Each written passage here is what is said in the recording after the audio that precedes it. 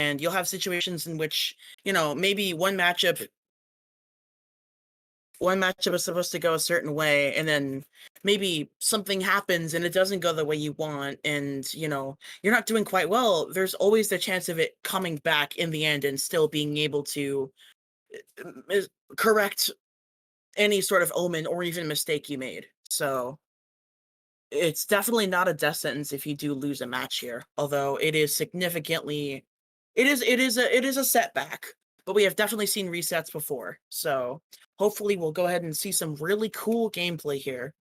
And so for our first round, what we're looking at is we have an Eldrazi Tron versus Amulet Titan deck. And so if we want to go ahead and talk about that a little bit, what are we expecting to see here? What is the matchup overall, broadly? What would you expect to see in these sort of matchups, Luke? So Amulet Titan is typically faster. The case here would be seeing if the Eldrazi Tron can keep up. Because it's hard, especially with the addition of Urza Saga, that Amulet Titan can get going pretty quickly. Definitely, and it adds that consistency because, of course, Amulet Titan was able to function without an amulet, but it's those amulet draws that make it so explosive.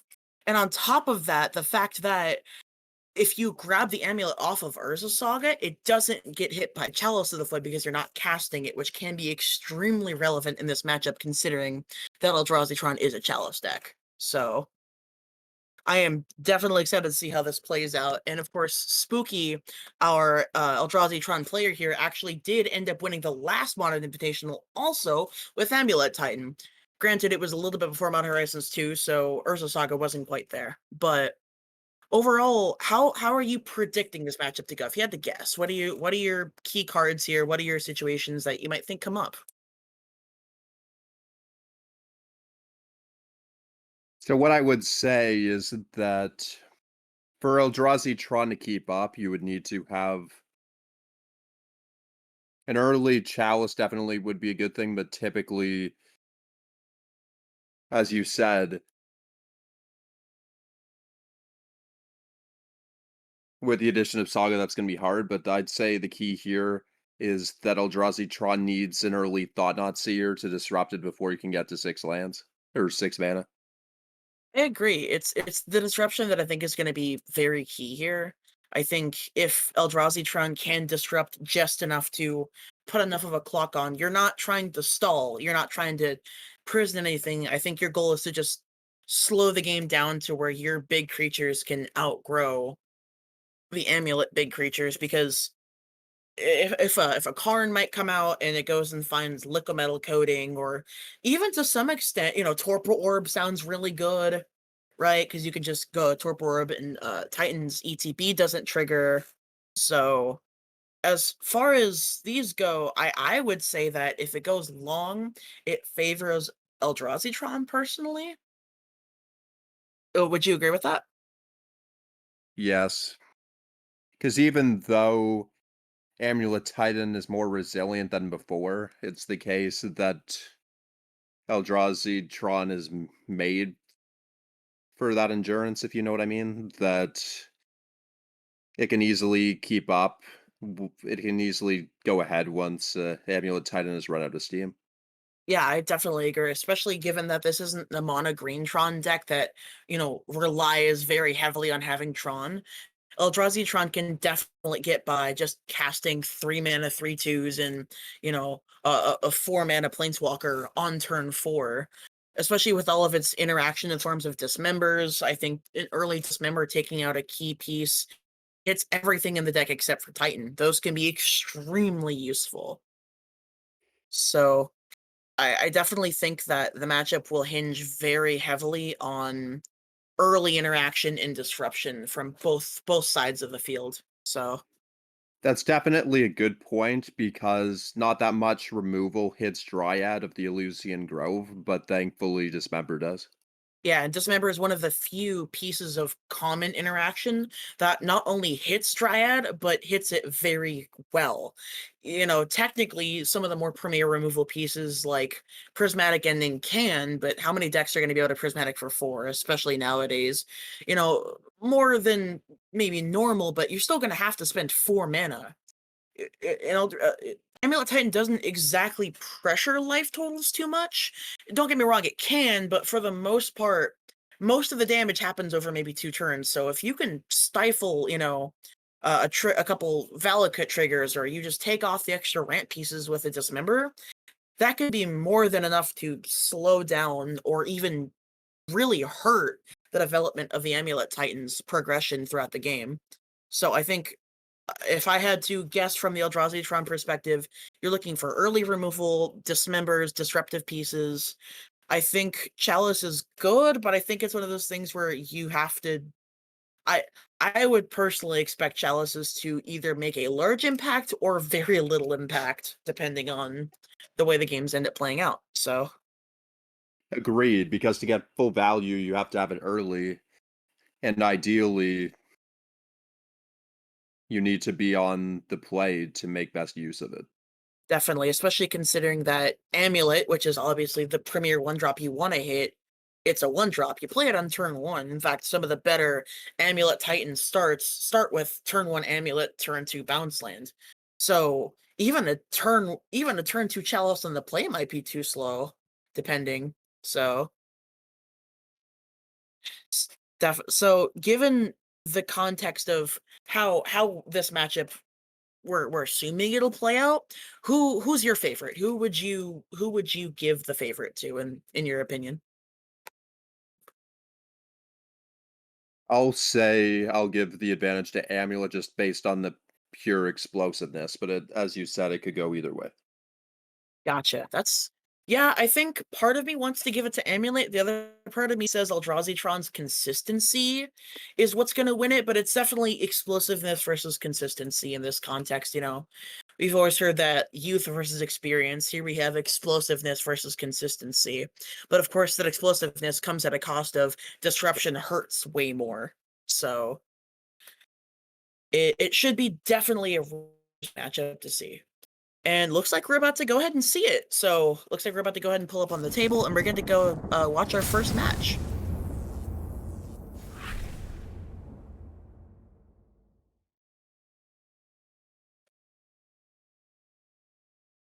Alrighty.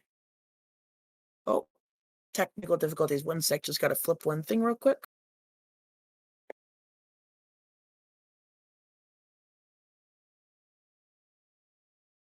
Counterspell is not a card played in either of these decks.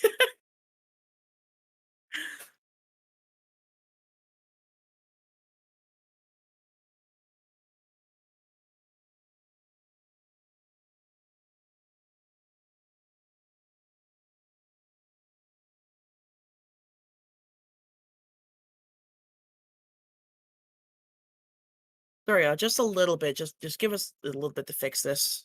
I have a little bit of technical difficulties.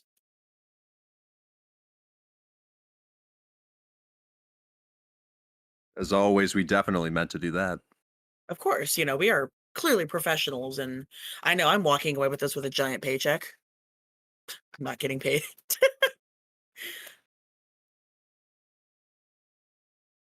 And this is obviously, honestly, this is just a great way to just honestly talk about our mentality for these things. Obviously, we try to do things as best as we can, but most of the things, pretty much everything running the server is volunteer work. People host our tournaments, we try to just provide a really fun atmosphere where, we take ourselves seriously, but at the same time, poking fun, and it's definitely not a professional operation. So, hiccups can occur, and honestly, it feels like a community. So of course, if you guys do end up liking what you're seeing of the stream, and hopefully we'll actually get the camera up in a sec, but if you guys do end up enjoying what you're seeing, of course we have our links. We are the Playaway Discord server, and after this invitational next week, I believe it'll be next week, we'll be hosting the first event again to start over the new modern season again. So If all you viewers end up enjoying what you're seeing and actually want to find yourselves here next, next season, of course, join the server. Come say hi. I'm here to talk. I'm sure, other people are here to talk. Even when there aren't events playing, some people are just looking for casual games. So, oh, looks like we have our camera up. And so I believe that's Garen. Not sure what turn this is. Looks like turn 3-ish? I'm not sure. Because looks like we have okay, so we have 2 Tron lands over there and an Eldrazi temple. with a So Chalice of the Void.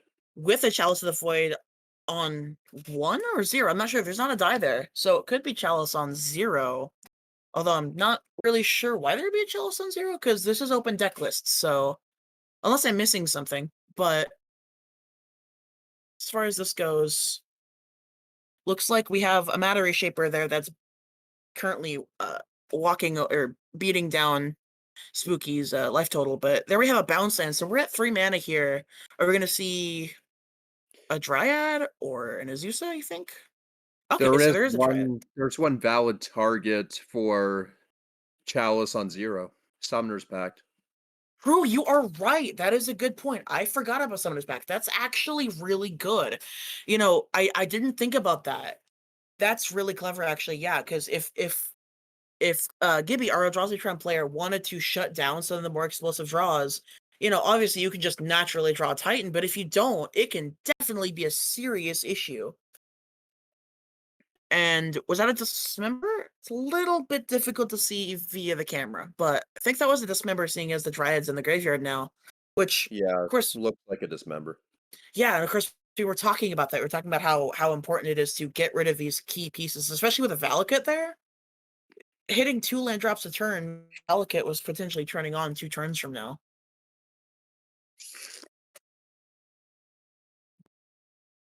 So it looks like we're sitting on, was that another Matter Reshaper? Or yeah, it looks like we have 2 Matter Reshapers and it looks like a 1/1 Ballista as well. So the pressure is definitely being put on right now. It looks like, I'm not exactly sure what life totals are because they don't appear to be up, but definitely the pressure seems to be really put on here. We have 6, 7 coming in every turn.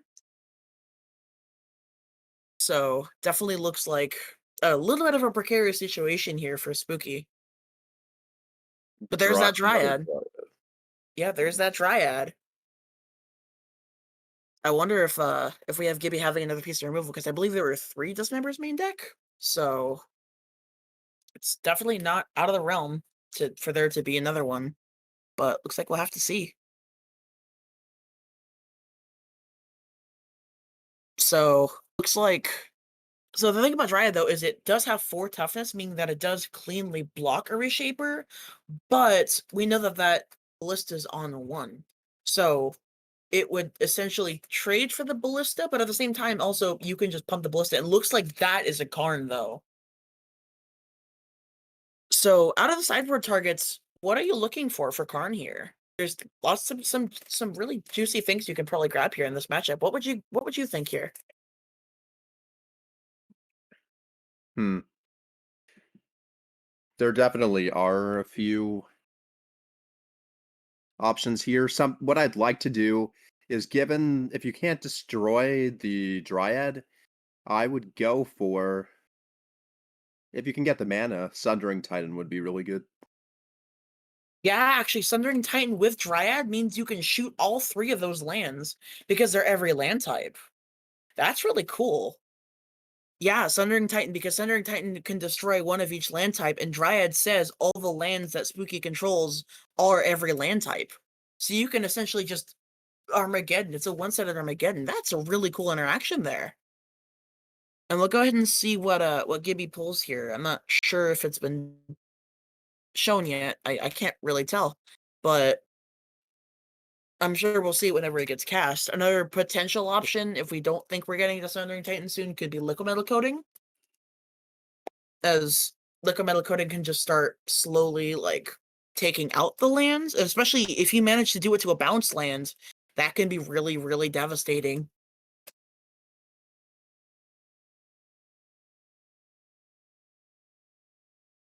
Oh, looks like that's a concession. Seeing there was 3 grazers there, nothing really working there, so okay, so that early removal paired with disruption and the Karn able to fetch something relevant, that definitely it went the way we assumed it would go through disruption. So, knowing the sideboards that we have, if we go to our area of, showing the deck lists, what would you say coming out of both sideboards here?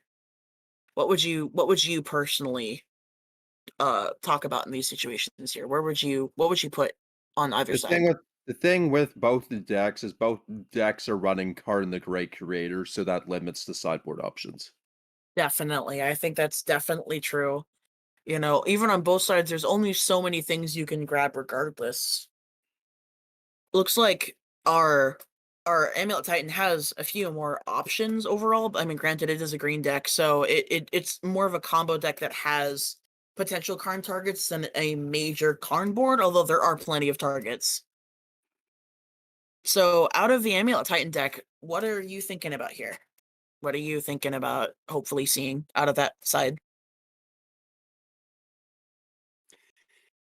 Because we saw how annoying Chalice can be, maybe bringing in the Foundation Breaker. I think Foundation Breaker could be solid. I think the Foundation Breaker typically gets brought in so you can pack.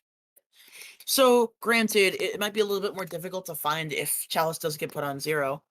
But also, Force of Vigors, I think, can be really relevant. Not even just to take out things like Chalice, but there are a significant amount of artifacts. I think Walking Ballista, there's a Basilisk Collar, Expedition Map. Maybe you don't really want to tag Expedition Map, but you can if you're really worried about them getting Tron. It can slow them down.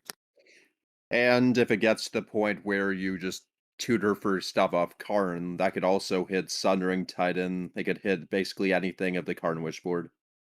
Definitely. Of course, the problem is some of the targets that they do Karn for, actually Sundering Titan would probably not be the best thing to want to destroy. Although on the other hand, it is a 7/10, but because it also not only does it remove the ones of the basic land types when it enters, but it also when it dies. Similarly, Worm Coil Engine, yeah, you slow it down, but it just replaces itself. However, there might be other potential things you can have as far as, let's say your opponent fetches a Liquimetal Coating or a Torpor Orb and puts them on the battlefield so it slows you down a lot. If you have your Force of Vigor, it can actually slow down the Eldrazi deck a lot more than you might think. Granted, it's not like Greentron, where it really needs to have all that mana, but it still does have a lot of very very expensive spells regardless. So as far as these go, I would definitely say I'm expecting to see Force of Vigors and Foundation Breaker come in. Is there anything from the Eldrazi sideboard you think should be brought in?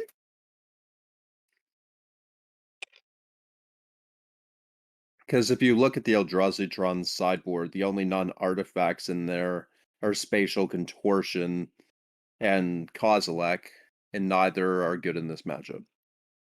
Right. So the spatial contortion, yeah, it's really not where you want to be in this matchup. It can be a removal, but the problem is, out of all the things it hits, it only hits Azusa's and Arboreal Grazers.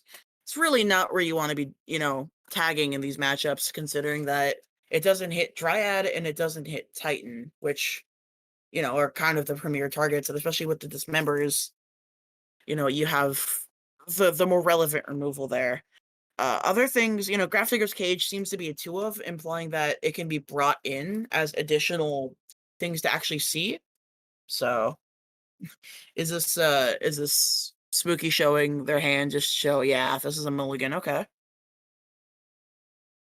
So that's a mulligan for Amulet Titan on the play, I believe, which is not a really good sign. Amulet Titan being a combo deck first and foremost, especially one with multiple moving parts. That's really not where you want to be as far as combo decks go. So, especially one like this.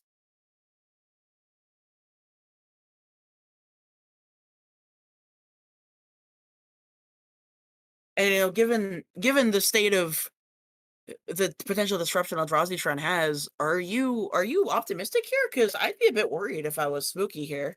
What are you thinking? Yeah, by being forced to mulligan, it just makes it, as you said, a lot more of an issue against the consistency of Eldrazi draw. Yeah, definitely, and, of course, explosiveness, again, comes at the cost of being a little bit, easier to disrupt, especially in situations where you're low on resources, and don't get me wrong, Amulet can definitely handle that if it needs to, but it has to have a very good hand or a good draw, as opposed to just being it goes from glass cannon with some consistency to glass cannon with less consistency, so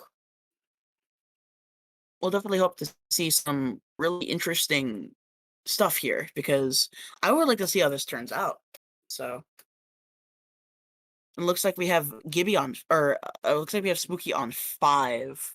Wow.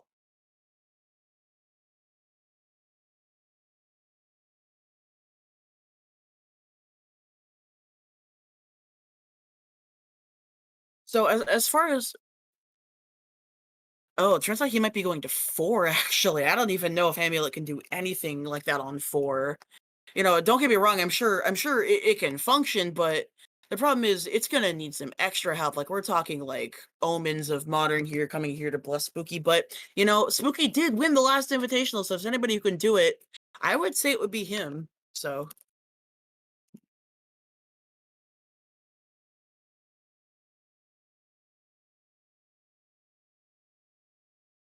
wow, going to 4, that's gonna be, definitely not easy to pull off by any stretch of the imagination. So, it would Quite a definitely mountain be to climb. I'm sorry, what? That's quite a mountain to climb. Yeah, definitely. I would say it's a mountain that, our players are very, very strong. And I would definitely say, again, Spooky being not only just the winner of the last Invitational, but just a general very well enfranchised player in the server. I've played against him multiple times. He's definitely a very formidable player, and he's known for playing Amulet Titan. So I would definitely say if there is a player who can do it, it's him, but it's definitely you even the best Amulet Titan pilots would be hard pressed to do anything with on 4, especially again against a consistent disruptive deck. So we'll have to see.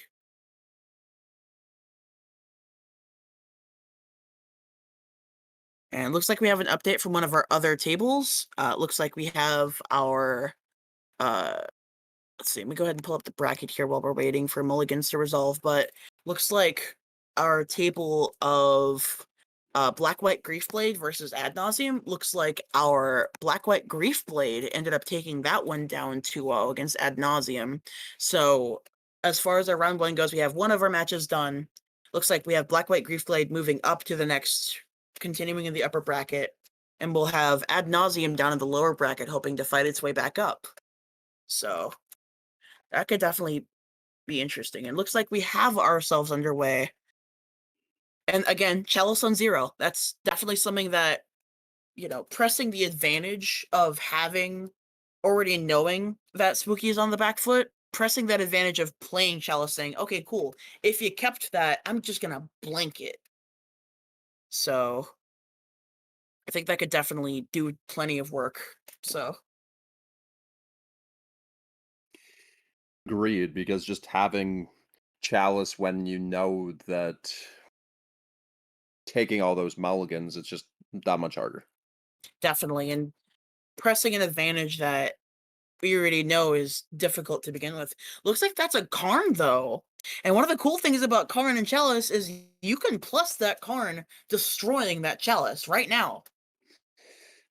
And that could reopen the game completely. Definitely looks like that's what he's gonna do too. Looks like he just took out the Chalice. Perhaps implying he does have Pact in hand now. So that could definitely push it back further in Spooky's favor, especially considering that Gibby now probably played that out. But we'll see if he has another Chalice. But if he doesn't, this could turn it around depending on what's in Spooky's hands. It looks like there's an Urza Saga coming from Gibby over there. So we'll have something potentially coming up at some point, and he just passes. So it looks like we have two of the three Tron lands over there in Urza Saga. Perhaps holding up interaction or removal of some kinds?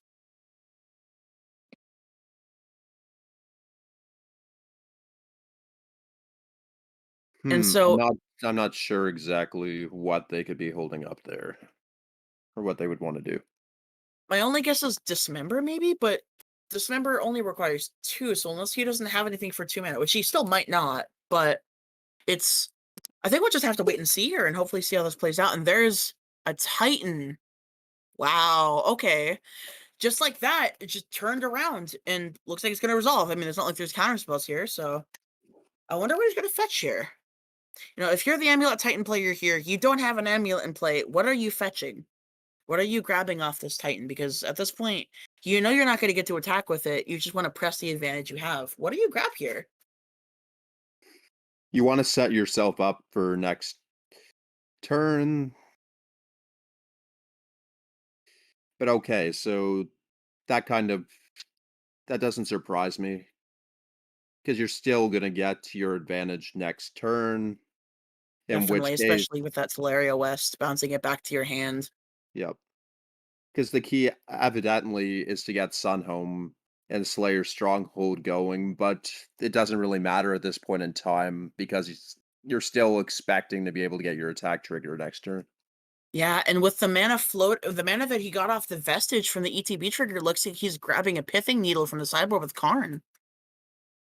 That's really cool. That was a really smart play because after grabbing the Simic Growth Chamber, the the ETB trigger of that Crumbling Vestige makes him mana.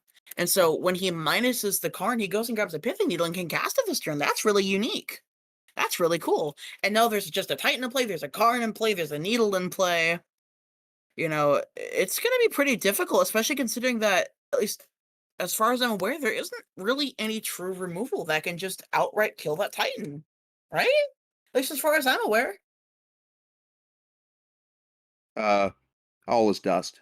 All his dust could, you're right. But I feel like Gibby would need to have Tron in hand, or at least, yeah, I believe he would need natural Tron in hand to be able to do that this turn. And that's only a one of. So if he has it, and looks like, not really sure what he's doing here. Is he? Oh, okay. So this was the turn where it's gonna fetch. Okay, I thought that was next turn. So, and he's grabbing a Basilisk Collar. Looks like that's a Basilisk Collar. Yes. Yeah. And so, are there any cool interactions with Basilisk Collar that, especially with cards in this deck, that are really interesting? You would think about.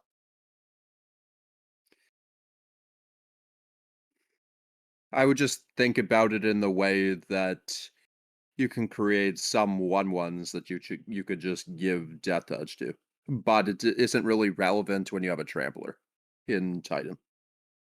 Yeah, so the thing about Basilisk Collar with some of the cards on Eldrazi though, is Basilisk Collar and Walking Ballista essentially lets you ping things, and it lets you, because Basilisk Collar gives Death Touch, when you ping things, you'll gain one, and then the Death Touch will kill whatever you ping with that Walking Ballista. So, it's a really cool, unique little interaction that's led to some Eldrazi players putting the Basilisk Collar main deck. That way, when you grab your Walking Ballista, you could just start machine gunning things down better than Walking Ballista already does, which, as we all know, it's really good at that anyway. So, That is something I hadn't thought about. yeah, it's a little nuancy thing that definitely comes with. It's definitely something that not a lot of players know about, especially if you're not super enfranchised in Eldrazi trying to begin with. So, no blame. It's just definitely something that's really cool, unique little interaction that comes with some of these cards. But there is a Karn there, which means that you actually can't equip it. The equip cost will not be able to be paid because it is an activated ability of an artifact, which you can't do as long as there's a Karn. So that Karn will have to be taken care of at some point.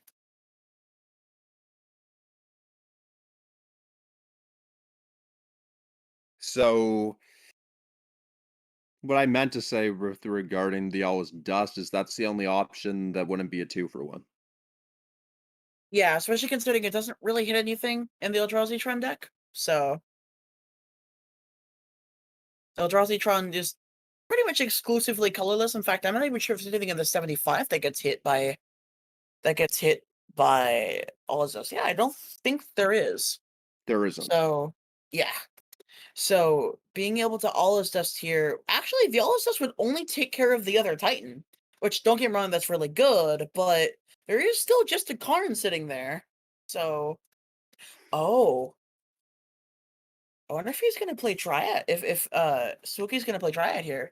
Because if Swooky plays a Dryad, I believe Valakut can come out, and I'm not sure if it's lethal, depending on what the life totals are, but if a Dryad does come out here, the Titan triggers can fetch Valakuts in just 12, I believe it would, because they both see each other entering 3/3. Yeah, because each one of them will be 6. I mean, of course, that's even if he has Dryad. I'm just speculating here.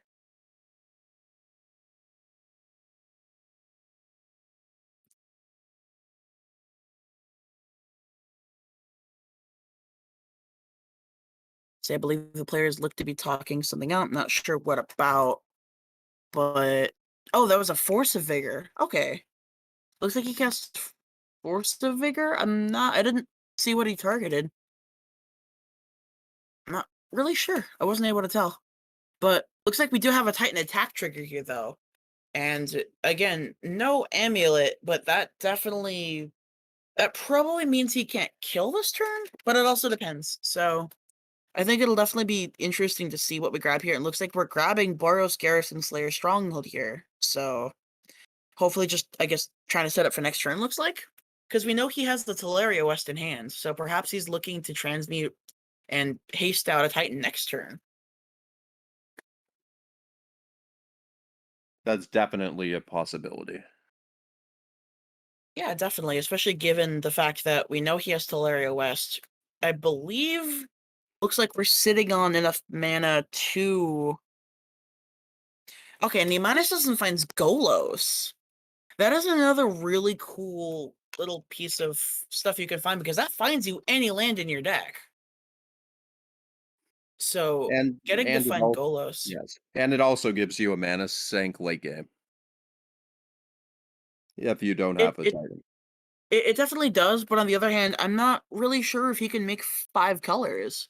I'm sure he can, but it definitely seems like significantly more difficult to make 5 colors, because there's usually a lot of the Golos decks that try to activate Golos have like a 1 of land you can fetch, usually one of the filter lands, but it doesn't look like Spooky has one here, so it's probably closer to just an ETB fetch a land that's also just a 3/5 blocker, which does line up very well against a lot of these Eldrazi threats. It cleanly blocks Thought Seer, cleanly blocks Matter Reshaper. So the fact that it blocks both of those majorly difficult threats can be super relevant in this matchup for sure. And also, Considering yeah, considering that Reality Smasher's the only thing that can really get through. yeah, Oblivion Sower seems to be one too, but that is also just a one of in this list, which also that is really spicy. I don't think I've seen Oblivion Sower in most of these lists typically, and Amulet Titan is a deck where if you do hit lands, it's definitely really interesting. And not only that, but it does exile them too. So even if you don't cat or play the lands off of them, which do you have a choice? I'm not sure if it's a choice. Yeah, you may put a number of land cards. So you can also disrupt the combo. If you hit like Boros Garrison somehow, that means that the Amulet player, if they have Amulet and play Titan, they won't be able to find Boros Garrison, so they'll have to find another more convoluted way to haste out their Titan. And depending on what you exile, they might not. You can heavily disrupt the Titan player's game plan if you exile the right lands. And the other cool thing with the bounce lands is you can reuse Saga to get more constructs. Yeah, definitely, especially considering that there's sagas on both sides. And looks like that's a scoop from Gibby. I would say, yeah, it looks like it, considering there was a Titan in play, there was a Golos waiting to be played, and a Teleria West waiting to be transmuted. So looks like we're going to game 3, I believe. Unless that was game 3, I'm not really sure. I think we might have come in a little bit late, but looks like we're shoveling up. So looks like we're going to game 3. So this should definitely be a really interesting conclusion here, or unless it is over. I'm not sure. They seem to be sideboarding on camera, but I'm not sure. I guess we'll find out, see if they start drawing their hands, but okay, cool. So it looks like we are going to game 3. And so Gibby, what I'm assuming to be on the play, at least at this point, you being on the play with Gibby, what opening hand are you looking for in the Eldrazi Transit, do you think, Luke? What would you expect to be looking for? We've seen how impactful Chalice can be. Definitely. So Chalice, probably. Any other cards you're hoping to see in that opening hand? Karn the Great Creator is another good option, evidently. Gotcha. Okay. So hoping to see just disruptive pieces of things that might necessarily be hate, but I mean can be hate, especially Chalice can really slow that down, but also just Karn being able to slow things down, find relevant hate pieces, that can be super, super useful. Like, So we'll go ahead and see how this evidently plays out, but Yep, go ahead. evidently having a early dismember would be a good thing to stop a Dryad, because you just wanna slow Amulet down, so you can eventually just be down with your own creatures. Definitely, and that was I think we might have remember, that was a mulligan to 4 or 5, I think it was 4, that last game. Yeah, It it was was a a mulligan 4. to 4 that Spooky was able to turn around just because of just knowing your deck, especially knowing a deck like Amulet Titan can go so far in how well you play it, Some decks you can pick up and play, or at least play to an extent, but you truly excuse me. You truly can tell the difference between good and not as experienced Amulet Titan players by how they play those games. Most players who understand Amulet Titan can play the easy draws. You go, okay, cool. Turn 1 Amulet, turn 2 Bounce Land, and just play your things out. Most players can do that, but it's the truly good pilots for these decks that can take 4-card hands and turn them into a win. So, 'Cause in that case, the key was removing the Chalice, knowing the Summoner's Pack was in hand to completely open up the game. definitely, and especially being able to grab Karn. So yeah, Karn killed the Chalice, but also just finding relevant things in the sideboard, Being able to not only I'm so sorry, only take out pieces of disruption against you, but also just being able to turn that into other relevant advantage. That's, I think, gonna be really, really useful here. And with Gibby being on the play here, looks like we're seeing a mulligan potentially. And it looks like they have Spooky keeping on what looks to be 7. So That would definitely be very scary. I agree, because Amulet Titan keeping on 7 is definitely a situation where, oh crap, I'm scared because Amulet Titan has some really busted draws. Like, it can kill on turn 2. It has the ability to. More often than not, we see it kill closer to 3 or 4, or at least get Titan out on turn 3 or 4, but it does have the ability to kill on turn 2. So, And now, evidently, it has the fail-safe case of having a Saga if you don't have the kill that early. So you can at least get definitely. another Amulet on turn 3 or 4. Definitely. Like, turn 1 green producing land into Arboreal Grazer, putting in an Urza Saga is just seriously one of the better plays you can play that isn't just turn 1 Amulet. So, because not only are you ramping 2, but you're also putting a Saga in play, hoping to find an Amulet or another relevant 1-mana artifact, which we do have in here. Main deck, we have an Expedition map. Sideboard, we have Pithing Needle to find off of the Expedition map, if you choose to put it in, or you can keep it in the sideboard for Karn. Depends. So, looks like we have Forest Integrator. Are we gonna get to see exactly? Oh, I called it. Forest Integrator into Urza Saga. That's Okay, definitely a great turn 1 play. definitely. And the other side looks like we had Eldrazi Temple into map here. So looks like we're actually going to have a solid game here where both players are going to really try to do their thing. And this is where we're really going to get to see the test of how all these decks work. It looks like that's a Matter Reshaper, so that means Spooky is free to do what he wants this turn. So we're going to see this play out, and this means that Spooky's going to get to do what he wants. He has at least one turn here of a free window. It looks like that's another Urza Saga. Okay. And so if he has Dryad here, okay. I'm so sorry. It looks like he's just passing the turn, probably gonna make a construct at end of turn, is what I'd assume. Because there really aren't instant speed options in the Yeah, Titan deck. definitely. There aren't really many instant speed options. And then the thing is, if he has a bounce land, you know, that Urza Saga could go find an amulet and just let you start going off. And you're also gonna get to make a blocker here. So that third chapter in Urza Saga is gonna become super clutch here. And of course, that's what you play it for. You play it to go find your amulet, but the fact that not only are you finding an amulet, but it's you made a blocker to block against these Eldrazi, which do overwhelm very quickly. So yeah, looks like we have the construct coming out. And so and I believe it'll just be a 1/1 here until Urza Saga gets to go fetch for something. And we'll see how this plays out.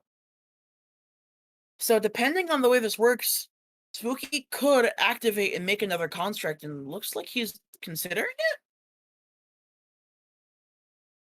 And okay, so he just chooses the tap colorless. So he'd rather not make a construct. Okay.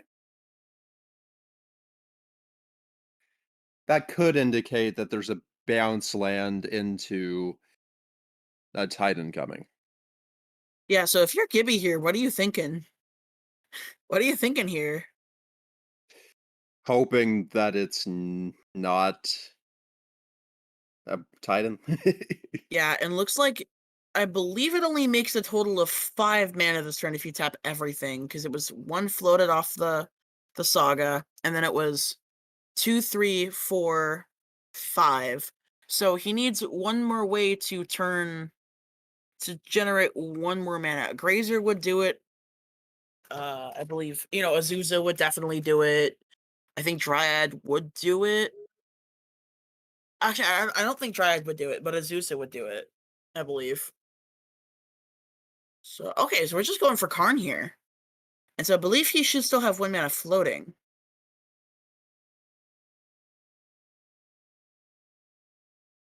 So what are you expecting here? Because it looks like there's a Karn on 5. I'm not really sure what Gibby's doing here. Looks like he cracked a map in response for the remaining Tron piece, looks like. So yeah, right, because Karn means that you can't activate your artifacts. It looks like he did it in response so he could find a piece of a land he was looking for. I think he went for his third Tron piece, but I could be wrong. Yeah, because either it's going for the Tron piece or indicating you have Tron already. Definitely. And I mean, maybe yes, but also sometimes, there are some silver bullet lands that can be relevant in the Eldrazi Tron deck, although some of them maybe not as important as others in this matchup. So, Because the only silver bullet land that would be relevant in this matchup at all may be Blast Zone. yeah. And it does seem okay right now. It'll hit Amulet, but at this point, just hitting Amulet might be too slow. It looks like the Karn was minus to go and find that Golos. So, again, putting immense pressure on. This should be really interesting to see how this plays out. Not to mention that Saga is also ticking up to 3 again. Meaning that it's not going to be hard to produce mana since there will end up being 2 amulets. Definitely. Or another silver bullet artifact, but I'm assuming it'll be Amulet. And looks like we had an attack with a Matter Shaper that gets met with block. And the Matter Shaper revealing, I have no idea what that was. I didn't quite catch it. But the Matter Shaper did end up catching a chump, and that is a Thought Knot Seer. So we get a good look at the hand here, and we see the creature we were talking about, the what is it, the Foundation Breaker. It Yeah. looks like we're seeing Foundation Breaker, the Golos we knew about, and then it's 2 Castle Garenbrig, a Valakut, and then the Selesnya Sanctuary we knew about. So what does this hand say to you? What it says to me is the Eldrazi player has more time than expected. Definitely, especially given the fact that, we're not gonna, it's definitely a situation where a Titan top deck is terrifying at most points in the game against an Amulet Titan player, but the fact that, as far as right now, there isn't really as much pressure as we thought there could be, this is welcome news, I'm sure. So, and it looks like the Golos was chosen, I believe? I'm not really sure. I believe that was the Golos that was Yeah. chosen. Golos was taken. It makes sense. I deem it to be the biggest threat there. Definitely, I agree. And so it looks like there is second amulet being found here. And the thing about the Golos was that was the main sideboard card you had to find. That was like the threat slash blocker that you find off the Karn. It's not like the Eldrazi deck where you have things like Wormcoil Engine and Sundering Titan you can fetch. That was the piece you could find. So if you're not finding that, what are you looking for here? The other You know, options that are in that sideboard are just things like Metal Coating and Pithing Needle.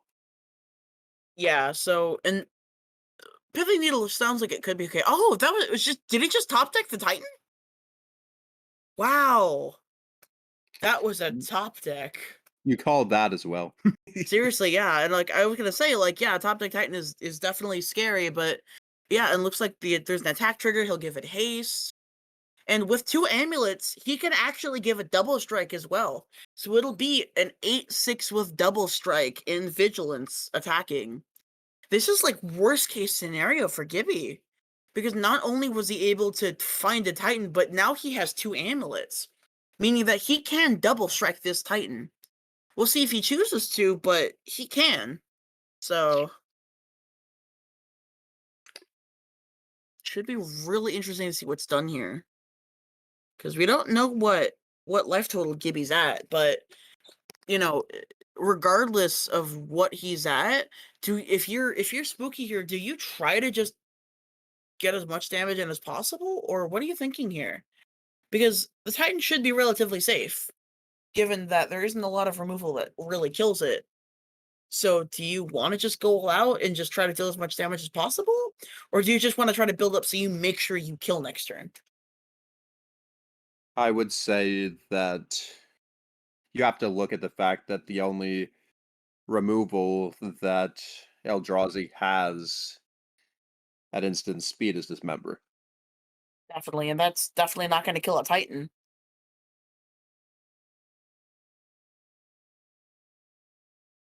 The only thing though is what happens if, Gibby happens to untap. We already know he has Tron. He just untaps and goes all is dust. That's definitely something that would I don't know how much of backup we have here for, Spooky if that does end up happening, but it definitely seems like something that should should definitely throw a wrench into the plans here. So we'll see how this pans out, but I think that top deck from Spooky was very good. I mean, obviously, I mean it's not exactly it's not exactly a hot take to say that top decking Titan the turn after you get Thought Not Seared, is a hot take, but definitely came at the right time. And So, neither is it a hot take to say that that's the best possible top deck you could get. oh yeah, absolutely. I mean, especially given the fact that you can cast a Titan, it looks like Karn will minus and find Liquid Metal Coating here. So, hoping to slow down this turn, and then next turn he can start Ponzing lands. He can start hitting them with the Karn. So, we'll definitely Liquid see what's Metal being Coating makes sense because you can hit down one of the Tron lands definitely. and And force that them could out actually another Tron stop the land. Allah's Dust. Yeah. And so because of that, he would need to have another Shroud Land in hand. And it would need to be Tower, assuming Spooky hits Tower, because the other ones only make 6. So if he hits Tower, looks like that's a waste that he's finding.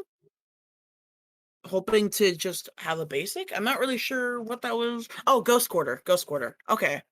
So it looks like he did try to set up for next turn and try to Ghost Quarter something that way he could slow down the development. That's really, really clever. Deciding, I'm not going to try to go for the kill since I can't kill you anyway, so I'm going to find relevant lands that hurt you so that I can pretty much guarantee the fact that it'll get you next turn. Yeah, because being able to hit something off of Ghost Quarter along with having liquid metal coating backup definitely can put a strain here on Definitely, because you not only are Gibby. you breaking up Tron, but you're gonna make it so even if you do get Tron somehow, you're not even gonna hit the right Tron land, or even if you do it, you're not gonna. Basically, it's impossible as far as I'm aware here, given that there's only 2 Tron lands. It depends. I'm not really sure, but I would not expect to see Gibby have an easy way out of this. Not to say it can't happen, especially given the last game. We've pretty proven that things can pretty much find a way to. Things will happen regardless, but definitely, I think Gibby's in a pretty tough spot here. And not only that, but even if Gibby does somehow not die next turn, there is also just a liquid metal coating waiting there for Karn to munch on. So my guess is that Gibby won't have access to Tron for the rest of the game. And at this rate, it seems the rest of the game is just going to be next turn. Yeah, honestly. And knowing that Gibby is able to turn this around, or Spooky was able to turn this around so well. And is this? I believe this is a concession. Is this we're looking at? Yeah, looks like we're looking at a concession from Gibby. Wow. So that Titan top deck really managed to seal that deal. I mean, of course, we figured it would if it happens, but it definitely. I feel a little bad for Giffy just, thought not seeing away the thing, and then the opponent just goes, okay, cool, so you thought seized me, but you can't thought seize the top of my deck. So, Yeah, the reason why I mentioned the dismember there is you could theoretically block with a Thought Not Seer and then dismember, but the issue is being able to search Sunhome, making that redundant. yeah, definitely. And well, yeah, actually wouldn't. It might actually trade at that. No, because with the Slayer Stronghold. But the other thing is, even if you didn't kill the Titan, it buys you another turn. I'm not really sure what you do with that turn, but it does buy you another turn regardless. So, because at that point, it would be like a 1/1 Titan that's double striking instead of a 6 or an 8/6, depending. So, yep. So, looks like Force of Vigor, 2 of them, and then we had our. Yeah, okay, so we had 2 Force of Vigors, we had our Foundation Breaker, and there was a Ghost Quarter in the sideboard. I didn't see that. I actually didn't notice the Ghost Quarter. Yeah, so I didn't see Ghost Quarter originally either, but it looks like the two lands that are in the sideboard there are Bajuka Bog and Ghost Quarter. Yeah, definitely. And the thing about Titan is, yeah, it actually can essentially turn its sideboard slots into lands since you have the ability to tutor them up a lot of times at will. And even if you don't play a Titan, you have the ability to transmute for them. You can transmute a Tolaria West into a relevant land as well. So that's super, super cool here. And so as far as I'm aware right now, we only just down. We have the Eldrazi Tron versus Amulet Titan deck. Obviously, we just saw Amulet Titan take it down. Mentioned it earlier, we had Griefblade take care of Ad Nauseam, and so we're hoping to see what our winnings or who will win between our other 2 rounds, and then we're gonna go ahead and take a look at the next round after that happens. And I'm not sure if we'll have time to check in on another round. I'm not really sure, but we will find out, and we'll let you know if we do end up having time to check out another round. Otherwise, uh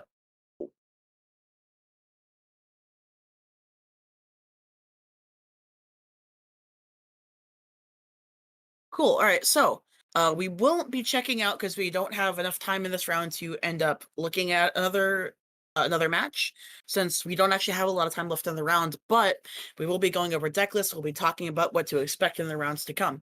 And then after that, depending on timing, we might take a short break. But if that happens, we'll definitely be back soon.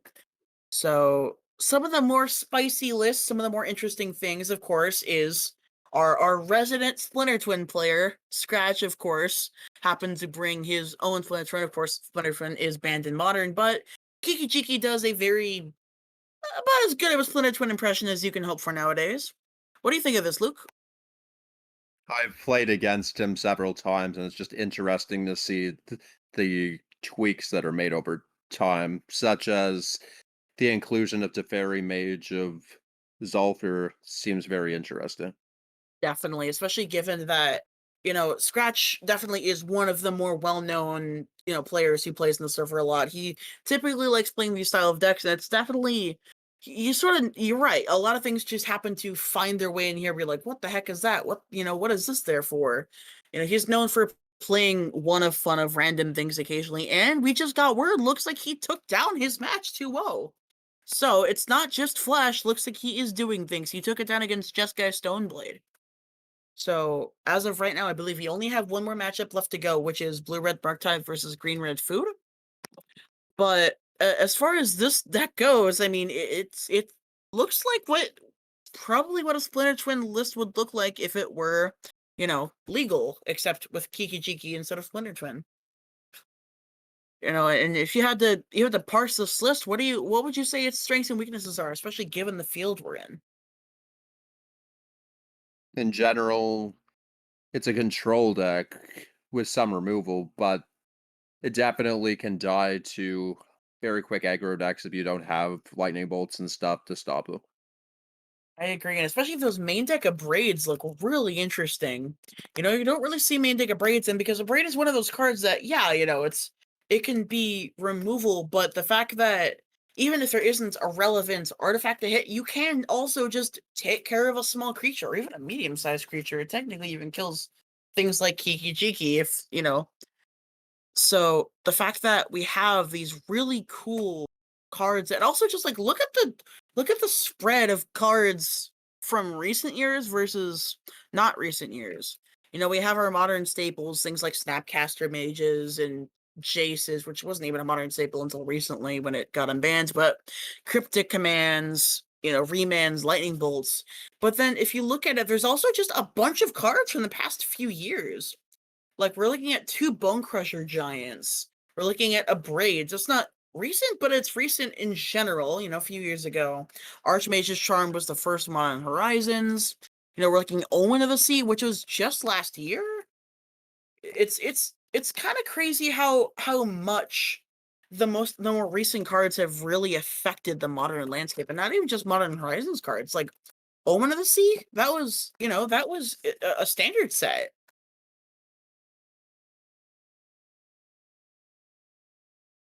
Indeed, I recall playing Omen of the Sea at a pre-release. Yeah, definitely. The Theros Beyond Death pre-release was the one that had that, and that was January 2020. That was it probably doesn't seem like it given the state of things, but that was relatively recent compared to, what Modern traditionally was, at least what it was a few years ago. Maybe every set might have one Modern playable card, Look at this, what here is from Lorwyn. You got one card, it's Cryptic Commands. And of course Lorwyn has more general playables than most of those older sets. But even like things like Bitter Blossom are just mostly not played anymore. And like even if you extend to the sideboard, you have Ether Gust printed in core 20, I think it's core 20. You have, Fountain of Renewal, core 19. You have Mystical Disputes, which was of course Eldraine, you just gotta have Eldraine in there. Out of all these cards, there are a distinct large number of them just from the last 2 years, 3 years, and that's honestly the way Modern's been going. Is Modern was used to be that format, oh yeah, we just, you buy into it and you make minimal changes for the rest of your time, but it's not really a thing anymore. It's not a rotating format, but it kind of is in the way. So, you It's know, still better than standard, I would say, in general, with there being a core set of staples. yeah, of course, if you buy a Snapcaster Mage, odds are that Snapcaster Mage isn't going to go down in value anytime soon. I mean, So, in the last 6 months, Snapcaster's actually nearly doubled. oh yeah, definitely. A lot of modern staples a lot of them went down in the last few years and then have been shooting back up again. Snapcaster Mage, when it got printed in Ultimate Masters, I think was like bottomed out at around 30.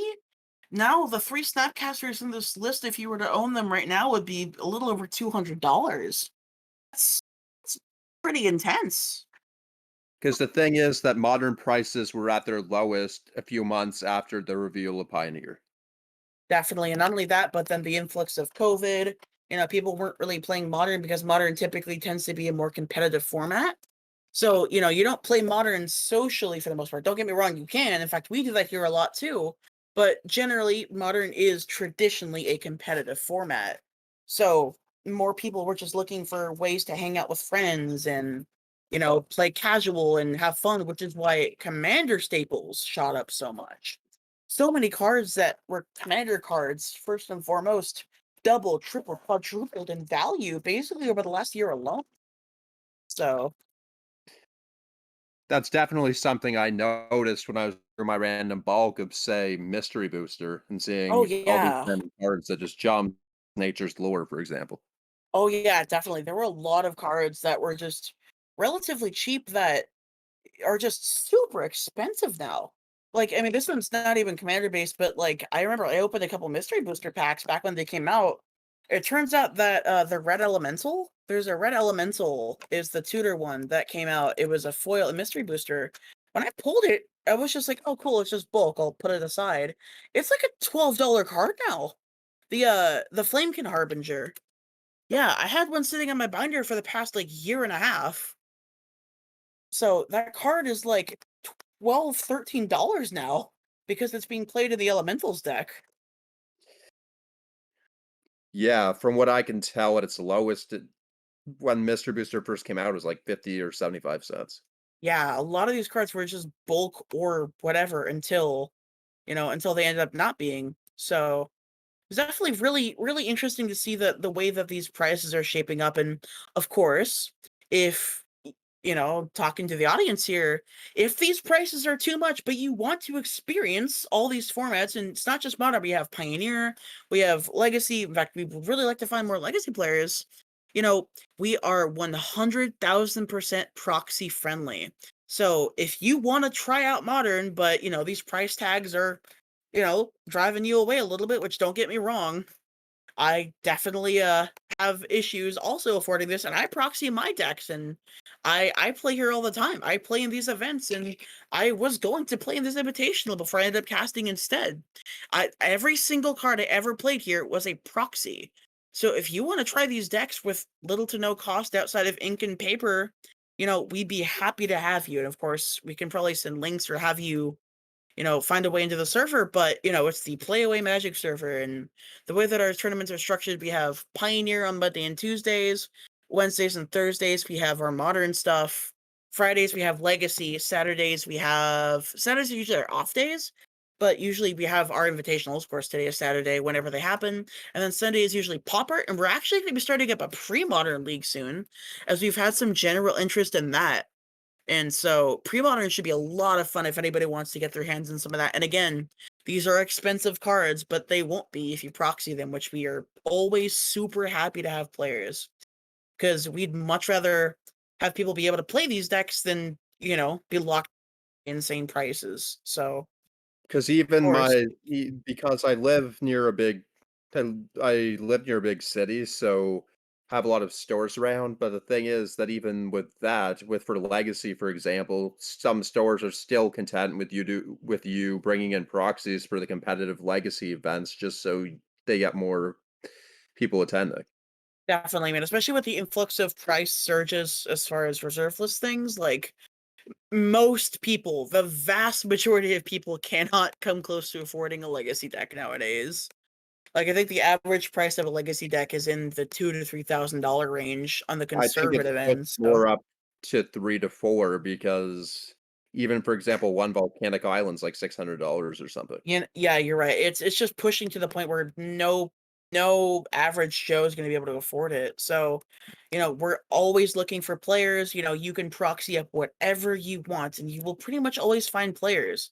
And if you're nervous, you want to talk about it before you actually start playing, people a lot of times are hanging out. You can ping people, hey, anybody want to help me test this modern deck? Hey, anybody want to help me check my setup? More often than not, somebody will be there to help, and we're always happy to have people here playing. So We'd be happy to have you, happy to see you. And of course, I'm Blair. My name in the server is Jukwall, as is everywhere else, and you're more than welcome to talk to me or anybody else. Happy to talk, happy to help.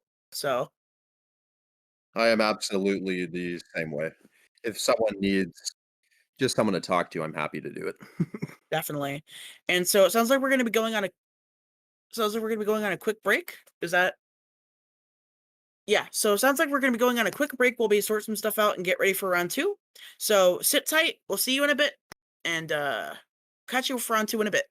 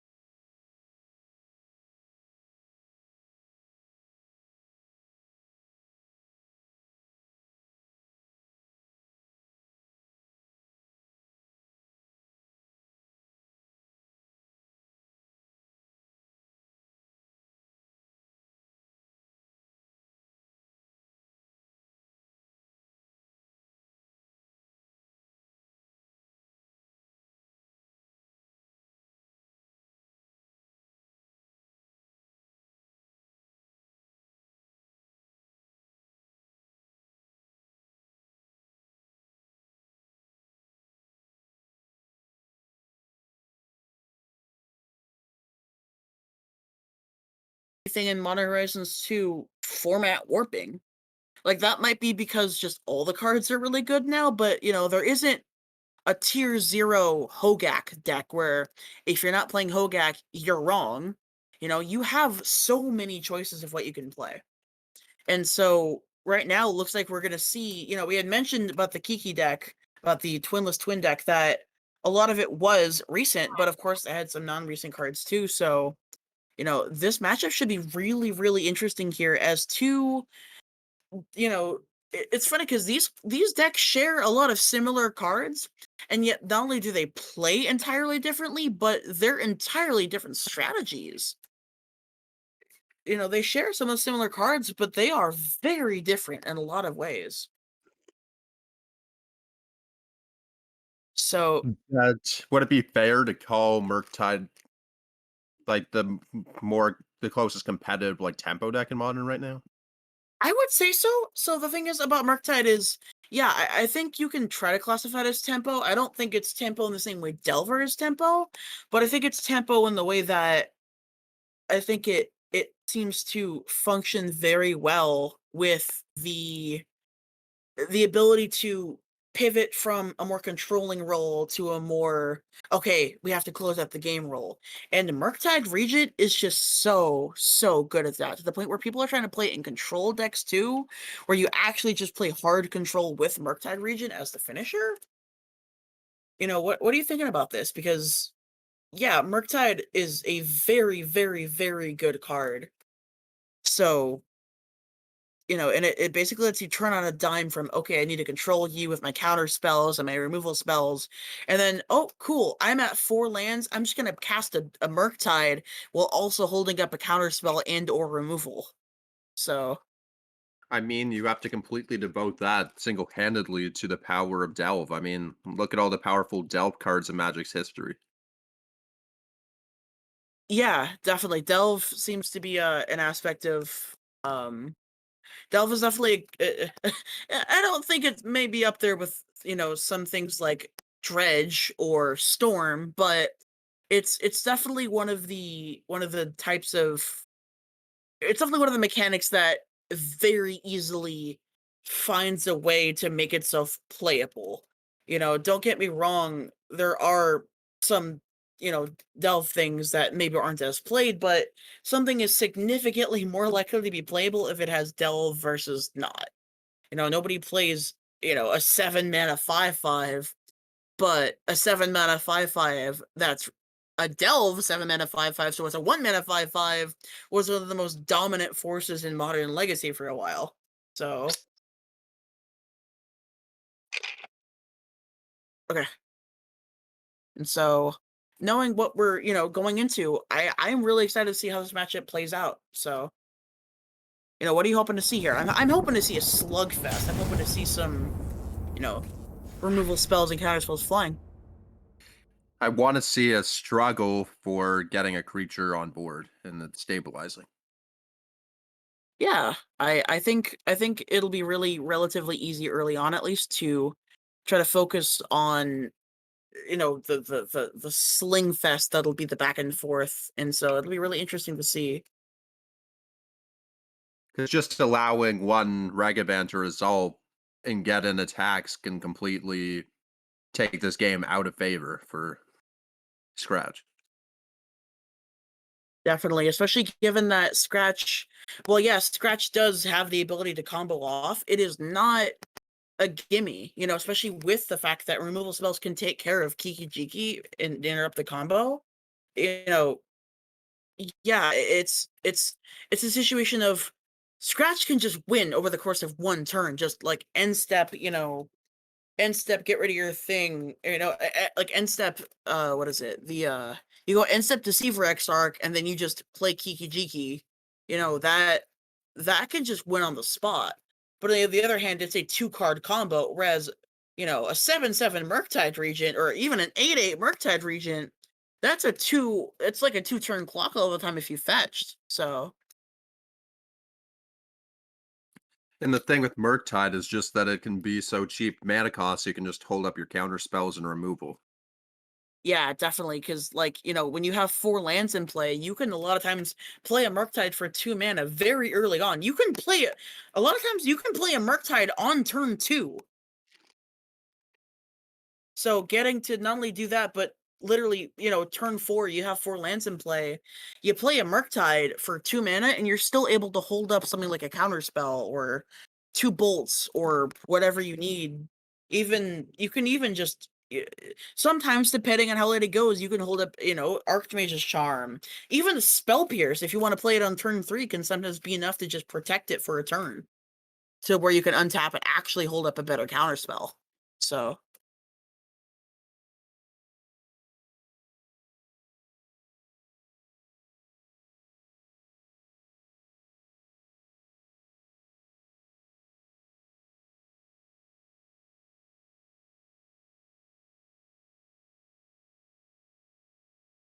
So, looks like what we have going on here in the game, though, is looks like we're looking at a Dragon Race Chandler plus a Bull, and on the other side, we have Scratch, who looks to just play some lands and pass here.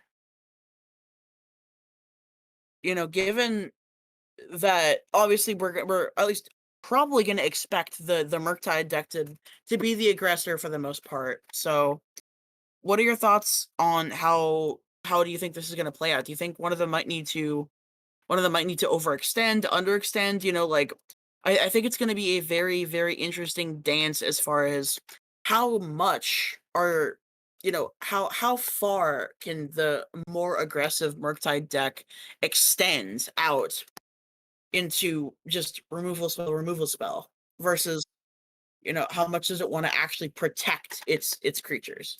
The thing is that Murktide's threats in Dragon Rage Chandler and Ragavan are only 1 mana, so it's not really extending if you can get a threat on board. Definitely, but the other aspect is you only have so many threats where sometimes you might want to hold back a threat where you can not only play the threat but protect it with a counter spell. So, like obviously, but the thing is you really do have to put pressure on. You need to make Scratch defend himself. But otherwise he's just gonna just cantrip into whatever and eventually just combo you out. But I think in order for Jay Wyatt to just to take control, he's gonna have to keep constant pressure on so that, Scratch can't just move on and focus on assembling the combo. You need to make sure he's always on his toes, protecting himself first and foremost. And Ragavan and Darcy and Murktide are some of the best, creatures in the format to do that with. So I think it's going to be a real test of familiarity with not only their decks, but with who's the beatdown philosophies, removal spell spending, and Scratch is a master of it. Scratch is known for playing these styles of decks. This is the style of deck he plays in basically every format. So, for hopefully see a good swing fest here. Because the thing is that Murktide needs to be the aggressor because you just don't want to get that much closer to the combo being used against you. Yeah, you just need to keep constant pressure on basically. And so, we do see the graveyard being filled, but it looks like we've had multiple threats just get completely killed by Scratch here. I believe Scratch's screen is a little frozen here, so we actually can't quite tell what's going on. But like, based on the graveyard here, we've seen a Darcy die, we've seen a Ragavan die, and it doesn't look like we've had connections from either so far. So, but at some point, Scratch is going to run out of solutions. And, looking at Scratch's list, he really doesn't have a clean answer to Murktide once it's resolved. He can counter it, but once it's resolved, he's gonna have a pretty difficult answer outside of like Jace bouncing. He can cryptic tap, but he doesn't even have fire and ices to at least tap it, which a lot of the other versions do. So it's gonna be very difficult for Scratch to deal with a resolved Murktide. So And even looking at the list, there are only 6 removal spells with the 4 lightning bolts and the 2 abrades, which Murktide has more options to disrupt. definitely. And so so Archmage's Charm can steal, which can act as removal twofold actually. Like, if your opponent like attacks with the Dragon Rage Chandler and a and you can literally steal the Dragon Rage channeler and then block the Ragavan. So, you can do that, but again, that's super niche. And even post board, I feel like Relic of Progenitus is going to be like your best option as far as dealing with Murktide, because there really isn't a lot that Scratch can do once it's resolved. You can deal with it while it's on the stack, you can deal with it before it's been cast, but once it's resolved, it's going to be very difficult to get rid of. So it should be really interesting. And knowing that Murktide won't be cast until you can hold up a counter spell with it.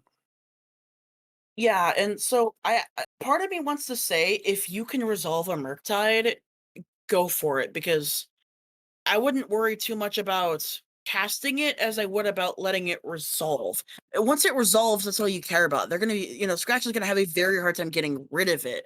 The idea is getting it to resolve, finding a window where you can get it onto the battlefield.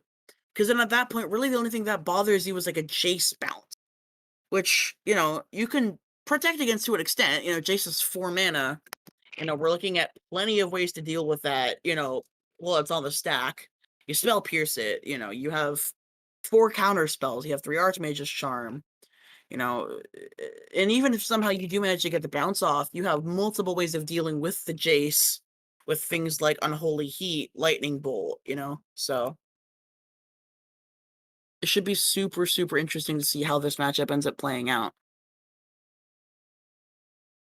And as we can see here, the board is still empty, so Definitely. Looks like Scratch is doing a pretty relatively good job of keeping it at bay, and both graveyards seem pretty stocked, though. So I wonder if Jay Wentz is actually sandbagging or holding on, to a Murktide, which, wouldn't be the most absurd thing because, Scratch definitely seems to be, completely untapped, a relatively high grip of cards. So, Jay Wentz might be looking for a window to resolve a Murktide as opposed to just jamming it into a counterspell. So it should be really interesting to see, this battle of not only just how well you can play, but how well you can present yourself.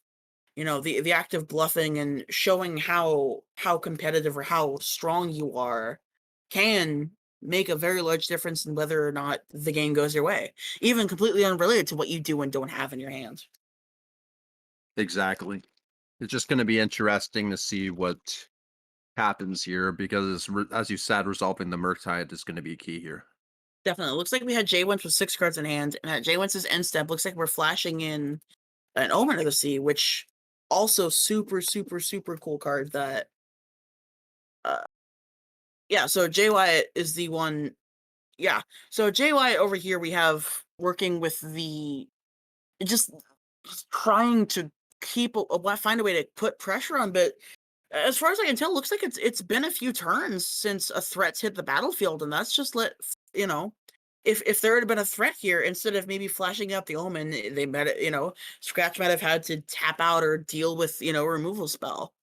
So the problem is a lot of the threats being thrown out or lack thereof aren't enough to keep Scratch from just advancing the board state. And at this point, I'd be worried about, like, if I were Jay Wentz, I'd be worried about, just getting comboed out of the blue here, because this is the part where I feel like this is the part of the game where Scratch has had enough time to more sculpt and not worry to the point where he could just try to combo. And again, this was where we talked about how Murktide doesn't kill out of the blue. It takes 2 or 3 hits. Whereas, it's just harder to get rid of. Whereas when Scratch combos, he just kills you. Turn. So, and there it is. This is what we're talking about. That's the Deceiver X arc. So I wonder if we're gonna be seeing the combo try to take place here. That was probably at Jay Wentz's end step, if I had to guess. So the question would be what removal spells or counter spells are being held up. Okay, so an unholy heat is definitely what I expected. That's definitely one that can take care of it for sure.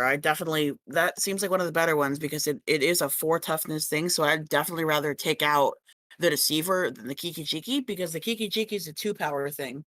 No, you can use a lightning bolt on the Kiki-Jiki. You can't use it on the Deceiver Exarch. So the correct spinning of removal here, taking out the threat that you can only deal with one of your cards, being able to take care of the threat that you care about here with the Unholy Heat. It feels better to Unholy Heat it than it does to bolt it. So I wonder if Scratch is gonna fight over this. He might not, depending on what's in Scratch's hand, and I fully trust Scratch to make the right decision. He's shown time and time again. That looks to be a counter spell. So Scratch seems to be pushing the issue here. I'm not sure how many cards that are in Jay Wentz's hand here, but knowing that counterspell just resolved probably means either... Okay, so Snapcaster Mage. Is this going to be Snap into Unholy Heat? Probably, if I had to guess, but I'm not sure what else is in the yard, but looks like he's just going to try to force the issue and stop Scratch from just untapping and winning. Because at this point, looks like they're both fighting over this, so if Scratch gets to do the thing, there is a good chance he wins this turn. Depending on the situation. The Exarch wouldn't be played if there wasn't a Kiki-Jiki in hand. Not necessarily. It is also just, it's not a good attacker, but it has the ability to not only just make you honest, like, Scratch might not even have it in his hand, but just the act of playing out Exarch is so scary, because if you play Kiki-Jiki and I don't have an answer, I'm just dead. So you could also just play out the Exarch as a threat. Not to mention, it is also just, something that can tap down your land. You play the Exarch, tap down your relevant lands, so that your opponent, can't hold up something, and then you just go, cool. I'm going to see if you have a threat or an answer to my threats. And even if you don't have the Kiki-Jiki, you can feign it enough where they feel like they have to answer. And there goes the Pestermite, or the Deceiver Exarch. So, yeah, looks like, Scratch didn't even have to show if he does or doesn't have it. And there goes the Bolt, taking out the Snap. So just, again, not only is he not overcommitting to this combo, but he's actively, keeping all of these threats off. And looks like a Thought Scour dumped a Sleight of Hands. And is that a Murktide? Looks like, I'm not sure what that was, but whatever it was a Sleight of Hand and something else that got dumped into the yard. If that was a Murktide, that feels really bad to dump into the yard there. It looks like a Murktide. Yeah, I think it might be. I'm not really sure, but it looks like it could be. And that would have been the key to closing out the game. And it would really suck to have dumped that, because we know at this point there's more than enough stuff in Jay Wentz's graveyard to make an 8/8 Murktide pretty easily. So, another Thought Scour.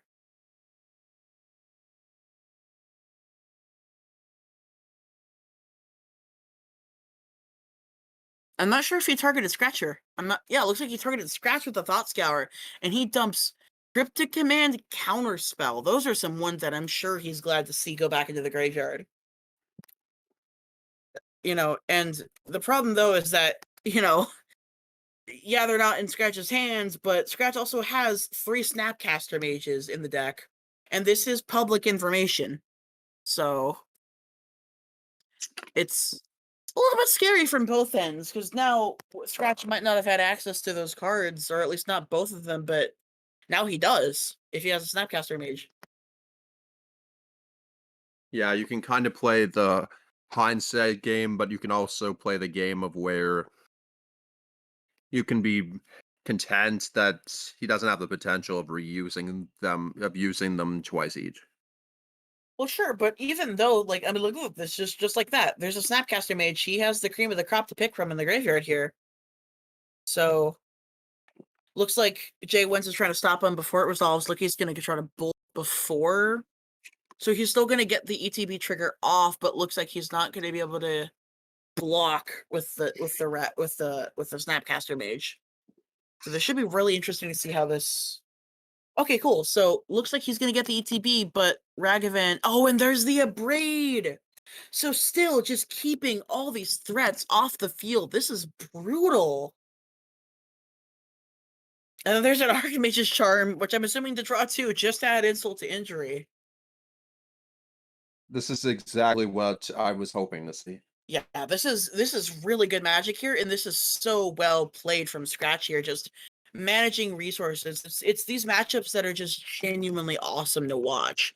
And that Abrade also really doesn't have a lot of relevant targets, outside of creatures. So, it's not one of those matchups where Abrade can tag a relevant artifact. The only artifacts that are really played, at least pre-board, are Mishra's Baubles. And you're not going to braid a Mishra's Bauble, but the fact that you caught something relevant like a Murktide or like a Ragavan is a very big deal. There's the Expressive Iteration, though, which is a card that generates plenty of advantage. It's essentially you look at the top three, draw two. So, so it looks like Baubles exiled, one card in hands, Because and one on bottom. the thing with Bobble there is that it's basically a land in this case, since it's the perfect target to exile with iteration. Yeah, and not only that, but you play the Bauble, and now you're gonna trigger Darcy, and there's like no way Jay Wyatt doesn't have Delirium here. So, that is a threat. I'm not sure what life totals are right now. I don't think either player's taking too much, but again, keeping up the removal. Like Scratch is doing a very good job of keeping these relevant threats off the field. Looks like he bobbled him knowing that he's drawing an island. Okay. So at least we know that he's not drawing, anything relevant. But again, with the Exarch, I wonder if he's gonna try again. Because again, we don't even know if Scratch has Kiki Jiki in hand. We haven't seen it. Neither player has seen the Kiki Jiki, but just the act of playing the Exarch says, hey, you have to respect this. Whether I have it or not, you have to respect it. So I wonder if we'll see a fight over this again. Because both players traded a lot of resources last time. But yeah, the question would be how many resources are left to even fight? Exactly. And the thing is, Scratch is playing a control deck. He has plenty of resources. Whereas, on both sides, we've seen plenty of Bolts fly. We've seen Unholy Heats fly. It's overall, it's going to be more difficult for Jay Wyatt to keep Scratch off the combo than it is for Scratch to keep Jay Wyatt off of lethal for plenty of time, especially considering it doesn't look like a lot of damage has been taken so far by Scratch. Or I'm not sure, but I don't even think I've seen anything connect, or if I have, it probably wasn't anything relevant. In fact, I don't even think I've seen Murktide cast yet. So I wonder if he's going to go for it here.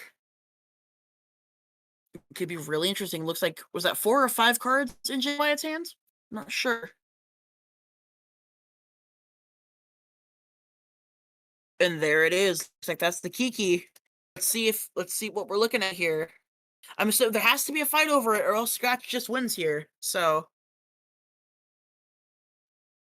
activate. Bolt in response. I'm assuming targeting the Kiki. There's a counter spell and 2 lands in hand. Scratch takes game 1. That was so masterfully played from both sides. Just the constant like give and take, push and pull, and then Scratch ends up taking game 1. That was so well played from both players, honestly. But congrats to Scratch on game 1. The fact is that just so many removal spells, the fact that Murktide couldn't keep any creatures down was so significant. Definitely, and especially we never even saw Murktide get cast. So as far as sideboard stuff, what are you hoping to see from both sides? So I guess I'll start with the Murktide list, as far as what would, hopefully we can get the list up real quick while they're sideboarding. What are you hoping to see from both sides? Because, if we look at both sides, this is a battle of attrition, but the problem is it gets brought from a different dynamic from both sides. You have the Murktide deck that's just looking to stop the combo while just putting immense pressure on. Whereas, the other one's a control deck that has an, oh, by the way, I just killed you out of the blue finish. So the fight back and forth should be really interesting. And I'm curious what potential sideboard cards we have to turn both sides to the relevant favor in a favor they'd want it to be. Both sides have mystical disputes available to them, which could be a good option. Definitely. I think both sides definitely have the mystical dispute that's going to be super relevant. So Scratch having something like Relic of Progenitus, I think that could be pretty useful because it not only slows down things like Darcy, but if you crack one at the right time, that can set Murktide back multiple turns as far as how soon it can come out. You can stall for 2 turns or more if you manage to crack, a relic at the right time. Because if it's the right time and that there aren't any thought scours or such to fill the graveyard, that can buy more than 2 turns, for sure. Definitely. I Part of me wants to say maybe Anger of the Gods could come in from Scratch's side because it hits everything except for Murktide. Every single creature that would be relevant, even a Delirium Darcy still gets hit because it's still a 3/3. So it still does die and it gets exiled.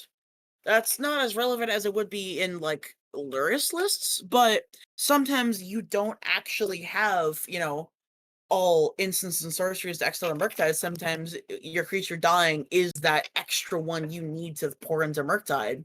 So it might not always be relevant, but it could be relevant, and the exile is just cream on the crop because it still gets rid of every creature other than Murktide. The other question would be, in these battles of Spell Wars, how useful or lack thereof would Flusterstorm be? I think Flusterstorm, I really think that depends on your personal view of the situation. I'm curious to ask, how maybe after the game or after the match we can see if we can get one of the players in here and ask about it. Is it a sad face?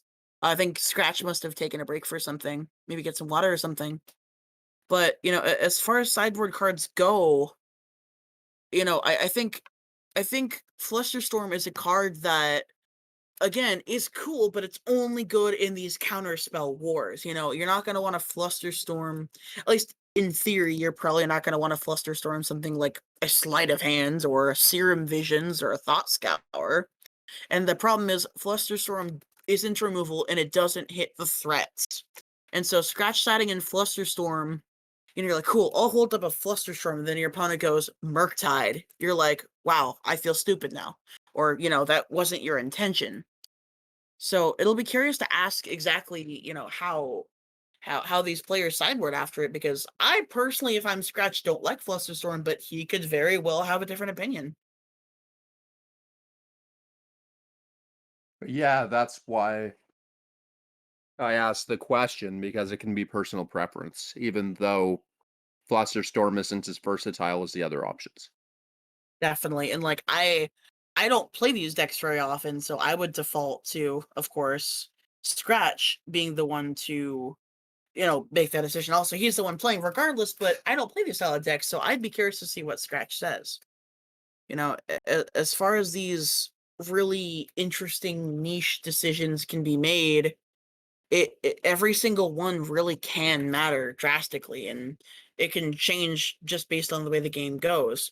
If you did bring in the Flusterstorm and you get to counter the game-winning bolt that saves your that if your opponent tries to bolt your Kiki and you save it, then you feel like a genius. So it definitely will come down to personal preference, and I wonder what we'll see here. And so post board though, does your opinion of which deck you favor change? We didn't really go over it, but you know, do you think it'll flip one way or another after sideboarding? I don't think so, simply because of the fact that the sideboard options don't really change. They're quite a bit of the same as in cards that help win the counter wars.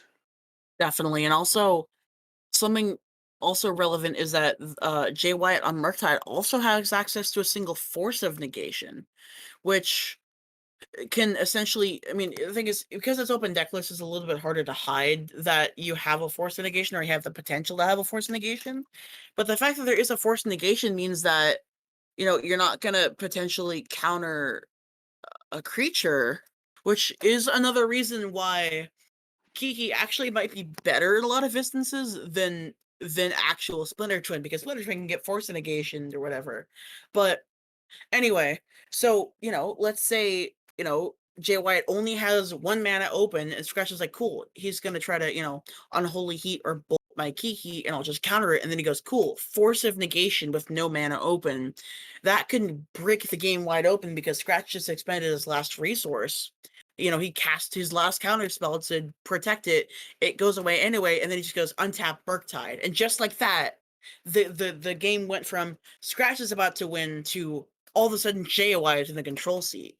So. That's And it looks definitely a possibility.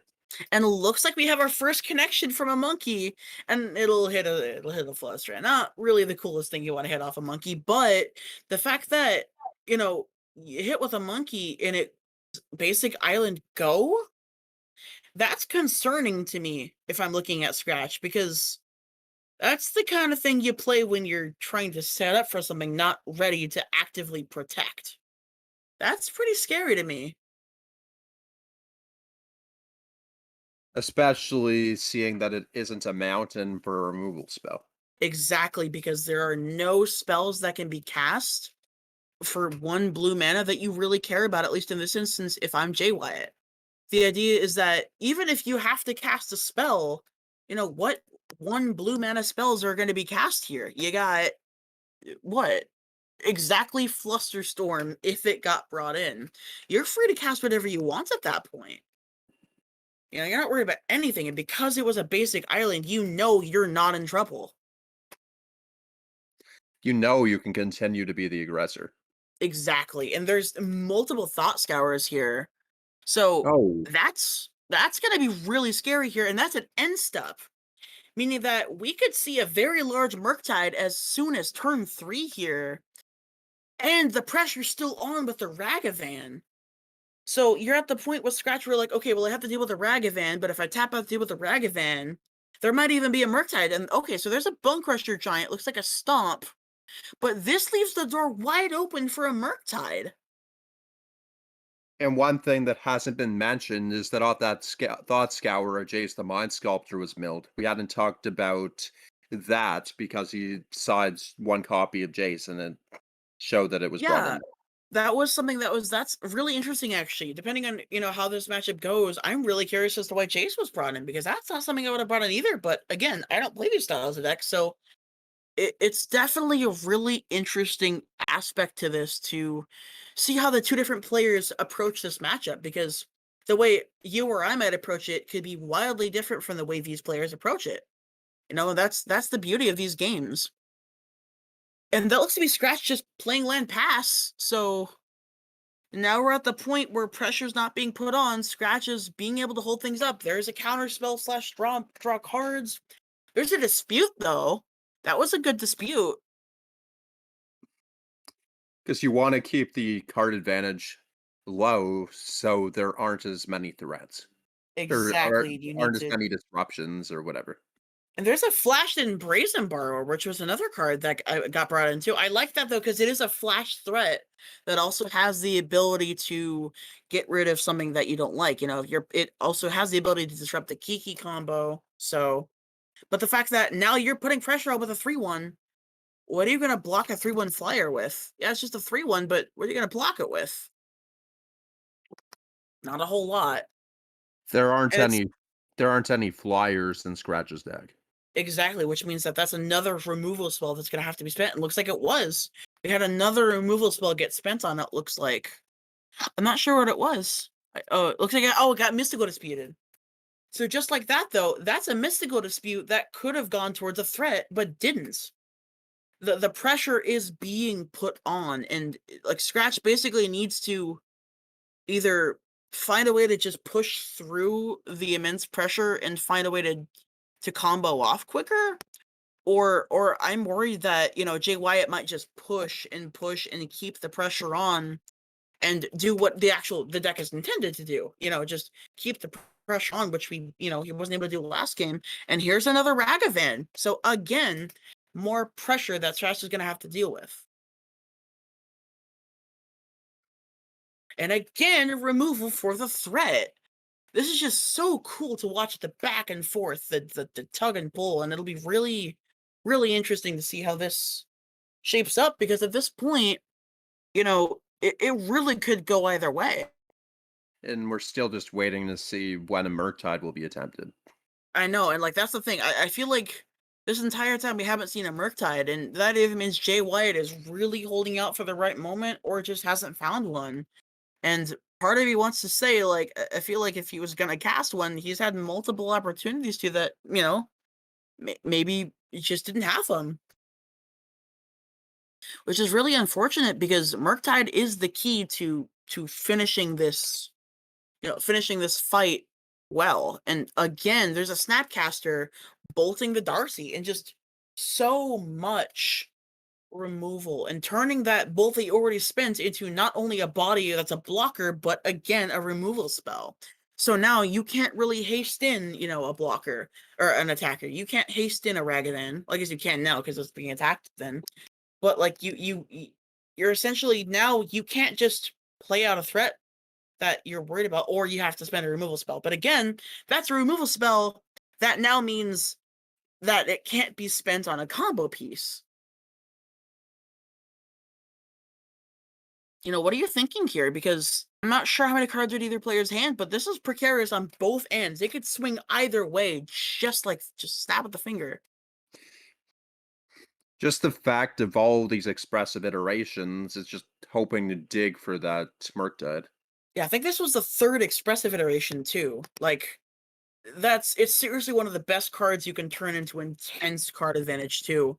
Getting to see 3 cards and pick 2 of them is so valuable in a matchup like this, where every single card matters and card quality matters.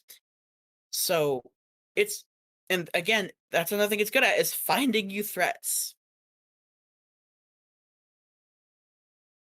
With the counter spell, trying to take care of the Darcy, and again, just managing to keep pressure off. Every creature's being answered right now. Definitely. Like, oh, there's a Murktide though. Finally, we're seeing a Murktide, and if I had to guess, this is probably going to be an 8/8 Murktide. But we'll see how this is handled because this is the clock. This is what Jay Wyatt needs. This is what's if there's something that's gonna turn the corner, it'll be this. So this will be really cool to see how this is handled, or if it's handled. And there's a Snapcaster Mage. I'm not sure what Snapcaster gets. He has 1 mana up. Looks like he's targeting. Oh, Dispute. And there's a Spell Pierce targeting Dispute. And Stratch is tapped out, so he literally can't. Yeah.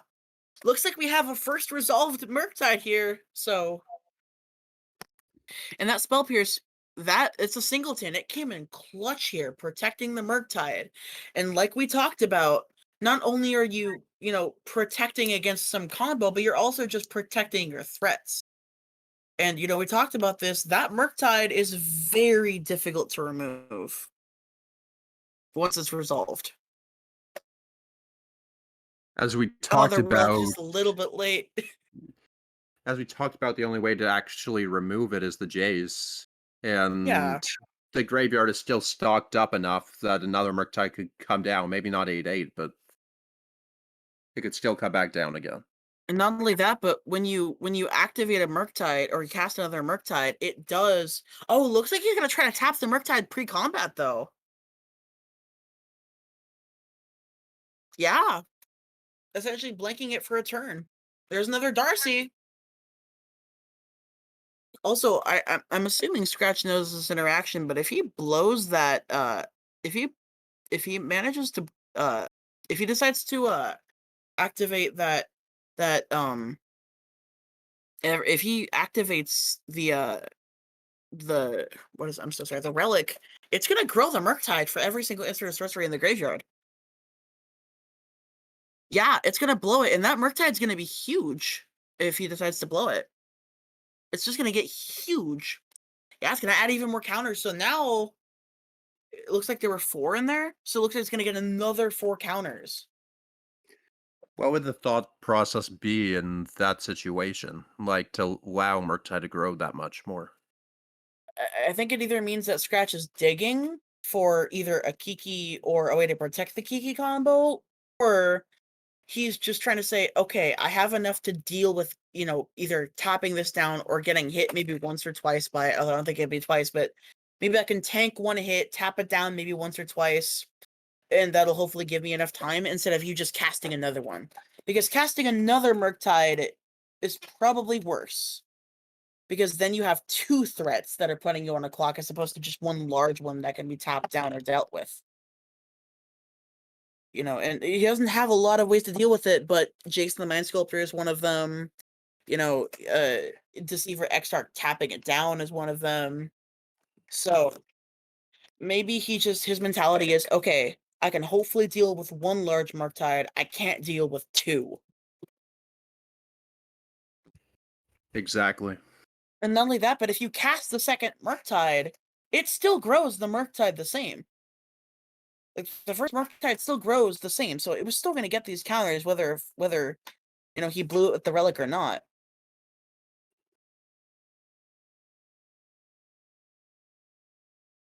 Looks like the Exarch did get killed, and looks like that's in the braid again, taking out another threat. So, and he's casting Bone Crusher. Looks like they're just trying to race, depending, because that's a Bone Crusher and a Snapcaster. That is 6 damage.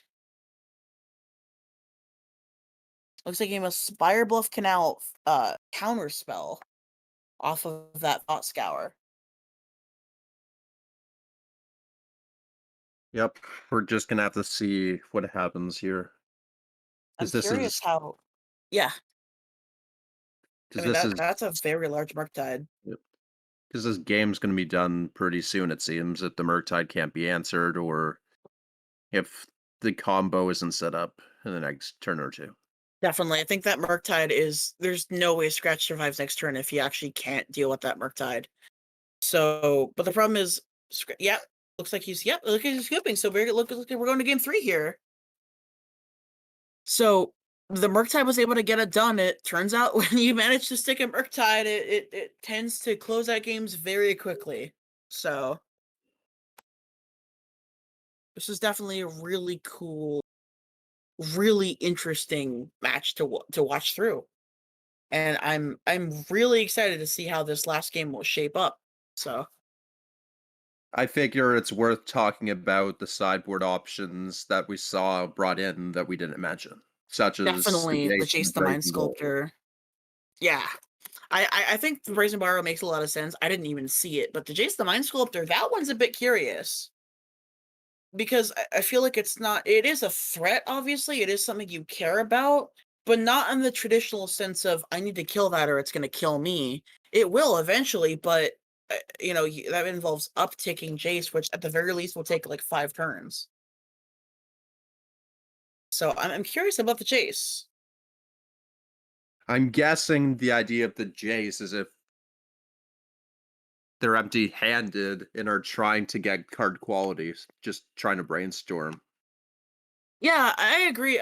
I'm a little worried it might be too slow or a little too late. Like if you're really needing that brainstorm from Jace, I'm more worried about you because Scratch's entire deck is, dedicated. Sorry, Scratch's entire deck is dedicated towards essentially controlling you. So if you're just tapping out and casting a Jace, I feel like if you're Scratch, you're like, sure, I'm okay with a Jace. It means you're not gonna Murktide me. And you can fight through a Jace better than you can fight through a Murktide. At least Jace takes a lot longer to kill you than a Murktide does. Yeah, and regarding Brazen Borrower, it's just threat density, because we saw in game 1 that that was a problem. Exactly. Because, Scratch's deck is just a pile of removal and counter spells with just card advantage engines and, essentially a combo to eventually close out the game. So, as we've seen, in order for Jay Wyatt to essentially turn the corner, he's just going to need to apply constant pressure backed up with disruption. If he just plays out his cards and they just keep getting removed, Scratch can just one for one, basically. The idea is you can't just let him one for one. You need to make him make difficult decisions every turn and you need to put the pressure on Scratch to deal with every threat or else.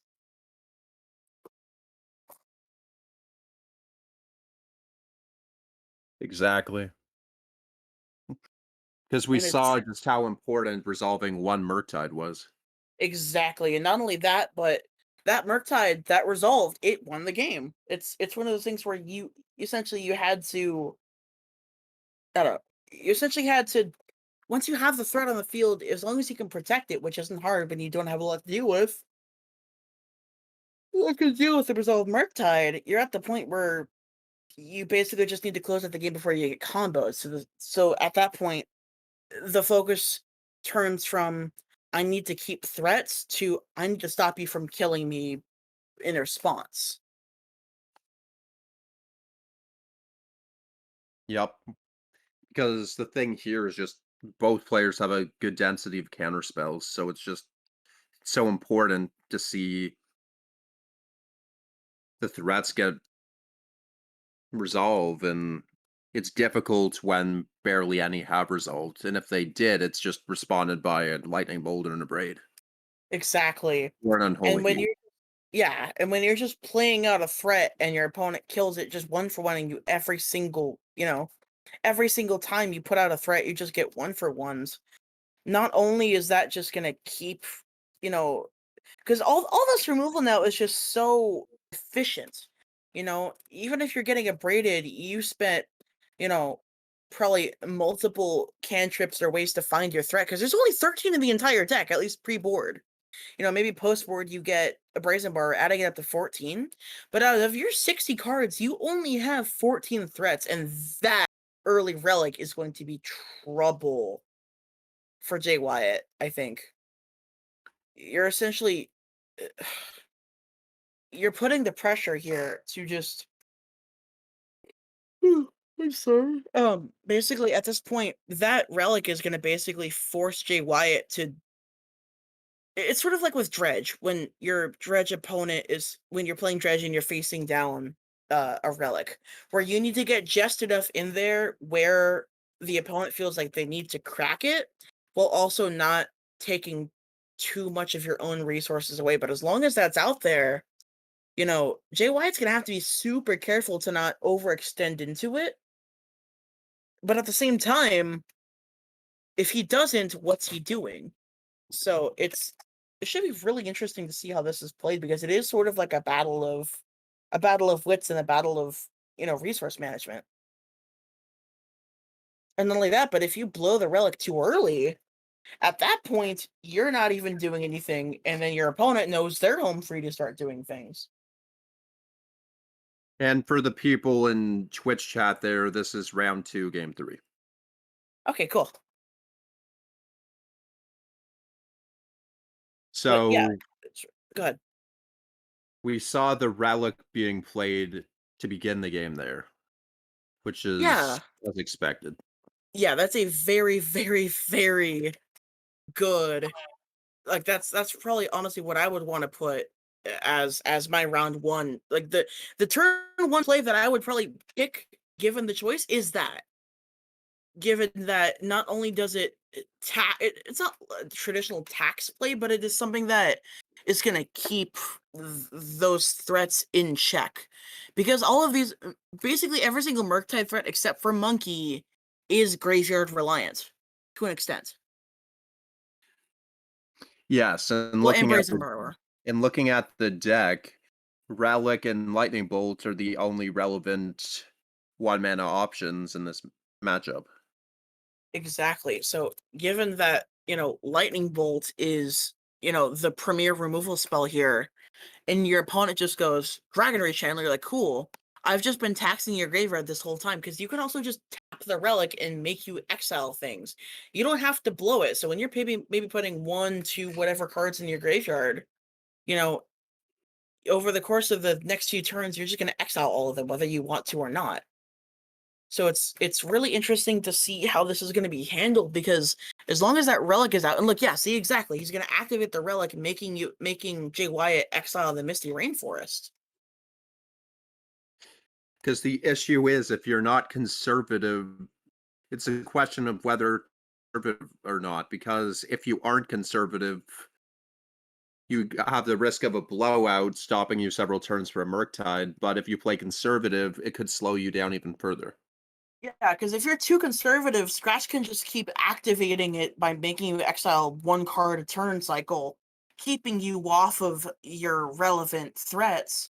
But at the same time, if you overextend, making him pop it, that can set you back, a bunch of turns. So I think if I was Jay White here, I'd try to get out a relevant threat like a Darcy, and then just try to start filling your graveyard. That way your opponent has to probably pop the relic, and then hopefully you still have enough cantrips and ways in hand to fill it back up again after it's been popped. Yes. Relic keeps the player honest, which is very Exactly. important.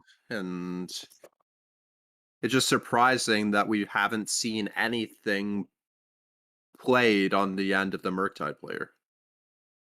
Well, yeah, so I don't know if it's because it was a hand that maybe didn't have a lot of threats, or maybe it was just, maybe he could just be holding up mana for threats. That way he could play a threat into, if he goes like Darcy into Thought Scour into Bobble, at that point, Scratch is going to be hard pressed to probably have to actually like deal with that Darcy, or just pop the relic. But if he doesn't have a removal spell, popping the relic at least sets the Darcy back. But it's not exactly hard to get delirium in these decks. So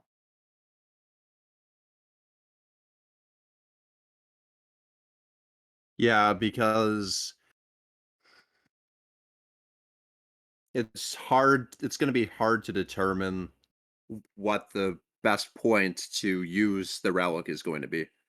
definitely, and the fact that the relic, it is really relevant how the relic can just tap to make Jay White exile something, and he's been doing that the whole game. That exile pile is probably huge. We've seen him exile what, 3, 4, 5 different cards so far? That's a lot of cards that could have gone towards fueling a threat, but don't. That's a very big deal that Scratch has been able to keep him off of a relevant threat for this long. Because that means it's going to be an uphill battle to win, because by doing that, it just means that there's been a large amount of time to stack up on counter spells as you wait to get the combo going. And not only that, but yeah, the counter spells, but also the fact that Scratch's combo can be done partially at instant speed. At the opponent's end step, you cast Deceiver Exarch, and then you can untap and play Kiki Jiki, and then you just win. That is actually really scary. It's like it's one of those things where you don't necessarily, it's always in the back of your mind. When you're up against one of these combo decks, it's essentially just a 2-card combo that wins essentially out of nowhere. You always have to have it in the back of your mind. Do I have a way to stop the combo? And a lot of times, even if you have a way to stop the combo, you still might not stop the combo. And so you are really balancing all of these different like ideas of, okay, I need to put pressure on, but if I, tap out to protect resolving my Murktide and my opponent just goes, okay, Exarch Kiki Jiki, I resolved a Murktide, but now I don't have a way to defend against the combo, and now I just lost. Exactly. So a Snapcaster is played there. Snapcaster targeting Bolt looks like this actually is really interesting. It looks like he's just maybe trying to chip his way in there. It looks like he's just trading resources and doing things maybe not necessarily with the traditional like, okay, play a Dragon's Rage Channeler and just start doing things. But looks like the relic was just blown there. That is surprising to me that the relic was blown there. There was only one card in exile. Maybe he just really didn't want to get bolted. I'm not sure what life totals are at, but I don't think they're too low. But, blowing that relic there essentially means that, at least in theory, Jay Wyatt can just actually start playing his hand out now. On the contrary, though, it could also mean that Scratch just has either the combo or another relic. But I guess we'll see.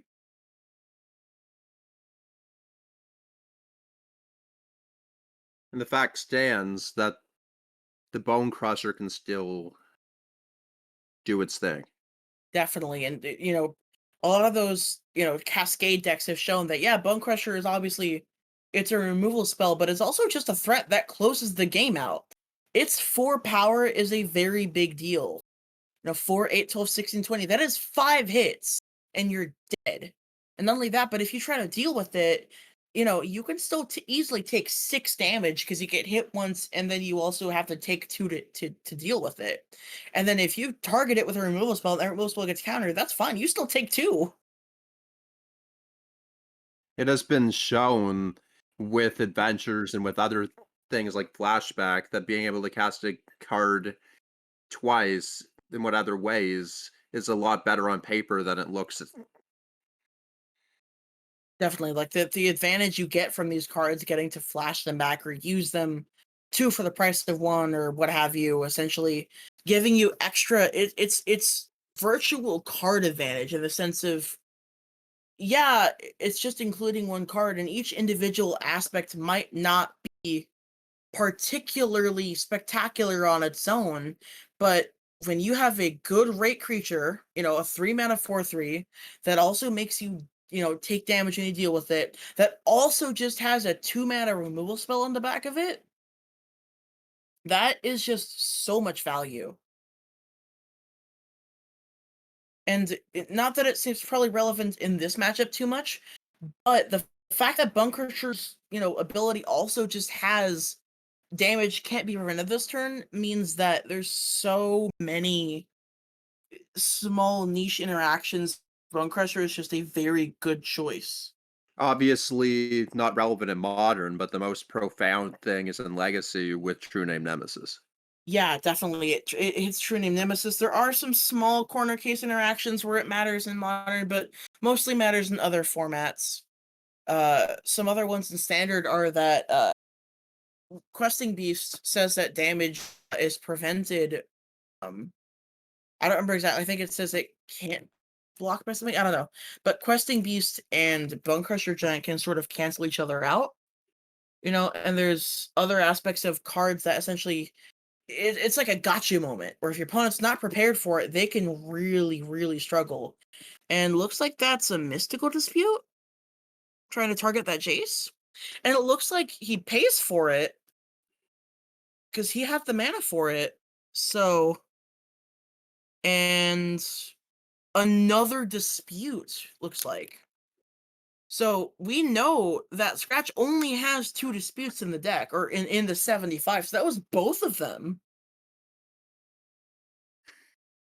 I'm guessing he thought that at that point in the game, it was wise to get Jace to deny the chance of getting that quality.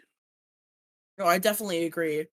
And the aspect of, well, even if, you know, you didn't get your Jace, you just ate up 2 of Scratch's counter spells. A very precious resource in this matchup, because those are counter spells that don't go towards a Murktide.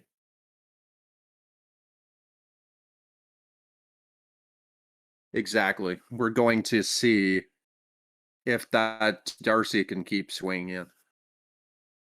That relic is going to keep that Darcy in check for as long as it can. Like, it's not going to be easy for this Darcy to really deal relevant amounts of damage unless that relic can be gotten taken care of. And I'm not sure if it'll happen. I mean, it can, but there's not really anything in the deck, as far as I can tell, that really can deal with it. There's one in Braid, but I feel like the more applicable solution here is just force him to pop it, and there's the Exarch. If Scratch goes for it here, depending, he could steal it. Let's see. Because again, we don't even know if Kiki Chiki's in his hands, but just the pure aspect of playing the Exarch is terrifying.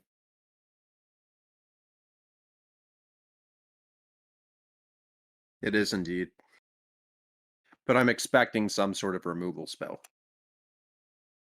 I am too, but also relevant is he cannot have delirium right now, and even if he can have delirium right now, Scratch can activate the relic in response so that he doesn't have delirium.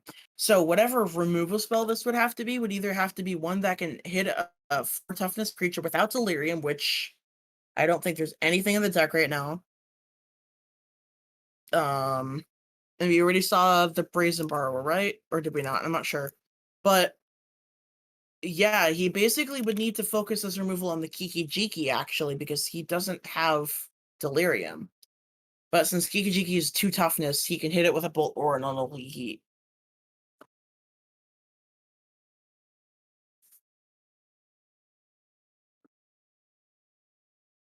So this But should be yeah, really good. would be would likely be that a bolt or something is in hand at the moment. I mean, for Jay White's sake, we'd hope so. But let's find out.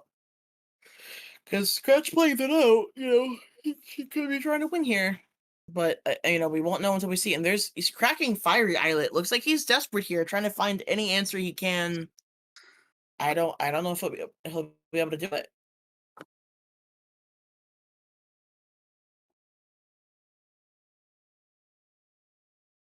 It looks like I'm not sure how many cards are in Jay Wyatt's hands.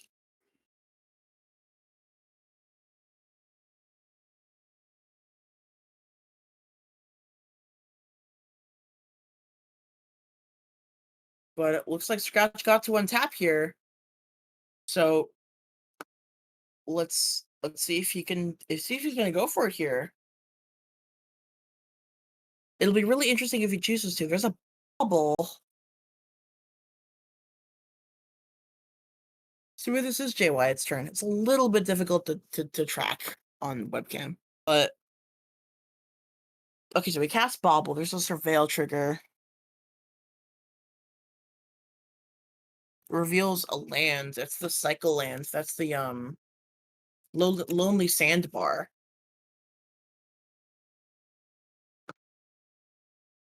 I wonder if he keeps that land. Like, I wonder if he's gonna cycle it. There's an Archmage's charm. I wonder if he's gonna try to steal the Darcy. Stealing the Darcy would work like triple duty here. Because of the fact that not only would it remove a threat, but it gives you a threat.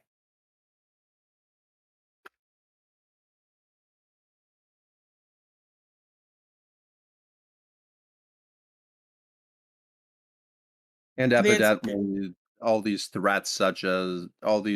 things such as having Archmage Charm to take control of Darcy or as a counterspell makes things very difficult. definitely, especially given that there is currently, I wouldn't be surprised if Scratch has Delirium because he hasn't really been working on his graveyard too bad. So, forcing. Oh, he did bring in Force Negation. Look at that. We did talk about how Force of Negation can be good in a battle of counterspells. Definitely looks like there's an Unholy Heat. I wonder if because he has instant creature artifact land. He does have delirium, so I think he might be trying to force Scratch into popping the relic. Because if he doesn't pop the relic here, his Exarch will die because he does have delirium. Wow, that was super cool. He essentially he put the stuff in there where he has delirium, so he forces Scratch to pop the relic or his Exarch dies. That's really cool. Essentially saying either you pop the relic, and it looks like he's just gonna let it go. I'm not sure what happened there because I don't think the Exarch would have died if there was delirium. If there wasn't delirium,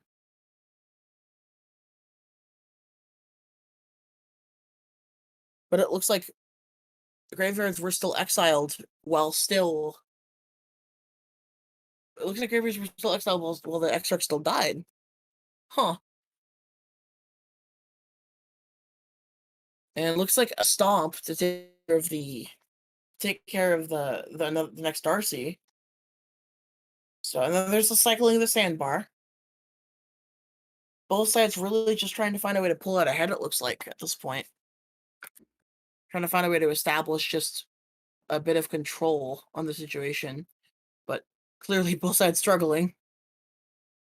Because that's what these matches have been, kind of grueling, trying to establish a board presence.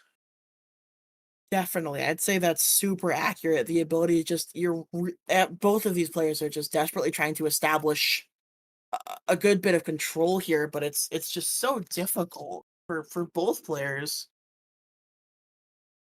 All this pressure and all this difficulty in just even maintaining a board state, much less a winning board state from both players. Trading resources, trading counter spells, trading damage. It's really it looks like this is just a slugfest coming down. There's another threat. I wonder how Scratch is going to deal with this, or if he is, because don't forget, Scratch. Oh, and there's a wow. This could be the turning point that was needed. If he finds like a Murktide here, he could be in major business. Looks like he just surveilled a Murktide into the yard. Huh.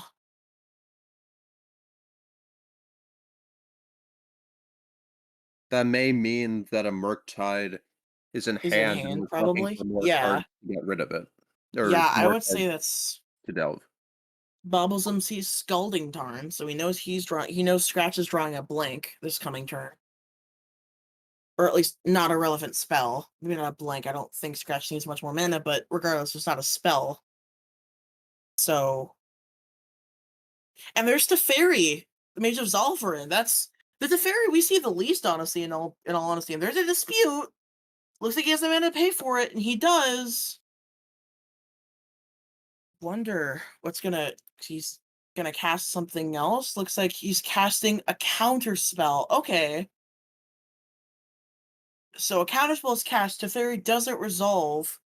And now if if he has it, Jay um if he has it, Jay Wyatt is free to cast a Murktide here. But it looks like he just passes the turn. So I guess he doesn't have it. Or he's choosing not to cast it. But if he doesn't have it, I'm not really sure. So there's a spell Pierce trying to take care of Jace, looks like.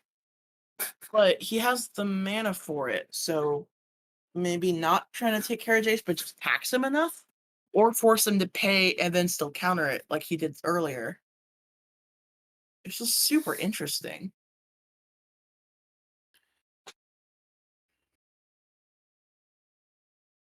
Looks like he pays, and then looks like Jace resolves. Okay. So it's going to be interesting to see how he actually uses this Jace, because there is a threat there. But as long as Jay Wyatt is swinging at Jace, that's a good thing for Scratch.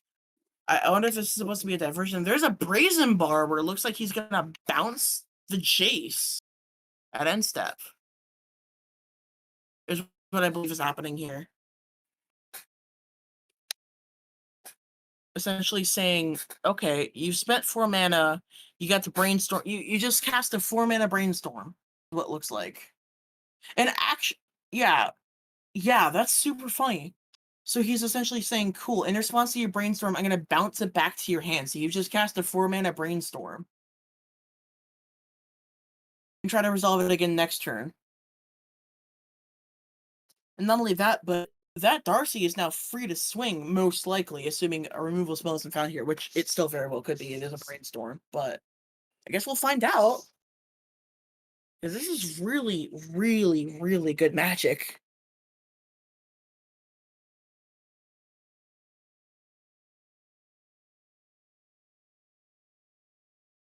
It's just interesting how this continues to keep both players on their toes. Definitely. And then there's a bolt to take care of another threat. Wow. Jawhead's gonna untap. We know he has Brazen Bar, which is another threat that can be useful. And there's the Murktide. I wonder if Scratch has an answer. Because if Scratch doesn't have an answer here, that is a very quick clock. And we know that Scratch has already taken some damage.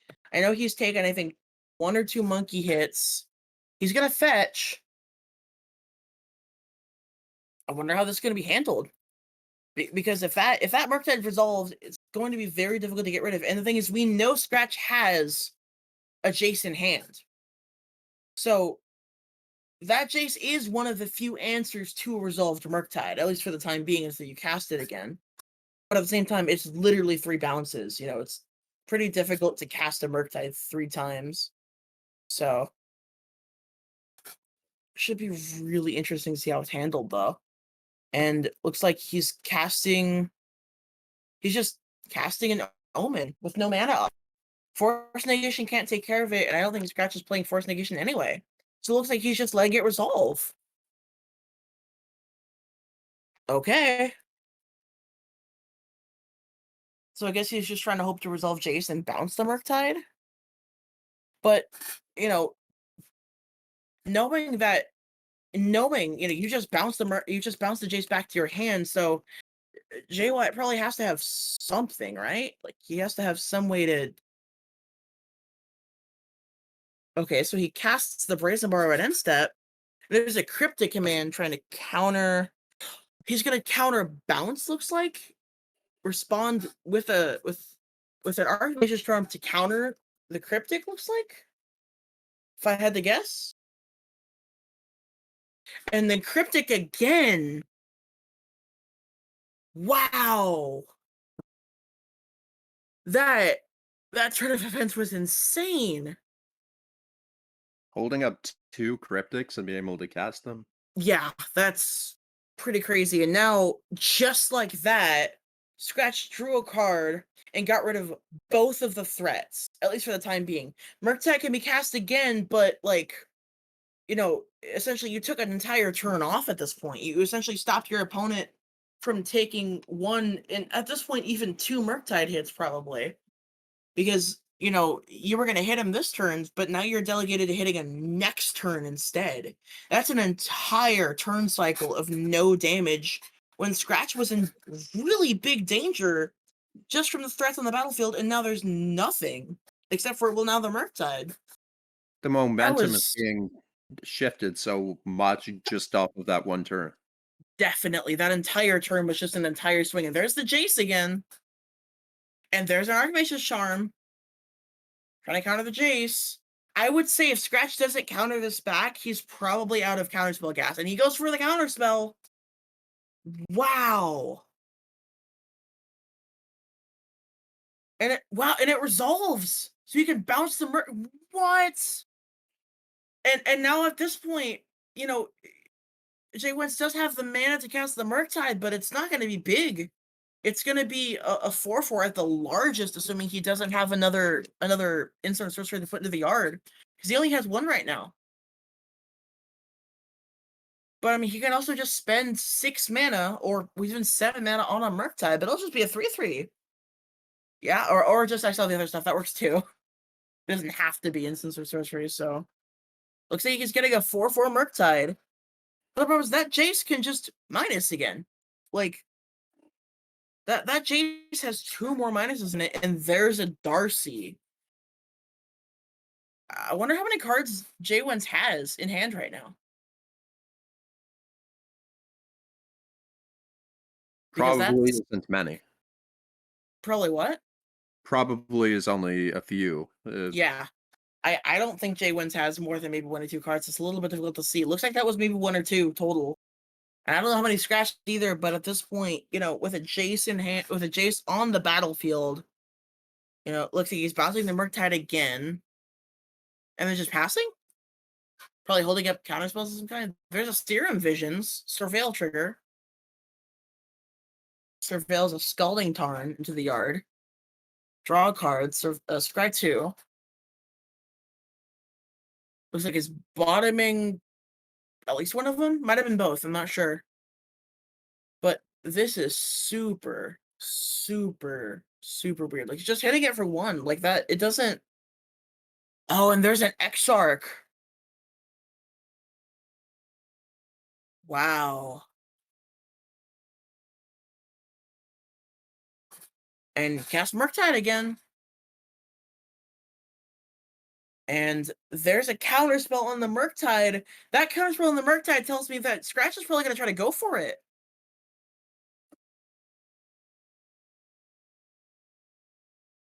Looks like he's Indeed. brainstorming here. The fact that he's brainstorming here means that he's probably digging for that Kiki-Jiki.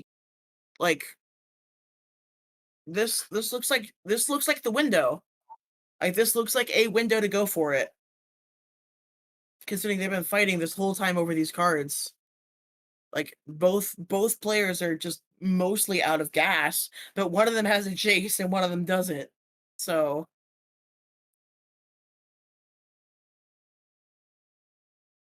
exiling his graveyard or just looking at what he has in there, looks like? Or is that already the exile pile?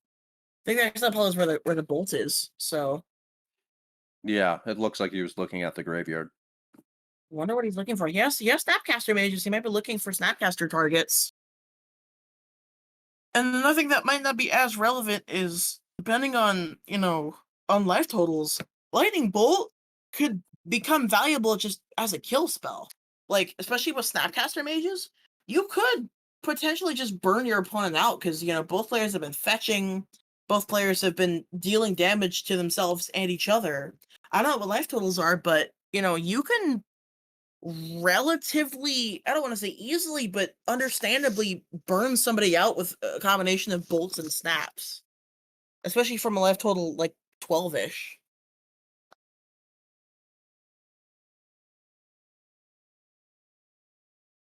Especially with clearing the board of threats Yeah, and depleting counterspells using the snap bolt plan could work. definitely. And on an empty board, just having the card Snapcaster Mage and Lightning Bolt in hand represents 8 damage. Because you bolt for 3, hit for 2 with the snap, and then bolt for another 3 here. That's 8 damage by itself. That's almost half the starting life total alone. So at this point where, the grindiness is mostly slowing down in favor of top decks and, at least in Scratch's case, actual grindiness through things like it looks like there's a Snapcaster Mage, or what is it countering? Okay, countering the Bone Crusher Giant. But like that would have been an intense threat because then you have Bone Crusher Giant, Snapcaster Mage, and Deceiver Exarch. That's 4, 5, 6, 7 damage every turn. That's a very quick clock. That's a Murktide. So there's an Unholy Heat. I wonder what it's targeting.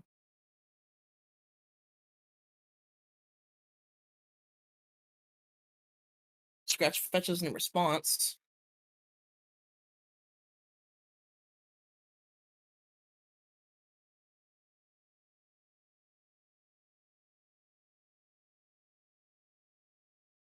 I wonder what he's going to be looking for here. I mean, I'm sure it's just. I wonder what he's casting because he has plenty of mana. So the fact that he's fetching, is he just trying to clear the top for Jace? Because I thought he brainstormed a few turns ago. Just trying to thin the deck, maybe? Trying to find a better chance of finding Kiki-Jiki? I can't see a other Snapcaster relevant Mage. reason why. Snap target. What looks like, yeah, snap. Is that Bolt? Oh, no, it's Cryptic. Okay, snap Cryptic targeting Unholy Heat. Looks like he's probably going to draw a card. And yet again, throwing the same Murktide, looks like. Unless the other one got countered. I'm not sure, but regardless, that's a. Again, it's a threat, but it's just. I feel like it's too little too late at this point. The Jays can just keep bringing Yeah, it the, up the while problem is damage. the Jace is just keeping it at bay. And there's already an Exarch on the table.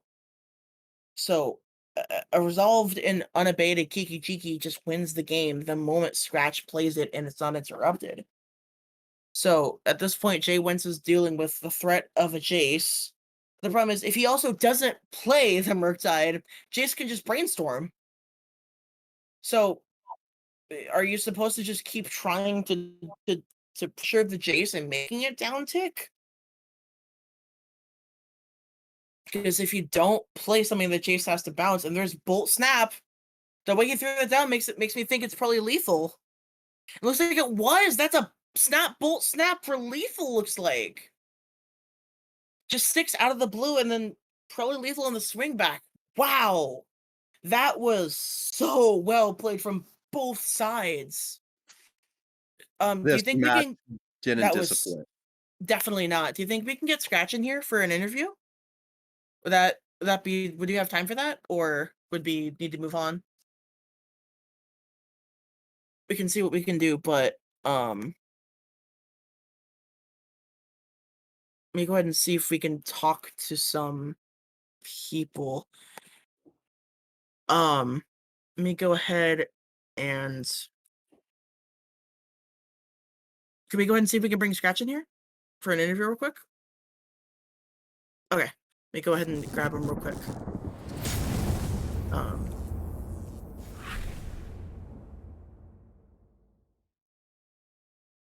1 sec. We're gonna go ahead and try to get Scratch in here for a quick interview for y'all real quick, and then um, we'll go ahead and move on to the lower bracket. Hey, Scratch, we saw that match. That was a masterclass. That was so well played. Thank you, thank you. I had Of to. course.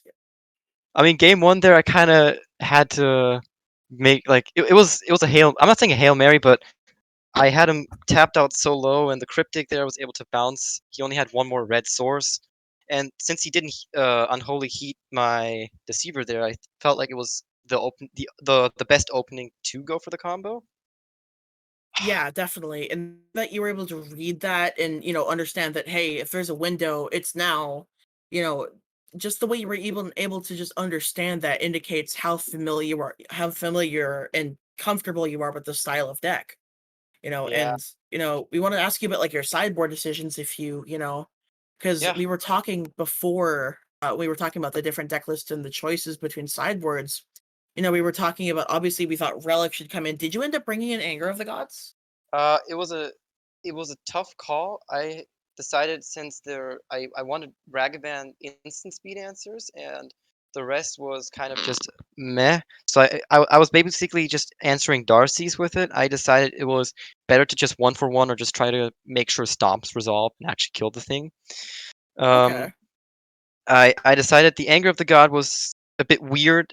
I realized that game too. I was talking with a friend of mine who's a Blue Moon player, who we were talking about how we were definitely sure that anger of the gods was only coming in on the play. On the draw, it was just a terrible card. Um, Right. and also I kind of curious. How did you expect sideboarding? Just out of curiosity. Well, Luke, if you want to answer that, you're more than welcome to. If you want to talk Sure. about that, because we were talking about it together. So It went the way we expected, trying to make the counterspell war go better in the favor. Like Mystical Dispute made absolute sense. The Relic of Progenitus made absolute sense. We were talking about Anger of the Gods as a question mark. Like as you said, your explanation makes perfect sense. Whereas for your opponent,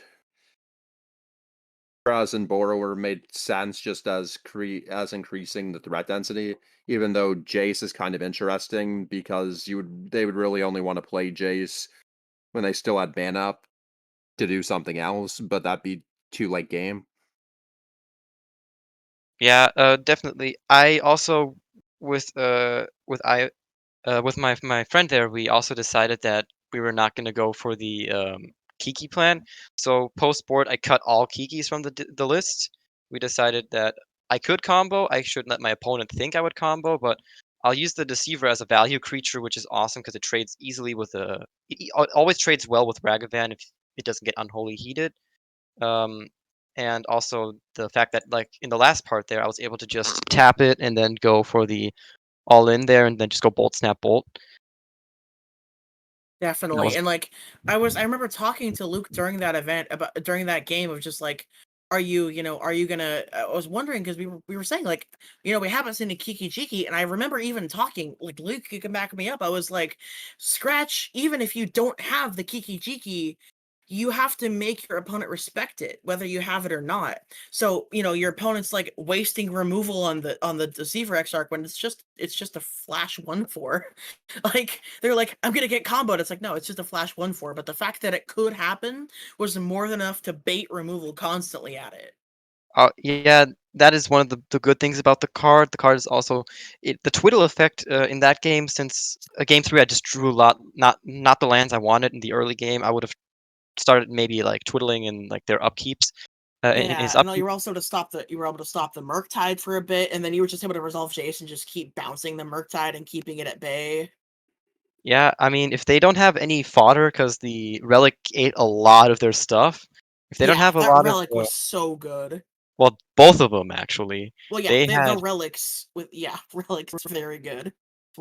it was a fun game. I thought it was But really nice. yeah. Anyway, we kind of need to move on. We're a little bit lagging behind, but regardless, that was seriously one of the best, like, coolest matches, and I'm so glad I got to be there to watch it. And Luke, if you want to say anything, because like we were both sitting there like that didn't disappoint. We were like that was super cool to watch and very well played.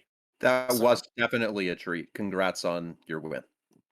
Well, thank you, thank you. I'm gonna use the um, restroom, maybe get a sip of but water, and then yeah, anyway, get ready for the next yeah. round. So can You you hear have me? a good day, and I Sorry. hope to see you guys after the finals. See you around.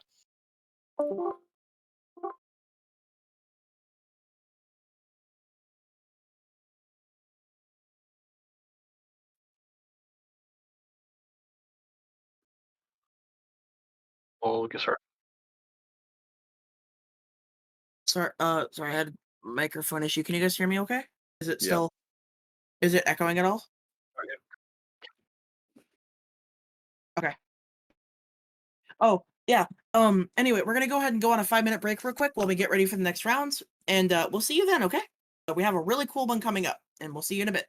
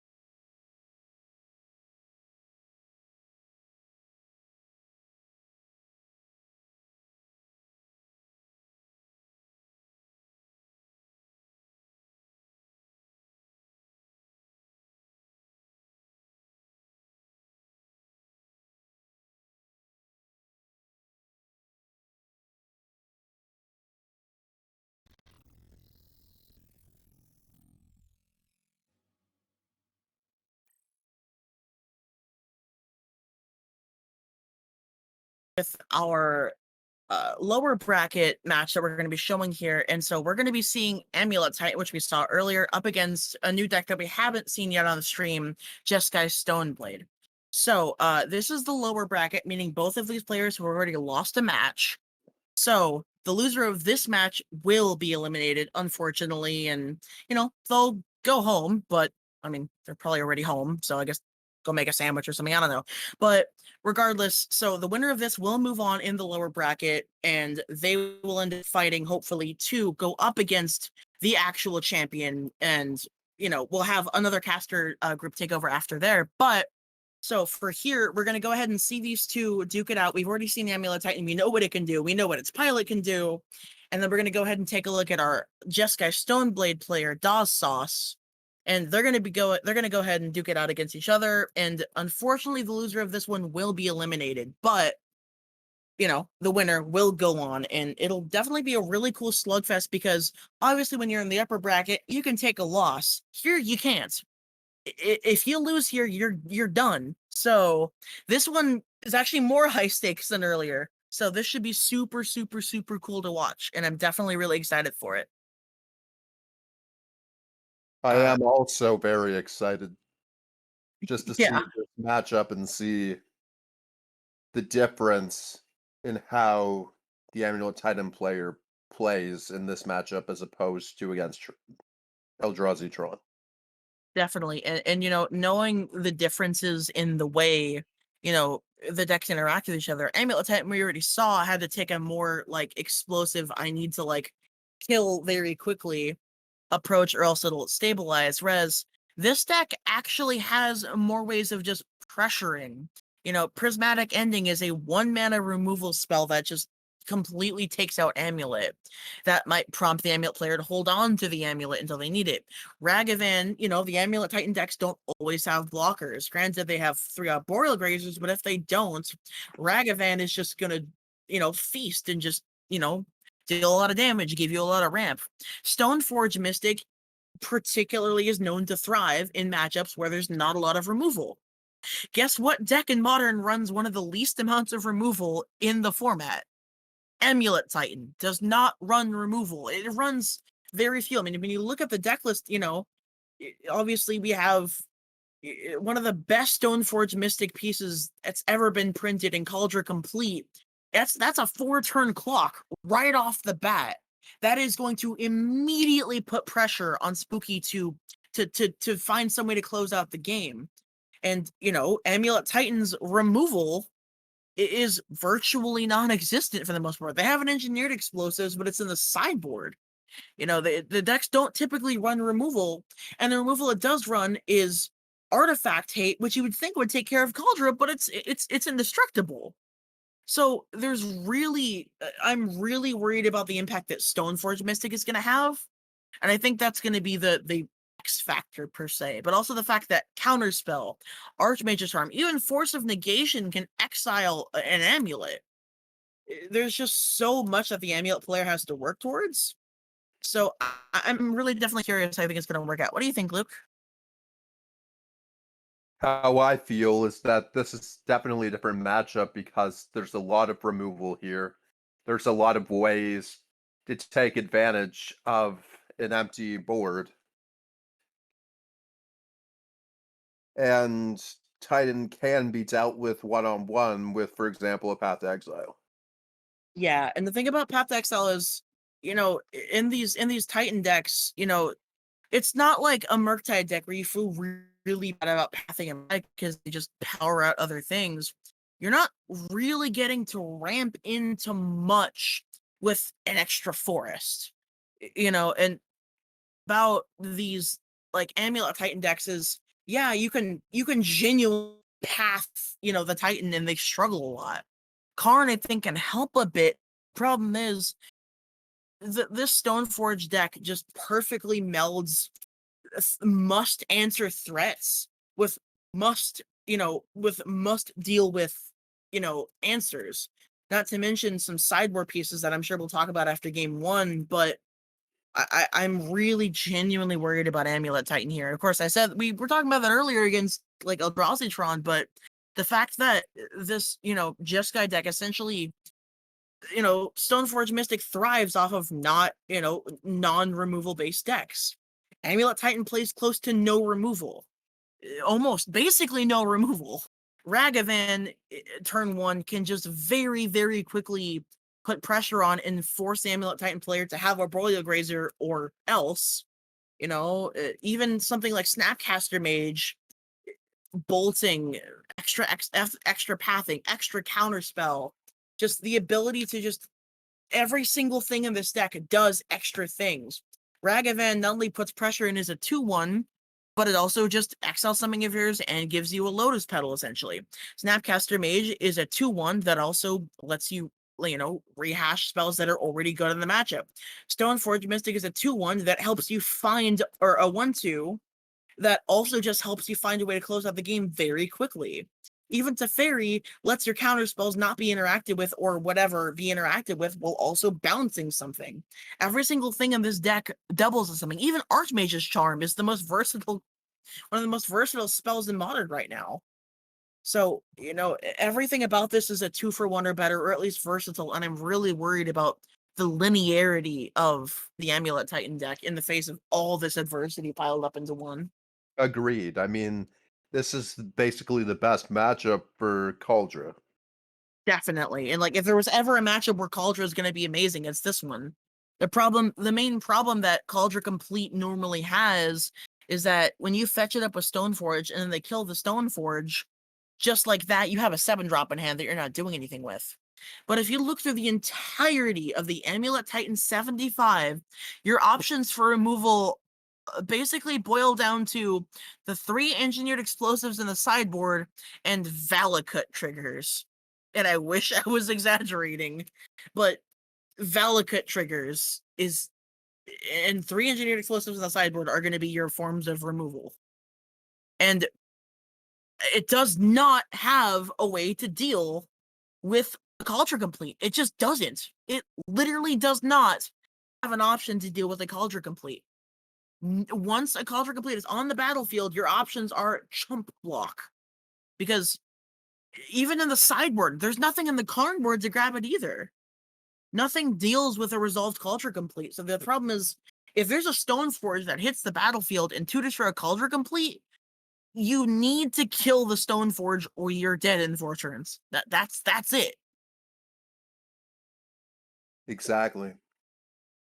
Because the other thing is that Cavern of Souls is something to consider, so maybe go after the Summoner's Pacts as countering and just hope they don't have Titans naturally.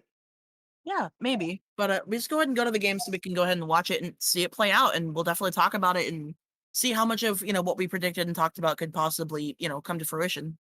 So it should definitely be a really interesting match, and let's go ahead and go to the table.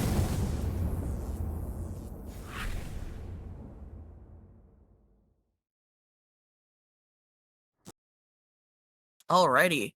So looks like both players have their opening hands. Looks like they both kept 7, at least as far as I can tell. So this will definitely be really interesting to watch, and let's see it play out. And also, this one probably does really matter to see who's on the play. So let's go ahead and find out, because a turn 1 Ragavan is very dangerous, and they basically have to have a Grazer or get hit. So because they don't have removal, they don't, the only chump blockers they have are the Grazers, which granted does block it, but still doesn't really feel good.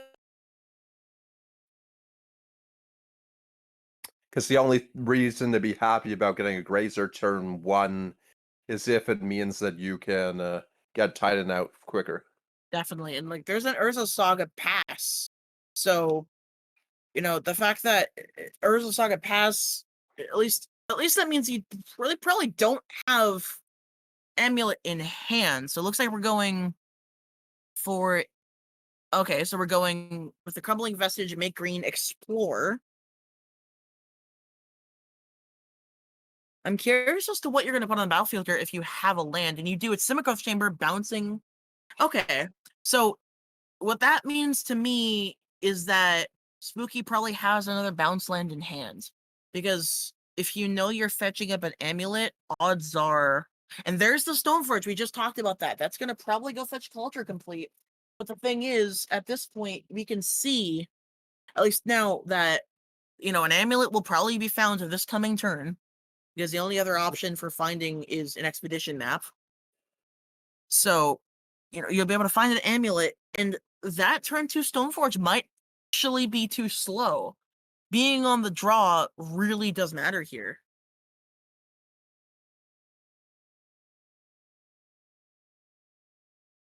And that Explorer was actually really clutch, because that meant, Spooky was able to. Cool. Okay, so we don't. He's not making a construct either, which means he's probably going to try to do something relevant here.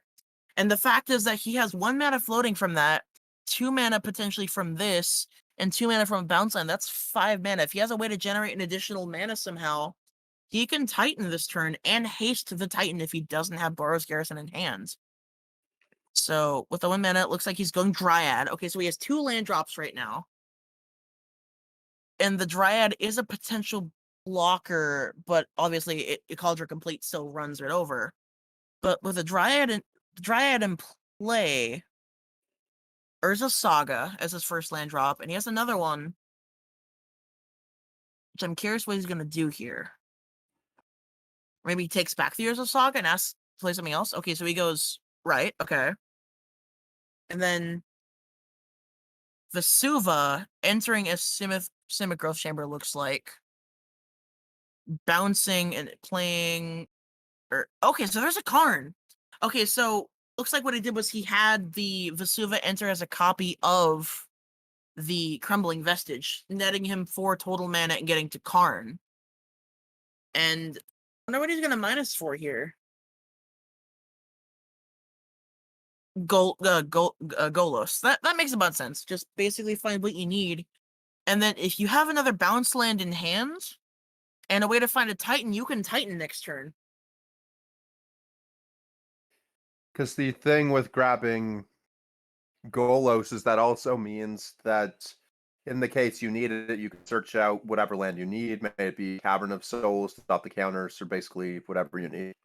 Definitely. Cavern of Souls is definitely a really good into the matchup, because obviously counter spells are not what you want to have your Titan into. And the fact of the matter is that Ultra Complete coming down on turn 3, yeah, it's a 4-turn clock, but that might actually be too slow, especially with a potential abundance of chump blockers. Karn can animate chump blockers essentially. The issue though is that the Kaldra does have trample, but when you put it in front of something, it looks like he's just gonna take out the Karn. Okay. So he values taking out the Karn more. He has 1 mana untapped. Out of 1 mana, as far as I know, there is no 1 mana. Yeah. There's nothing he can be holding up outside of this turn. Which means that if Spooky has a way to make a Titan, he can do it completely undeterred this turn. Oh, but it looks like he had the Prismatic? Because of the exiling of the. Yeah, it looks like he cast Prismatic Ending. That does definitely puts a slow damper on that turn. It could still be an explosive turn, but the problem now is that you're not going to be able to turn that turn into, an explosive turn unless you have another way to find another amulet. So.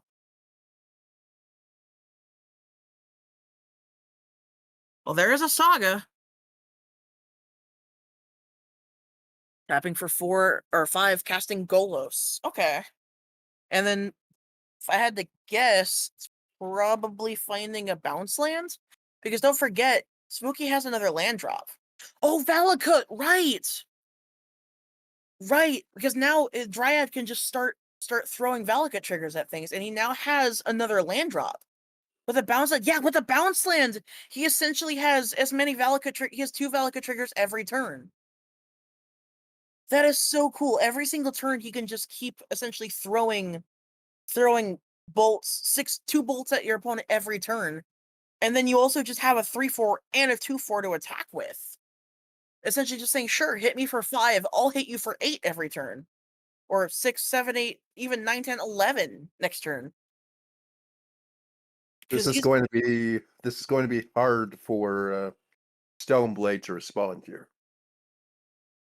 yeah, I think it'll definitely be really difficult for Stoneblade to come back after this. And this is definitely a subversion of what we thought was going to happen. But the fact of the matter is, Amulet Titan was just a very, very fast combo. And not to mention, there's a Vesuva, which can enter as a copy of Valakut, which will 12, because Valakut enters as a copy of Valakut. They see each other, and they 12 the opponent, and then you play another land, and you 6 your opponent. I'm pretty sure Dawes is just dead next turn if this Dryad sticks around. And basically, he's looking for, Dawes would need, like, a Path to Exile or a Bolt plus something else. Bolt plus... Oh, so he's gonna Bolt, Snap, Bolt, killing the Dryad. That will save from the Valakut, at least for the time being. So that one is very, very, very, very, like, that's really important, because that was just gonna keep eating away, and I'm pretty sure Dawes was dead this coming turn if he didn't have a way to kill that Dryad. Exactly. Especially if he was able to have 2 land drops there, Valka just would have finished the game on the spot. Definitely, because he had Vesuva in hand. We saw him bounce it. So the fact of the matter is, when he has Vesuva in hand, he can just have the Vesuva enter as a copy of the Valakut, and then just keep triggering 2 Valakuts every time. That's a lot of damage every turn cycle. And we don't have life totals up, but I believe Spooky's taken only 1 hit the off of the Cauldron Complete, because the other one went at Karn, I believe.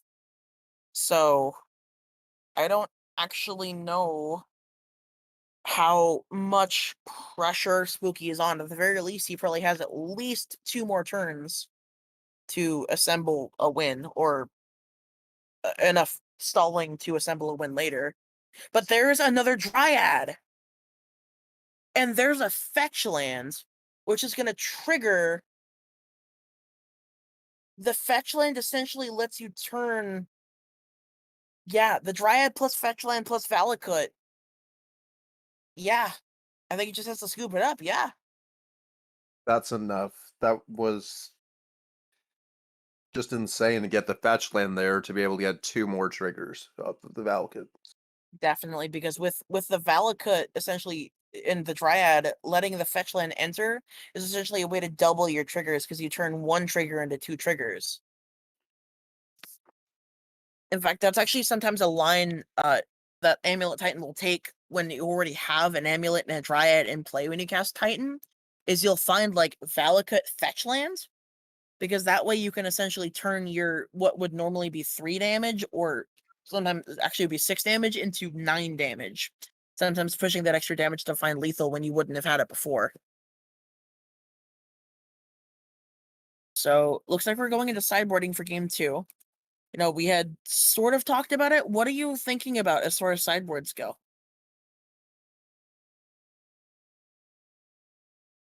Hmm.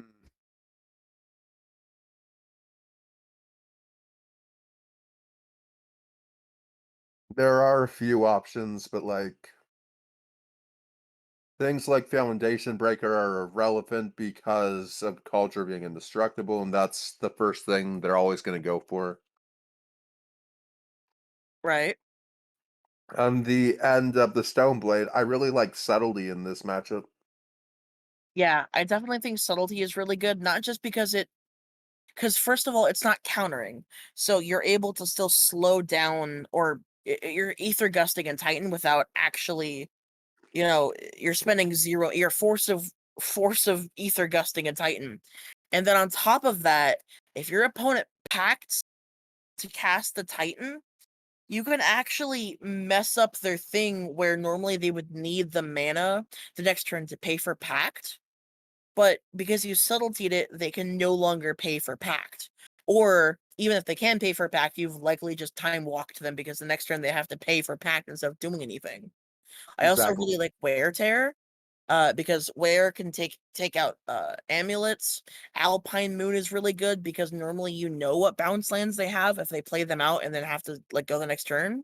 If your opponent like basically plays out, a Simic Growth Chamber, and then, after that, they play out a Simic Growth Chamber, play out a thing, and then play another land, they have a Simic Growth Chamber in hand, so you just cast Alpine Moon naming Simic Growth Chamber, and if they don't have another bounce land, you've probably set them back multiple turns, or at least one. You can also name Valakut, because Alpine Moon, if you name Valakut, you no longer have access to the Valakut kill, which, at least for as long as that is on the field, they really have to worry about that. In theory, something like Kataki could be brought in, because Kataki can at least put taxes on the amulet while also putting pressure, but I don't really know if I would do that. But granted, I also don't play this deck. I feel like Itaki's too slow. Yeah, the reason why I was thinking about it was because it is also just a 2/1, it can put pressure, but I don't think this deck really has an issue putting pressure, it just has an issue closing out the game. And given the switch between casting Kataki on turn 2 or casting Stoneforge, I feel like most of the time Stoneforge is the correct choice, but I'm not sure. It'll definitely be worth looking into and seeing how it plays out, but I think I definitely like the Alpine Moons, I like the Subtlety, and I like the Wear and Tears. Because it depends on the matchup. Like, I feel Kataki is much better against food than it is against Titan. Well, yeah, of course. I mean, Kataki, first and foremost, is just a taxing or removal effect for artifacts. The idea behind that being, maybe if you have to tap to pay for your amulet, you're not casting your Titan that turn, but it is just a 2-power thing, and it also gets stonewalled by every creature, including actually the Azusa, but I mean, they're not blocking with the Azusa, but it dies in combat to Dryad, it just gets stone blocked by Arboreal Grazer, so. But yeah, obviously Kataki is just good in general against artifact-based strategies, some more than others.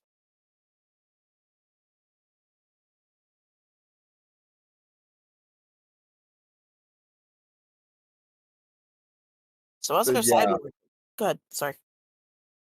but yeah, I don't think there'd be anything else to consider.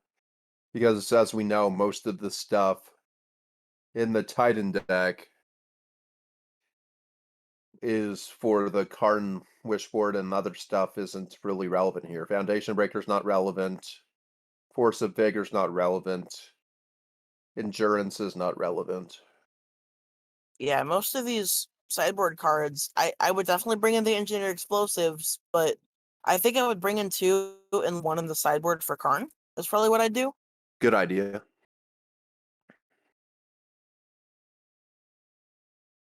Because Spooky's on the Karn version, there's not every Amulet Titan version plays Karn, but since he's on the Karn version, it's probably good to leave 1 Engineered Explosives in the sideboard, just in case you have Karn and you need to get rid of something while having the other 2 in the deck. And the cool thing about Engineered Explosives is it is findable off a transmute with Teleria West. If you grab Teleria West and transmute it, you can find it's just a 0-mana thing. It's not always Summoner's Pact. Other things you can find are any land in the deck and 0-mana things. Similarly, there's a Chalice of the Void. You could find that. You can find Engineered Explosives. You can find the Tormod script. So these aren't just, cards that these aren't just cards that you have to hope to find. You can tutor for them the same even without Karn. Some other lists of old used to play Hivemind, actually, and they used to play Pact of Negation. Not just to Hivemind your opponent's pact, but because the more blue-based versions that would rely significantly heavier on things like Simic Growth Chamber would, essentially have a Titan in play and know they wouldn't be able to kill their opponent. So what they do is they end up grabbing after playing a Titan, they go fetch a way to Teleria West transmute because they know they'll be able to kill the next turn. So they grab Pact of Negation, essentially saying, cool, I'll counter whatever you have that could disrupt my plans, pay for the pact that my upkeep since I'm so heavily in blue, and then kill Q. So looks like we have Dazos potentially mulliganing here. Looks like that's what's going on. I believe it's just a mull to 6, but on the play, mulling to 6 at least in what's essentially your elimination game, or hopefully not your elimination game, depending on the way you see it. It's a little bit scary. It looks like we go Steam Fence and a Ragavan, and then we have what looks to be. Is that Vesuva entering a Steam Fence? That does work the way I want it to. Yeah. Looks like that was Vesuva entering a Steam Fence? I'm not sure. But looks like Ragavan exiled an Explorer. Gets a treasure.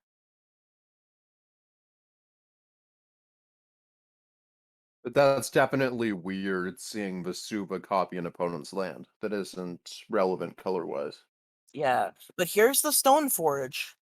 So the fact that Stoneforge is here and entering, and yeah, I'm assuming fetching a Cauldron Complete, that immediately puts the pressure on, because the thing about Cauldron Complete, among other things, that makes it significantly more dangerous than Batterskull is the fact that it has haste. When you grab Batterskull off of a Stoneforge Mystic, you're not just waiting one turn, you're waiting what's essentially 2 turns to be able to do anything with it other than block. But because Cauldron Complete not only is just a very large body, but has haste, you can get to work at the next turn. Immediately put pressure on as soon as turn 2. But there's a Summoner's Pact. What was that? Did he pact, or was that just a discard? I'm not sure. There's a Dryad hit off the monkey. The fact that this monkey is just exiling so many things, though, is just really, really bad news for Spooky. Like, these intense, you're getting hit now because you have a monkey hitting you. You know you're going to get hit by a cauldron next turn. Because the thing is, he actually needed the white off of the treasure to activate Stoneforge. There's an Yeah. amulet, though. So he gets 1 mana floating. Is he going to cast a 1 mana spell? Probably Grazer, if I had to guess. Could also be another amulet.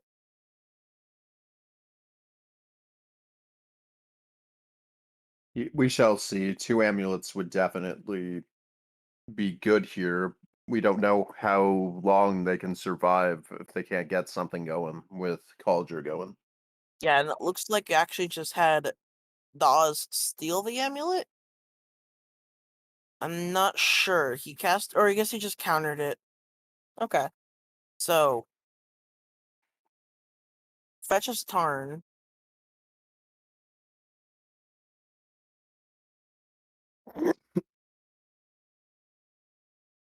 So, yeah, grabbing a white source is what I assume. He's at the point where he needs it. And then, so I'm assuming we're putting in Cauldron this turn. And that's going to significantly raise the clock. And the thing is, Spooky's already taken, I think, 2 hits off of the monkey. So he's already taken 4. That actually doesn't change the Cauldron math, but it means that it's a lot more dangerous to take any more damage other than essentially what you absolutely have to. I mean, that's the same for every deck, but in particular, Spooky is under a lot of pressure with 2 lands in play. So, It's going to take a miracle to win for Spooky, I think. well, I mean, we saw Spooky do it earlier. Very well could do it now, too. Just depends.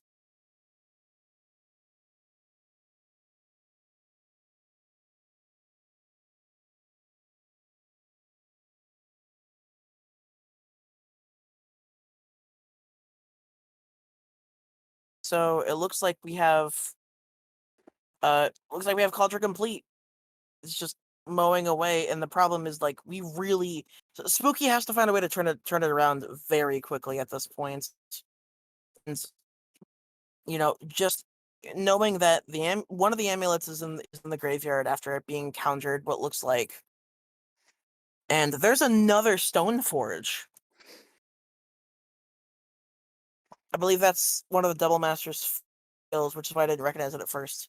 So at this point, Sword of Famine is a potential thing you could be grabbing because it forces not only extra damage, but also lets you essentially reuse your lands and makes your opponent discard a card. There's also Batter Skull if you want to really pressure, but yeah, that's what I would have grabbed too. It looks like the sort of Feast and Famine. It's just going to take the pressure that was going to be put on and just say, okay, cool. Not only are you going to really have to, it'll probably speed up the clock by at least a turn, if I had to guess. Again, we don't have life total, so I'm not sure, but at least right now, it's probably going to have sped up the game at least a turn. And looks like we have Spooky packing it up and saying, let's go to game 3. Yeah, there wasn't much that could be done there with being stuck with lands. Definitely. And so, Amulet loves having lands, but the problem was, having the Amulet get, countered, having Cauldron Complete just pressuring. And then all those hits from the monkey, it did exile a Dryad, which would have been nice for any moment of time. With the Dryad in play, for at least even a turn. Even just having Amulet and Dryad in play for a turn undisrupted, you know, I don't know if Spooky would have won, but it probably would have changed at least, it would have made it easier and more, more possible for Spooky to have come back from even that situation he was in because he would have had a more developed board. So we'll go ahead and see how this, ends up for game 3. And then at that point we'll have somebody who will have been eliminated and somebody who we know will be fighting in the finals, I believe. As an underdog, hoping to take 2 matches when the winner only has to take 1. And then just a reminder for anybody watching, after this round, we're going to go ahead and have a quick break, and then we're going to have the semifinals and the finals of the upper bracket being played out. But this is unfortunately mine and Luke's last match casting. And then we're going to bring in 2 more people who, one of you guys, I believe you guys would know if you watched any others, Jared, and then a new face. So after this will be our last game commentating for this event. So hopefully you guys have enjoyed, and hopefully this goes out with a bang, and we'll see a really cool last game. I share those sentiments. Definitely has been a pleasure this afternoon. Yeah, it was definitely really nice, and there have been some really cool matches.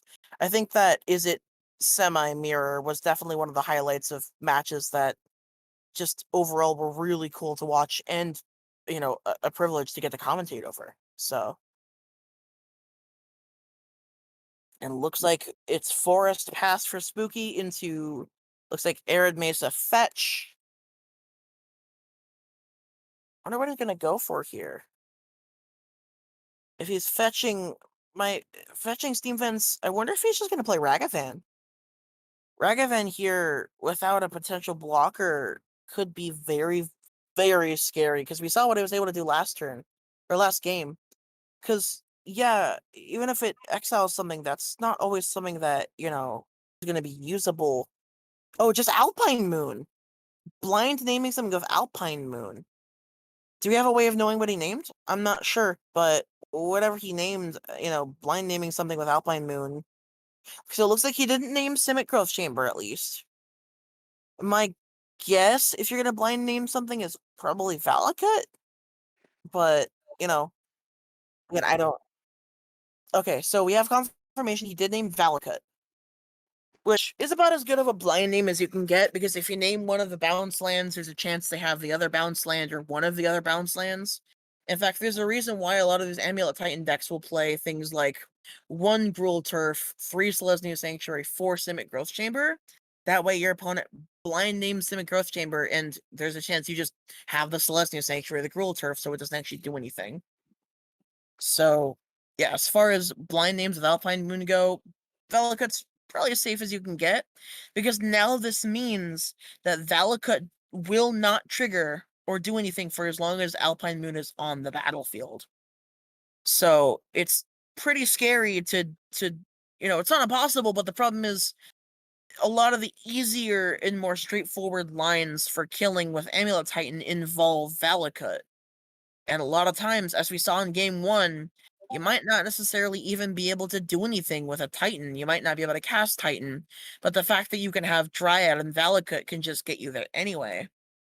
But now that Valakut is at least indisposed for the time being, he can't do that. And then there is the Stone Forge. The clock is now no longer just, non-existent. Now there's something you have to worry about. So with the Valakut being indisposed, and there's Dryad. So, if Valakut did do anything, it won't now. And then you just go Celestial Sanctuary taps pass. So potential Titan next turn. It's not unheard. If he has Titan in 2 lands, it's a Titan next turn. The problem is, there's just so much pressure potentially going to be popping up with that Cauldra, which is, I'm assuming, I didn't actually see, but I'm assuming you grab Cauldra. So, at this point, there's going to be a lot of pressure going on. Not to mention, even if you grab Titan, you obviously survive at least one more turn, but if that Titan gets killed somehow, he's going to be in a lot of trouble. That Titan, and it's even assuming he has a Titan. So, but again, with Valakut not in the picture, at least for the time being, it's gonna be pretty scary. And Yeah. honestly, as far as casting a Titan goes, he might be hard pressed to just go and grab, a way to bounce Telerios back to hand so he can go try to find an engineered explosives or something. That way he can try to get rid of the Alpine Moon. But keep in mind, that's probably 2 turns away unless he has an amulet already and has a way to generate the mana. Because, you know, that Cauldra is going to be hitting hard every turn. Because engineered explosives is the only tutorable answer to Alpine Moon. The So, I mean, options are that, Foundation Breaker, and Ports of Vigor, and I doubt neither of those 2 were brought in. so it was open deck list, which means that he could have brought them in against Alpine Moon. Wouldn't be the worst decision. I think if he brought in one of them, it's probably Foundation Breaker. But again, I don't know. I haven't played this matchup before. It'd definitely be better to just find out. And there's a prismatic ending exiling the Dryad. So it just gets worse and worse. There's a Karn though. That's step 1. The thing is though, taking a turn off to get rid of the Dryad actually that the Cauldra is going to take an extra turn to start doing things. And there's a Pithing Needle. And he can cast it and activate. Oh, he can name Stoneforge.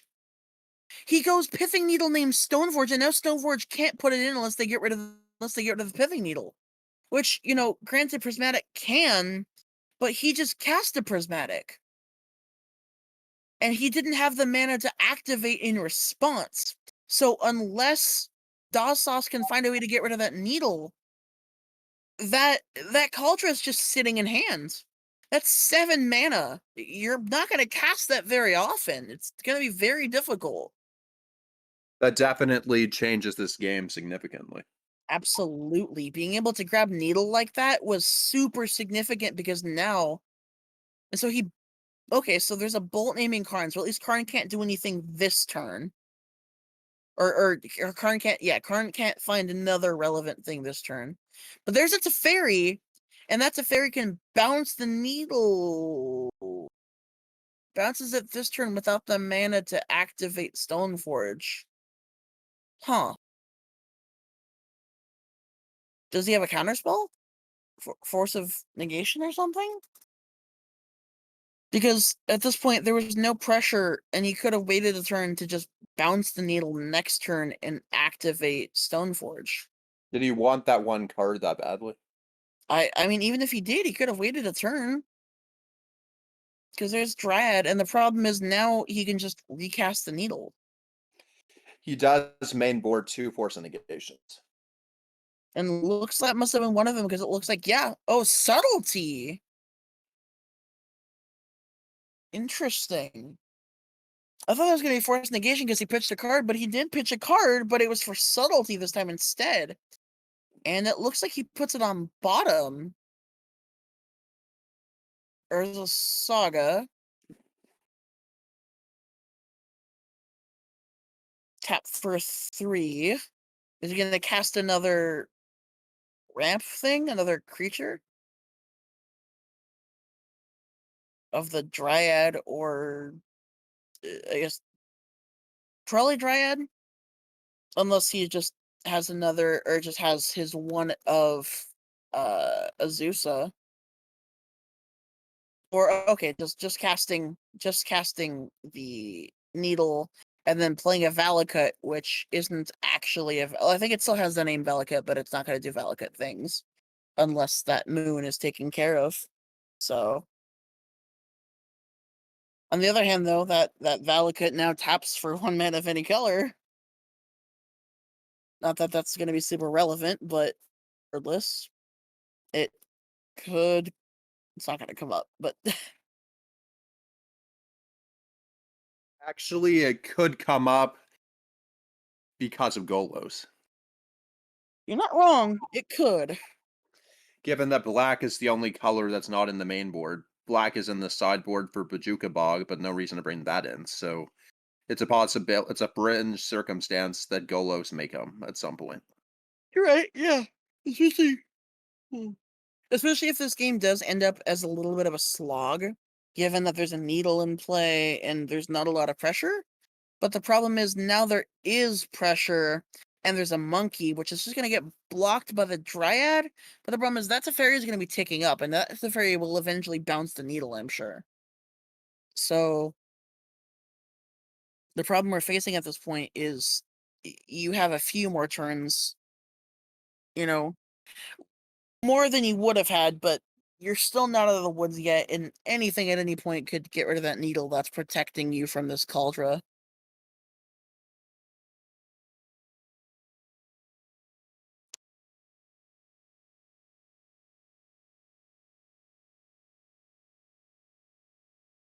And it looks like it's just going to be a weird little, like, stabilization game of chicken here.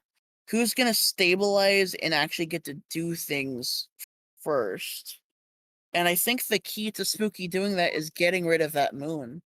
As long as that Alpine moon is there, it's going to be stopping the Valka from doing anything. And, you know, if that gets unlocked, I think the tide of the game starts shifting very quickly, because as soon as you can unlock the Valakut, at that point, you can direct a Valakut trigger at the Stoneforge.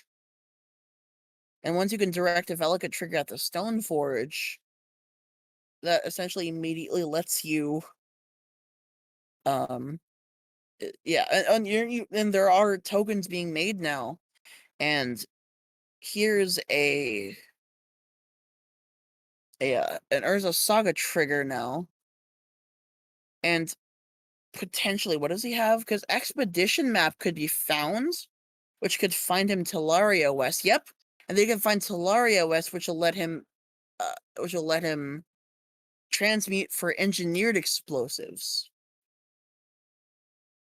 And then if you tap for 4 with the 2 Simics, yeah, with the 2 Simic growth chambers, at that point, if you tap for 4, it lets you spend 3 to transmute and then 1 to cast it.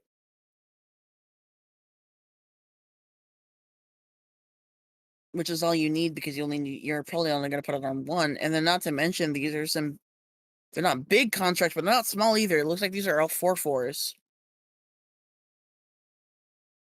And probably one of them, oh, just a chomp block?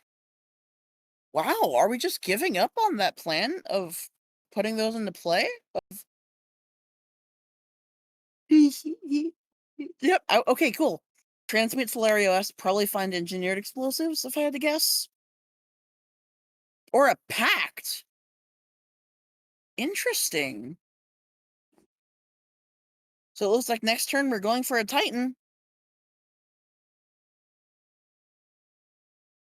I would see what would you have done in that situation. It depends. I mean, I mean, given the circumstance, part of me wants to say it's correct to go for Pact because of the fact that you can just cast a Titan and, Titan's just gonna do Titan things regardless.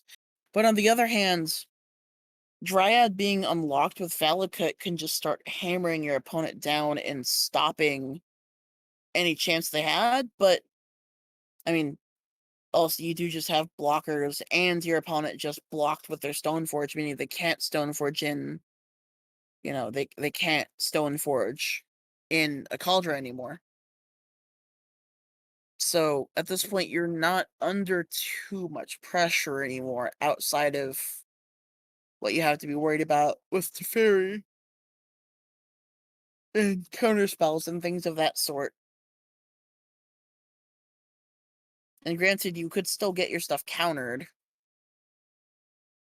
but at the same time, are you just the Teferi's dead now. So like what is Dazos hoping to do here? Because now even if you don't, get rid of the Dryad, there's just a token here, and here's an Urza Saga, which is going to make even more tokens.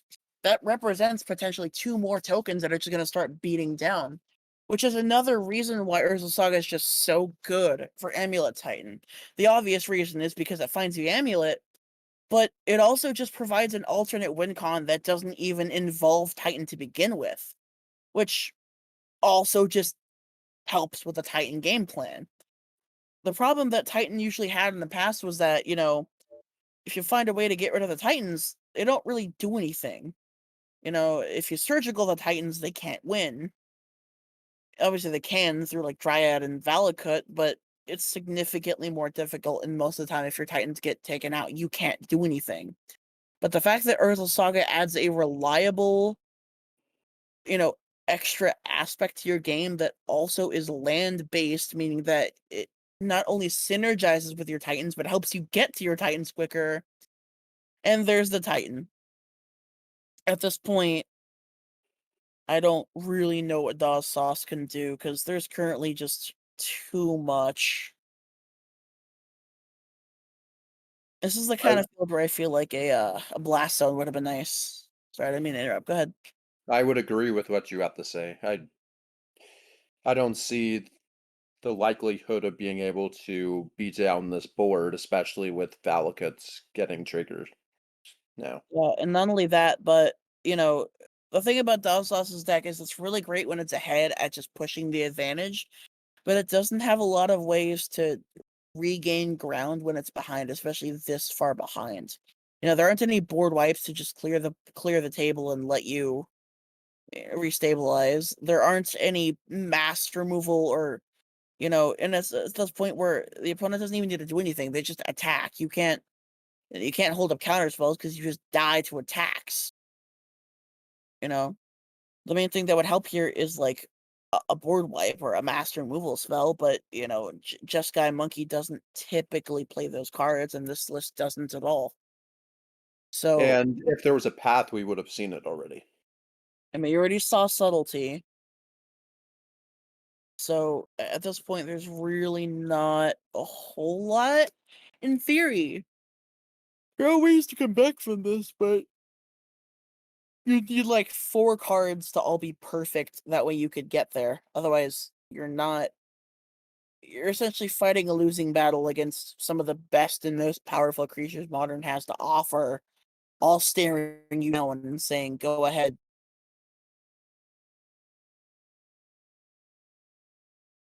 And it looks like that's the end. Looks like that's the game. If I had to guess, looks like Dazsaw scooped because I, I think looks like they're cleaning up.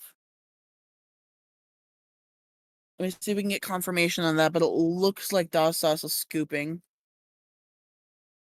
So looks like Amulet Titan ended up taking it down. We were definitely really, really, I don't want to say pessimistic, but we were definitely skeptical that it would be able to take it down.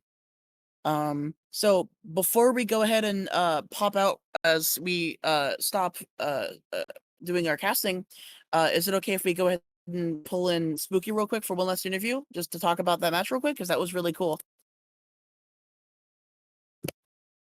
Can we go ahead and see if we can get Spooky in here for an interview real quick? Okay, cool. Alrighty, let me go ahead and see.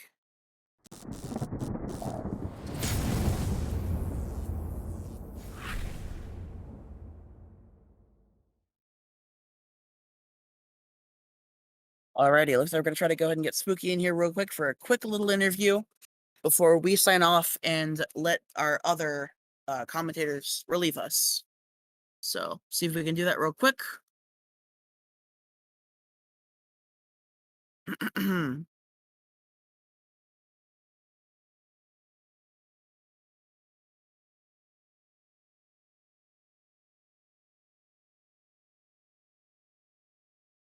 Waiting on a reply. Hopefully we can get him in here real quick.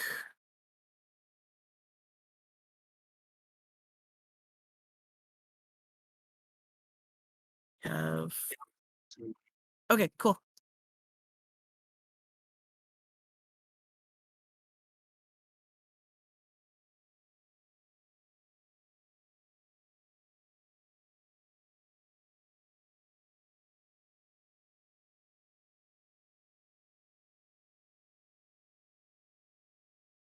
Oh, okay. Hey. Point. I didn't know. Oh, there we go. A little quiet. A little Can you quiet. go- I can Does try. it me now? Yeah, there you go. You're good. Okay, cool. Hey, so we just watched it. I mean, I'm sure you know you were the feature match. That was some really, really well played Amulet Titan. And before the match, I was talking with Luke, and we were talking about the match, and we were both pretty convinced that it seemed like a relatively rough matchup for you. We were both, I mean, if you ever watched the VOD, we were both like, it seemed like you had a lot working against you in that matchup. I actually kind of agree. So Ragavan on the play is nigh unbeatable for this deck. Yeah, and we were especially mentioning like Stoneforge Mystic being like, you don't run removal, and it says deal with me or die, and not only do you not really have anything to deal with Stoneforge Mystic, you definitely don't have anything for Culture Complete. So Exactly.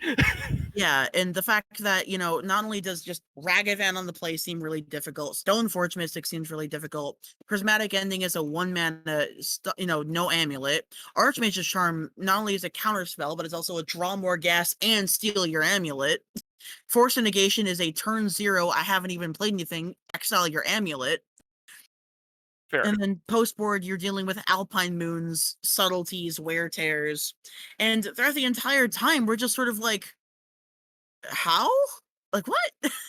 So and like, I just wanted to hear your thoughts on it. So when I saw the deck list, I was really worried about post board with the Urza Saga's hate. The game 3, the saga that I played out, I had been sandbagging since turn 1 to try to play around the Wear Tear Alpine Moon thing until I realized it was just the Cauldra stuck in hand. I was like, okay, let's just put this thing into play. yeah.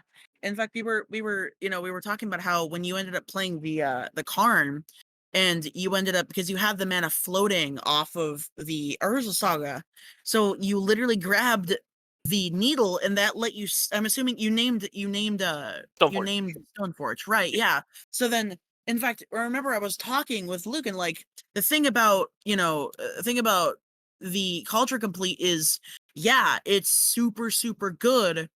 And we were like, the main downside to that, though, is if you fetch it and it gets killed, you just have a 7-drop in hand, but that shouldn't ever be a problem. And then lo and behold, you found a way to prove me wrong again. Needle is one of the best sideboard cards in Modern by like a long shot, and I'm loving the Karn package and Amulet just to have like access to it game 1. Like, yeah, and like it's gotten to the point where I actually, this is relevant. When I play Amulet Titan, I run one needle in the main to get off of my Ursa Saga, because nobody's gonna crack their fetch in response to it in Amulet Titan. So sometimes I just needle their like 3 fetches, and they're like, well, I can't play Magic anymore. GG. So, but seriously, like time and time again, even the first time we commentated one of your feature matches, we were both just like, yeah, this seems like a really bad matchup. Seems like you're not going to blah, blah, blah. And then you just prove us wrong. At this point, we should just expect no matter what the hell, you're just going to find a way to prove us wrong. Titan Titan, I've said it plenty of times to like everyone I've ever played against. It does some crazy stuff sometimes. The deck just Yeah. has such a high ceiling to produce ridiculous turns that just turn the entire game in one thing. It's just, boy, do we have some bad matchups sometimes. But Yeah, the bad matchups aspect, and then the other aspect of it just being it's a combo deck that has moving parts there. You need multiple aspects of that combo. exactly. So Things like Mill really shut us down by hitting our moving part lands in our deck while we're trying to still combo and just oof. I was definitely. gonna say, I'm familiar with how hard mill can be. Yeah, no, Oh, that yeah, that Mill matchup Crucible is unwinnable. I actually decided to punt the Mill matchup this invitational, and I cut the Emrakul, and we were rewarded. I mean, also not it's mostly unwinnable regardless, but I think the addition of endurance makes it more understandable that you could possibly win it if you just jam like 2 endurances and an Emrakul into your deck, but by no means is it anywhere near even close to anything you consider a 50-50. It's still just a god Yep. awful matchup. Yep. That's why I decided to punt it and paid off. I thought Lonnie was maybe going to bring Mill this time around, but they I ended up expected bringing somebody to Grim. bring Mill. Yeah. It was funny because, I was originally going to plan this invitational. I'm just thinking like, okay, well, this seems like a blah, blah, blah. And then just nothing. I was expecting Mill. I was expecting at least one 4-color soup deck. Didn't really have any of those either. Exactly. So, definitely a really cool match to see. And it sounds like you won this. So this means you're going to be going ahead and, trying to fight back in the bottom bracket finals. That is the plan. I think I'm up against my good friend Gibby one more time, and then hopefully, all said and done, maybe I'll defend my title. Who knows? Yeah, I mean, this sounds like what was it? It was the inverse of last time when you were the over. You had to what was it? You had to only win one. Yep. So now you're the opposite. You got to win two, and you got to pull off the upset. So It's gonna be interesting to see if I can manage to do it. We'll find out. definitely, and if there's anybody who can do it with Amulet in this entire server, it's you. So I wish you the best of luck. We Thank you. won't be commentating anymore. The B team will be taking over for us as we're going to take a break, and this will be our last game. So Oh, yeah, I'll be checking in. I'll be keeping up with you, but good luck. Super happy to see how well you're doing. Definitely great content. You make it fun to commentate. So I try. I appreciate y'all commenting. Thanks for hosting the whole thing. To everyone else who runs the stuff behind the scenes, it's a great place to play. And it was a pleasure to watch your exploits today. I yeah, try. I Emerald Titan try. is definitely fun to commentate by default, but you make it more fun. So keep doing what Alrighty. you're doing. Yeah, of Appreciate y'all. course. Good luck. Thank you. Good luck. Alrighty, and with that, that's it for us. We're gonna go ahead and pass off our casting duties to the next team, which will be Winter Soul and Jared, who you might know Jared from previous modern castings here. Anyway, that's it for us. Thank you so much for having us. We're happy to be here, and we're gonna go ahead and pass it off. So thank y'all. Have a great rest of the tournament, and I hope to host again. Definitely.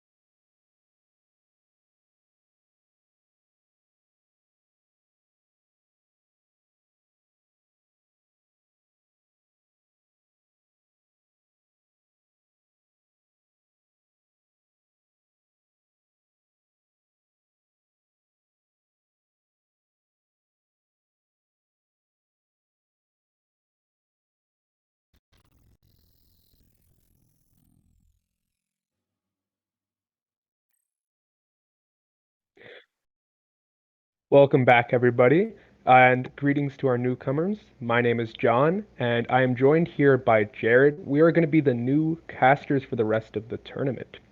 And we are very excited to be here and to be casting for the Play Modern Season 11 Invitational. And jumping into the first round, we have Stoneforge against Kiki Combo. And we've already seen Kiki Combo in action in this stream, so let's take a look at the Stoneforge. Jared, what do you think about this deck? How do you think the round's going to go? It's a pretty weird take on Stoneforge, but I mean, Stoneforge right now is decent. For this matchup specifically, I think it's gonna be kind of rough on the Stoneforge player, only because all if not most of their interaction is at sorcery speed. They do have grief, instant speed grief, I guess solitudes if you want to count that, but there's just so much loaded for the Kiki combo to interact with one for ones that I just don't think it's going to be a super happy time for the Stoneforge player. But I mean, it's an interesting take on Stoneforge, certainly. I mean, you don't really see black white Stoneforge succeed, let alone like this. It's to me looking too slow, but I mean, results will tell. Yeah, I definitely did think that this was a bit of a weird take on Stoneforge. But I guess we can jump right into the rounds then.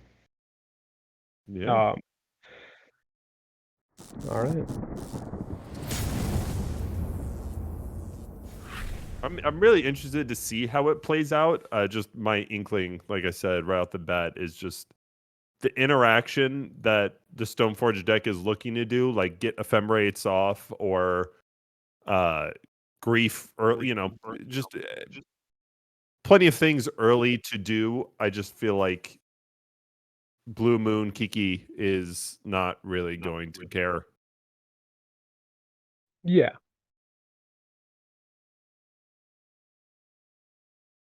As we get into it, players are settling what they're doing.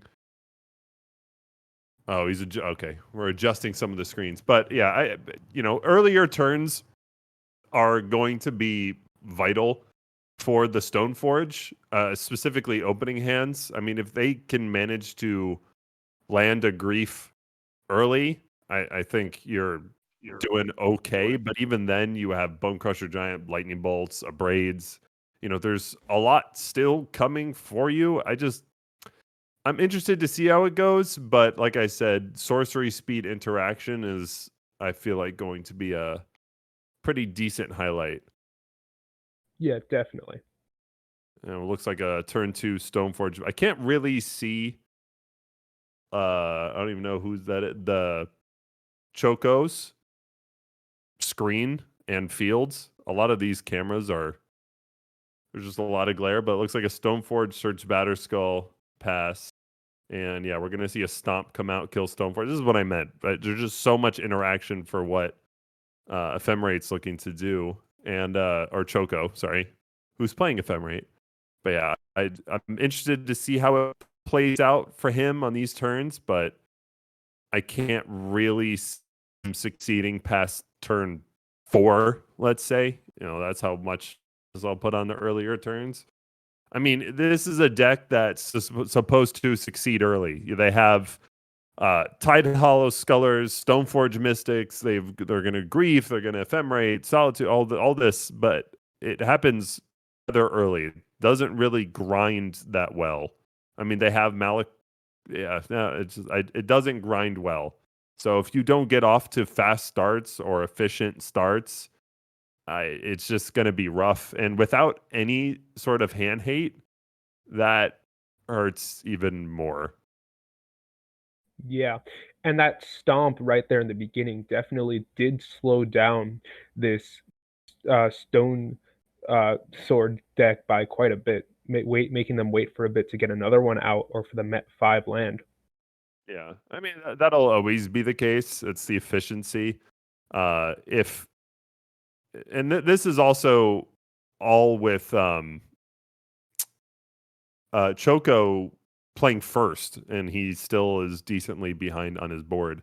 And this is what I meant. There's so many answers to the shenanigans or hardcasting grief or evoking grief, and it sucks to go up against it, but it's the way of the land with this sort of matchup. And now, I mean, you are so far ahead if you are Scratch that I'm curious to see where it goes from here. But I mean, you could even argue just a hard cast Jace here, and then you're just 1,000 years ahead. It's just a blue Definitely. moon, or blood moon, not blue moon. Sorry, blue moon's the deck, but blood moon is also rough. Yeah, he's got one basic swamp, and that Yeah, that definitely probably just seals the majority of the game right off into Scratch's side right here. And if we're not able to see anything from Jacobo in the next turn or two, we might have a loss there. right. I mean, he's a hard cast batter skull. We knew we grabbed that from the Stoneforge earlier, which is definitely a move, but Archmage's Charm even steals your batter skull or the germ token. Not that that's very efficient because you can just return batter skull with its ability, but it's yeah, this is a uphill battle to say the least, but passing with 5 lets me think that he has a ton of interaction for this batter skull. I mean, he also has main deck of braids, so Archmage's Charms, Cryptic Commands. There's a lot that can be done here. I'm curious to see how it plays out. He could very well just also win the game next turn, flashing in Exarch. So we'll see how that particularly unfolds. Archmage's Charm, yeah, he's going to steal the germ. So gain control of target non-land permanent with converted mana cost 1 or less. I assume that's targeting germ. Oh, I don't think there's no. anything else to target. No, that's not what happened. Wait, what happened? Oh, he just drew 2 at the end of his turn. Interest. Well, yeah, I guess he can bounce in response, so it's not that efficient. Yeah, that I mean, no one. This is not a life total game. This is just going to come down to particularly just when Choco Scratch draws the answers he's looking for. He's also potentially just setting himself up to bounce it with Cryptic Command and then counterspell the Batter Skull play if it is bounced. So there's Cryptic Command. Curious which mode of Cryptic Command is. I'm going to say bounce draw if I had to guess, and he leaves up counterspell mana. That does seem to be a a very good choice for Scratch, and I think that definitely might have been the one he's taken. Yeah, it was a bounce draw, which is definitely efficient. And then he's gonna flash an Omen of Sea at the end of the turn. Again, this is Choco just doesn't have mana. He has one black mana. Yeah. So flash an Omen of Sea. We didn't get to see how he scryed. It looks like he just put 2 on top, and then he draws, which is just a nice bonus. But he's just so far ahead of this matchup. It really just feels like it's a matter of time. Yeah. And I mean, Scratch is not missing land drops, so eventually this Bone Crusher is going to just be hard casted, and then it's just going to be a slow beatdown until combo becomes feasible. Yeah, he's going to bounce his own Batter Skull back to his hand, which is really the only move he has. He could try to pull off Evoke Grief if he does have it to prevent Counterspell, but I want to say Scratch has 4 or 5 cards in his hand right now, so I don't really think that's gonna make it. Yeah, it's just a hard counterspell. That is the way of the worlds. And if this is a Flash Exarch, no, it's a Flash Omen of Sea. So he's still digging for a combo. So he has that going for him, I suppose. But it's going to be interesting. So he's putting 2 on the bottom. He could sack his Omen of the Sea too, and it looks like that's what he's going to do, just to scry 2 more. Yeah, he's just really digging for combos. He's fixing his deck so much. He's so far ahead that this is just basically a slow wind down to game 2, which is kind of Yeah. what I predicted. Again, sorcery speed interaction isn't going to do you much, and the fact how hard you get hit by Blood Moon if you don't play around it early, if you don't respect it early enough, it's just hurts. Definitely.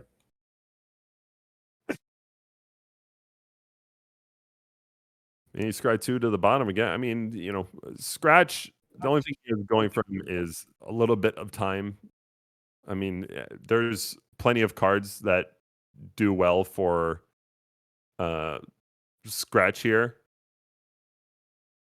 If to fairies, you have Jaces. Obviously, you can hold up all your counter spells.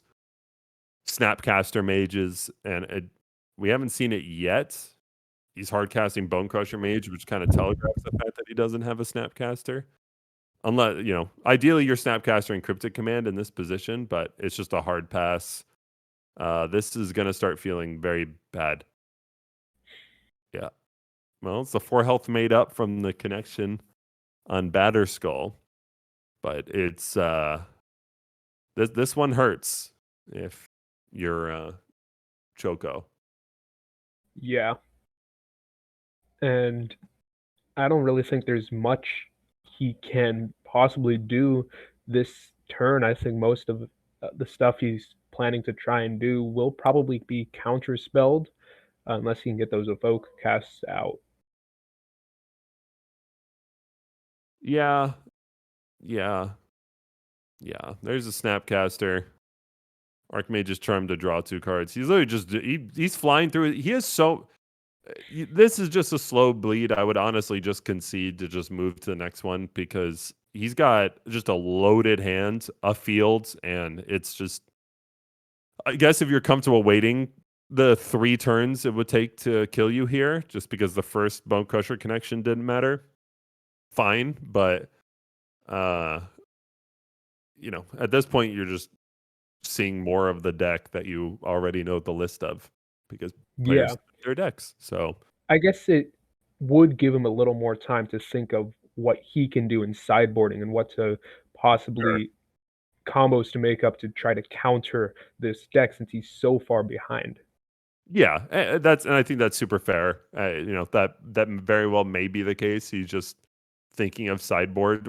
A lot of us have done that. I've done that, where you're in a losing position, so you just start staring at your sideboard, and just so you don't take time away from anything.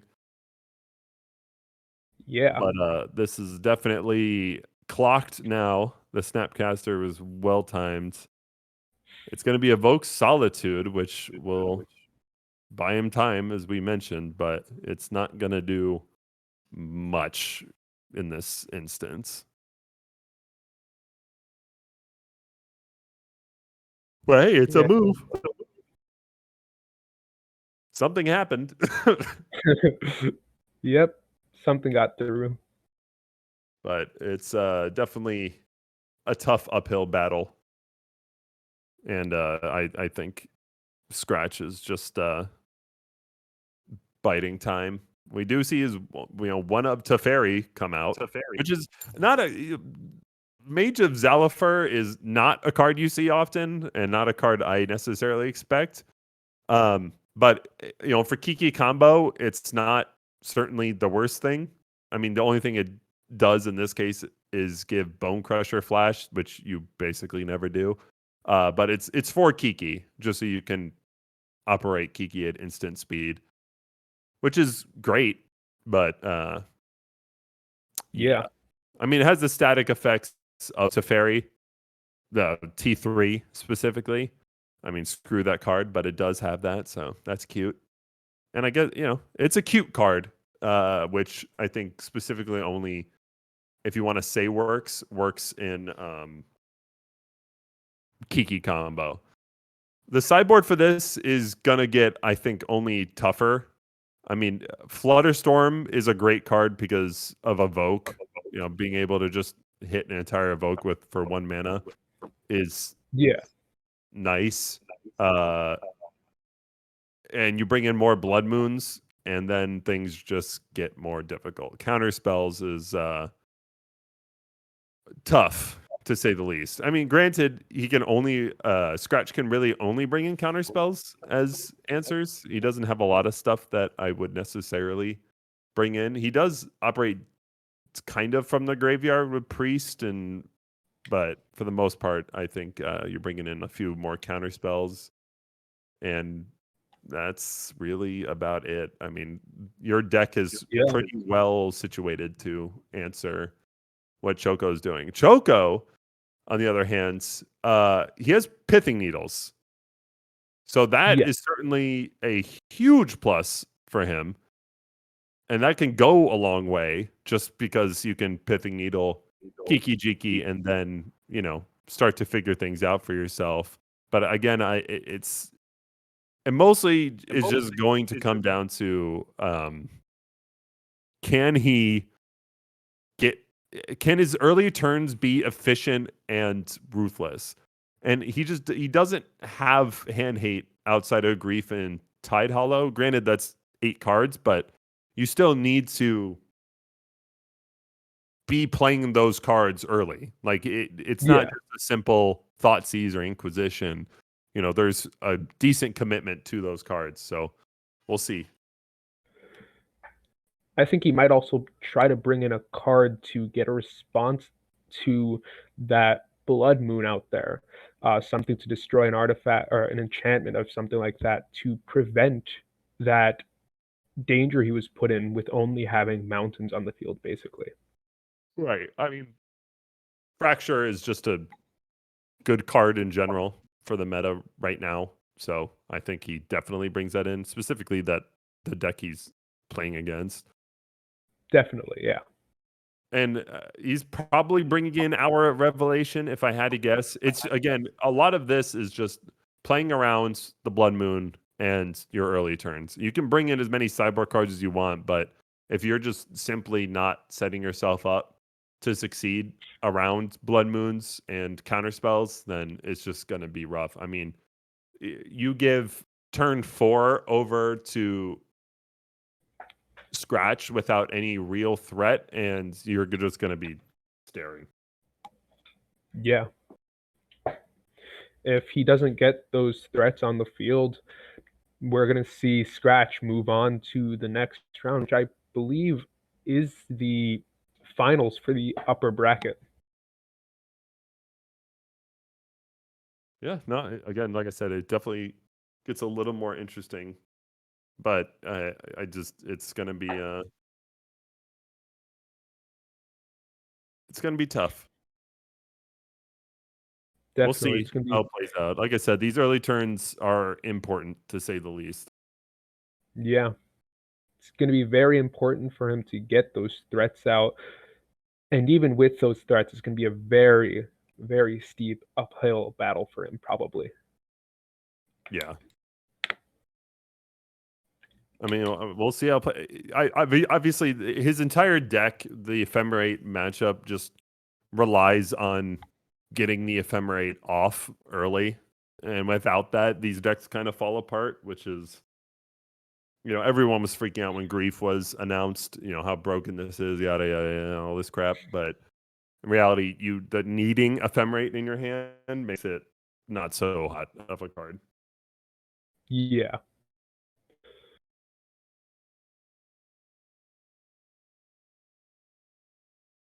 So But I think the only opening hands that are feasible to keep involves some form. This is for Choco, some form of obviously hand disruption. That goes without saying, but one of your sideboard cards. So a Fracture. I don't think necessarily a Needle is worth keeping, but you can argue it is just to hold that off. But the rest hurts just as much. So goes back and forth. But yeah, I think some form of hand disruption, Fracture, Hour of Revelation I think is worth keeping. So we'll see. And both players Look like they're going to draws, and here we go. Yep. We'll see how it plays out. But the first game is pretty much what I thought would happen. It's what we talked about would happen. Yeah. And it looks like I believe Jacobo is keeping. I'm not exactly sure. Let's It see. looks like a keep from both sides. Yep. As far as Scratch is concerned, early Flutterstorms, mystical disputes, sorry, not mystical disputes. He doesn't bring in mystical, but early Flutterstorms or Remands, Lightning Bolts, Braids. He has a lot of cards he likes to see early, and Yeah. there's a lot of keepable hands for him, and I think we're going to see why in a moment here. And this is what we mentioned. It's turn 2, nothing happened for Choco, and I think that just is writing on the wall for him. I mean, even a Blood Moon turn 3 is pretty much going to go unpunished this next turn. And I mean, he's turn 3 and he just passed. So I'm not really sure what kind of a hand Choco keeps to do that. But the fact that we're pretty much unpunished into turn 3 here is just tough. I mean, granted, he could be holding up Fracture mana for this turn 3 Blood Moon, or for a turn 3 Blood Moon, if it is one here. But I mean, if you're Scratch, there's no reason to force the Blood Moon. You just kind of wait right now. Or you have the Yeah. option of waiting, I should say. It's going to be a Flash Exarch, and I think that's on the pass from Choco. So we'll see how that plays out. But that's pretty telling of that's an aggressive move, but it's also pretty telling of what may be in Scratch's hands. Oh, it is interesting doing that on turn 3 as opposed to being able to combo off right now. He still has to pass. But granted, he can play Exarch, attack with it, and then just hold up counterspell mana. So it could just be he wanted to have his turn 4 to a cryptic command, do the turn 3 Exarch, and turn 5 Kiki combo. So we'll see how it plays out. It's Pithing Needle, this is what we talked about. It's keeping some form of sideboard cards, which is, I have to assume, what his keep was. And it's going to be Pithing Needle naming Kiki Jiki, and then the game continues. It's going Yep. to combo off, but at the same time, yeah, it's still an uphill battle. And I think Scratch is contemplating countering it right now. But nope, he's just going to scry 2 for his turn. He accepts that because I think he knows. I think he just likes the matchup in general. He doesn't feel the need to rush out or counter that specifically. We do 1 on top, 1 on bottom. We know he likes that draw. I really do think this is being held up. I can't imagine it's anything else, but we'll see how this plays out. Again, like I said, the longer the game goes on, I think it's in Scratch's favor. I think if Choco's not dominating the earlier turns, the more rough it gets. Yeah. And that looks like another needle to me. Yeah. Huh. And let's see. Trying to think of what he might have called on the second one. Can't imagine a lot. I mean, you can just say Jace, I suppose, Possibly, or yeah. EE if you're trying to be big brain on one. But yeah, Yeah. there's not a lot of options. That's just an extra draw, really, than a necessary one. He's still holding up the 2 mana, which just, to me, just oozes that he has a fracture in his hand. And he's just waiting to respond to a Blood Moon. But like I said, the longer it goes on and the more time and lands you can accumulate for Scratch, the less that card's going to matter. Yeah. I think he's definitely risking a bit too much waiting for that Blood Moon to come out, and I wanna know really what's in his hand that I mean, he's just waiting. He's just in a tough spot in general just because he hasn't drawn any lands. He's been screwed for the past 3 or 4 draws now. Yeah. So there isn't a lot you can do really. But I like the way he's indicating this. Yeah, it looks like Jason Kiki for those two. But yeah, Yeah. he's just waiting. I don't think he'll really care about yeah, it's Jace Kiki. I don't think he'll really care about the Blood Moon if he manages to get a fetch or a hard black source, but coming across that is seems it's a little too late. But yeah, I'm gonna guess that's Fracture that he's held up this entire time, and it's certainly tight right now. Yeah. He's definitely held on to these Fracture men a little too long, and I think him waiting those 3 turns as well as missing those land drops has definitely sealed the door for him winning by quite a bit. There might be a few chances where he does win, but overall, I think he's just lost at this point. It's definitely hard. I didn't the Jace Hidden Needle was abraded, so we might see Jace come out here, but yeah, this is just tough. He gets his land drop. It's not a hard black, so Blood Moon is to still be respected, which is decently unfortunate for him. But like I said, Yeah. a lot of sorcery speed interaction makes this just so tough for Choco. I mean, his list is not set up well to beat instant speed counters, specifically Blue Moon. But I mean, I wouldn't specifically make my deck to beat Kiki Jiki. But yeah, it's still just right off Yeah. looking at the deck list. I mean, we talked about it. It just seems so favored for Scratch, and we're kind of seeing that play out. This is just a slow choke, really. I mean, he can't do combo at the moment, but he clearly doesn't care about the combo because his move was to kill the Jace Pithing Needle. So he's clearly comfortable playing the long game here and perhaps hard casting Jace, picking up with counter spells, things to that nature. I mean, there's a lot of responses Choco has to a lot of different things. I mean, he hasn't played anything in centuries, so he's clearly holding cards with interaction.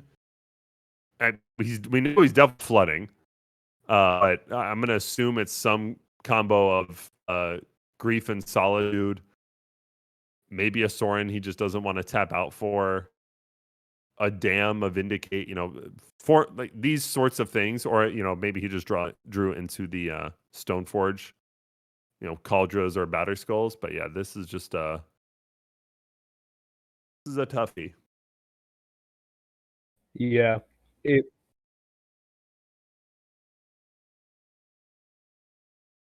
And it looks like Amulet Titan beat Etron in the other matchup. So I believe that's to semifinals. Is it finals?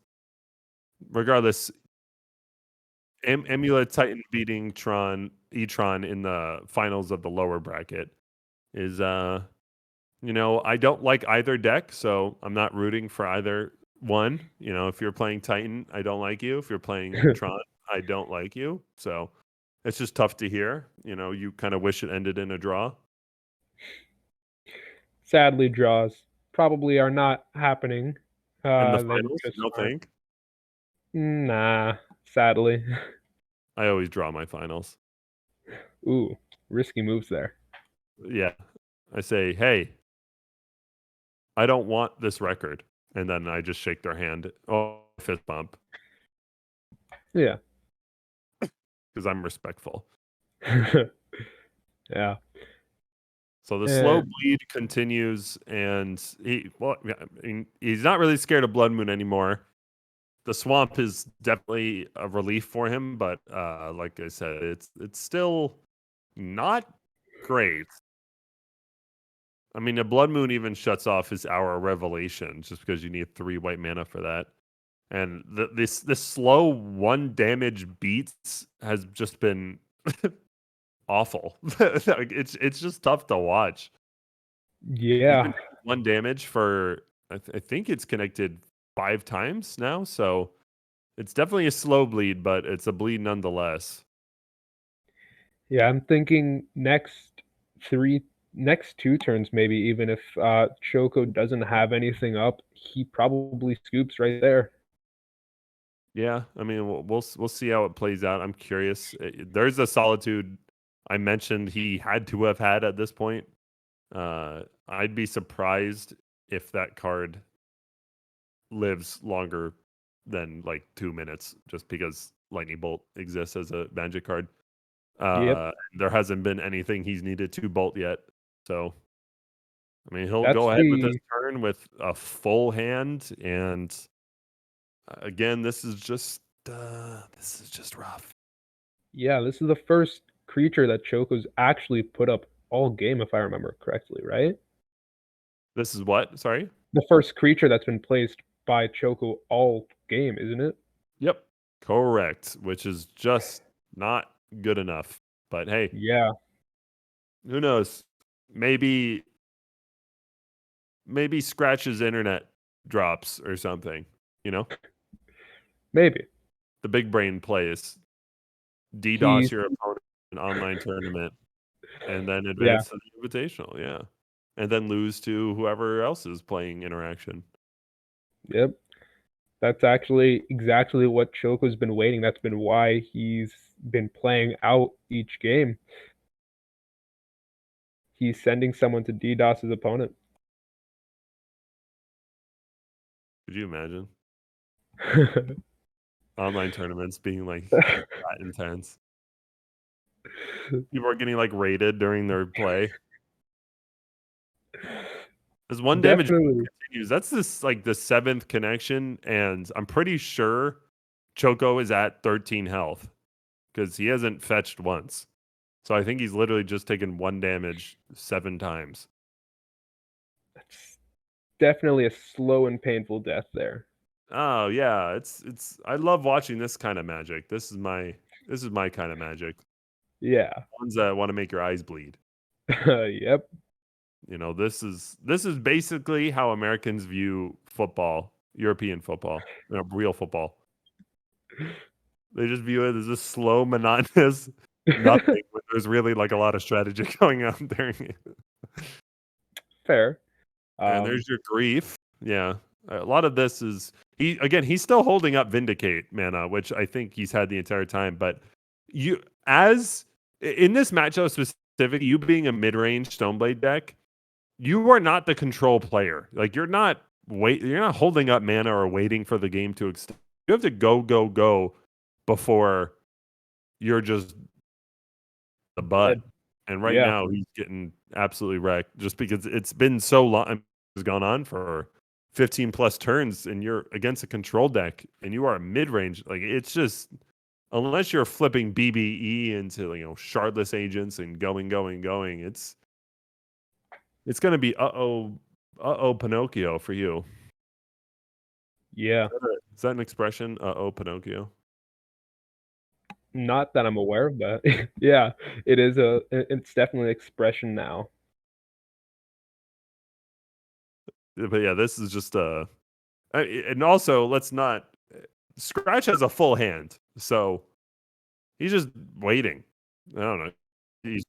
If there's a specific, Cauldra Complete coming out, that is going to resolve. This is a good top deck for Choco. No way he had this the entire time. It's a good top deck for Choco, just because it's just an obnoxious card to answer. Granted, and it's also a minimal investment, which is why hand heat is just good in general. But it's just so late into the game that it's just not a feasible play. And okay, there it is. We're finally seeing a damage amp. Bone Crusher Giant coming out. He just stomped face. I'm fairly certain. Didn't care to show his hand. He even cryptic commanded just so he didn't have to reveal his hand, which just lets you know how much counterspell and interaction he does have in his hands, which I assume has some form of. I don't think it's an Archmage's Charm because I think he would have used it before, but I imagine it's more cryptic commands or just more Snapcaster mages. Regardless, this Probably. not pretty. He's got about 15. He's got about Tron lands right now, and well, I don't think Choco's got a whole lot of answers in his deck, period. Especially just to a fat bone crusher. I mean, you could just try to go for, fatal push, damn, vindicate, all of this crap. I imagine a vindicate is going to come out at some point, but even then, you take 2 damage from stomp, you take 2 damage from targeting bone crusher, and then all of a sudden you're at 9 health or 8 health or however long this game has gone on with one attack, and you're still in just tough position. And let's not forget, Scratch still plays with 4 bolts, so you could just finish the game with bolt, snapcaster, bolt, or anything to that effect. So Yeah. And I think that's definitely within the range to deal lethal damage with 2 to 3 bolts at this point. He's definitely been beating away at him slowly for a long time at this point. he's gonna pop relic to draw. There's no snapcaster play, but the only reason you do that is you get rid of your massive graveyard is because you're just ready to finish the game right now. And it'll be 6 damage going through, and I imagine there's going to be some kind of bolt repercussion. Solitude. Yeah, okay, there you go. But he's got 1,000 mana. So there you go. You're not going to resolve anything. It's just, it looked like an Archmage's charm. He's going to evoke Solitude, and he's going to counter again, because again, this is turn 50. So, He's had nothing it's to just counter. all too little too late. The plays aren't good enough. He's still got like 6 cards in his hand that are all just counter spells. And he has all the mana to cast it this turn right here. It's just tough to watch. Yeah. I'm surprised Choco just hasn't just scooped yet at this point. Well, I mean, there's always hope for as long as your opponent is only hitting you for 1, but anything Choco tries to do right now, I think that's 3 Solitudes he just tried playing back to back to back to back, and all of them got countered. I think that was Yeah. 2 Archmage's Charm and a counterspell, which is... Okay. Oh, okay, one So of one them of them did. did Okay, he did have managed to evoke one. He managed to evoke one after using 5 cards. He evoked twice, and yeah, that was just well, he bought himself turns, I guess, but again, the slow choke is just tough. And there's the Jace, and then there's the fixing, and there's the game, and I'm gonna call this one over. But Choco takes his turn still. But yeah, it's definitely over for Choco. It's been like that probably the past 5 turns, honestly, at this point. It's just really the matter of time of when it's over or when Choco ends up scooping. Yeah, I don't know if it's that terrible, but again, you just waited so long to do any actionable things, and what you're doing is not nearly as effective as what Scratch is capable of. So, it's a hard knock life. Mm-hmm.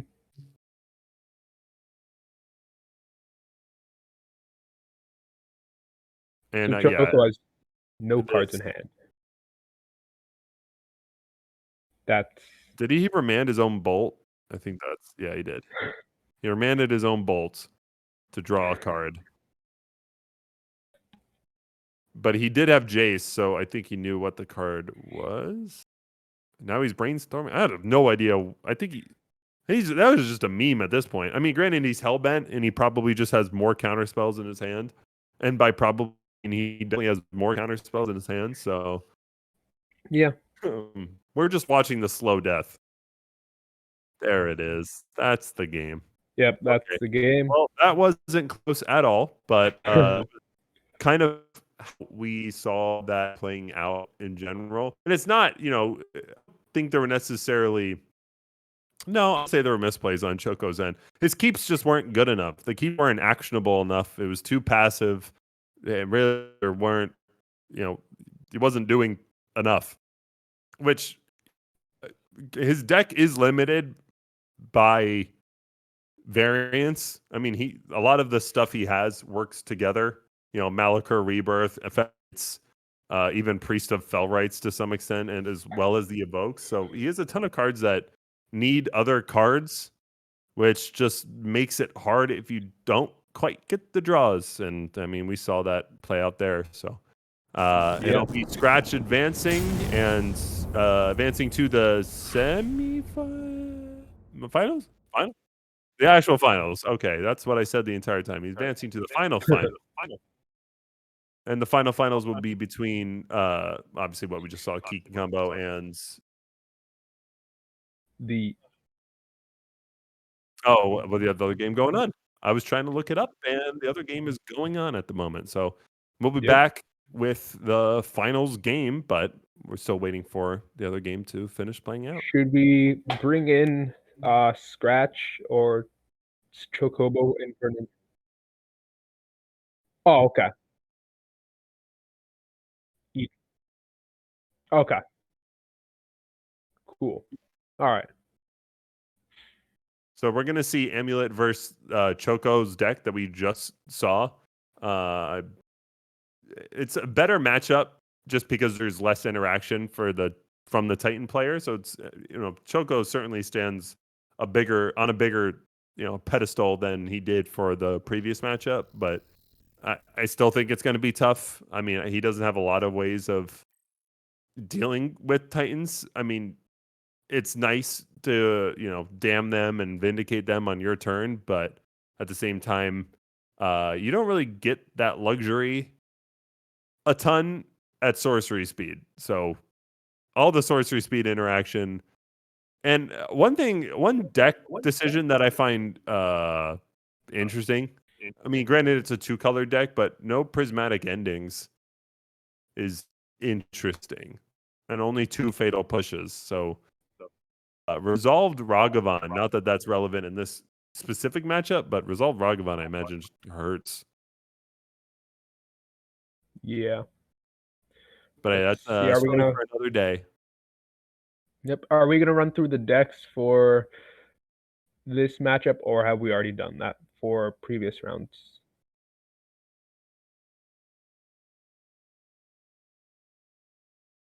All right, cool.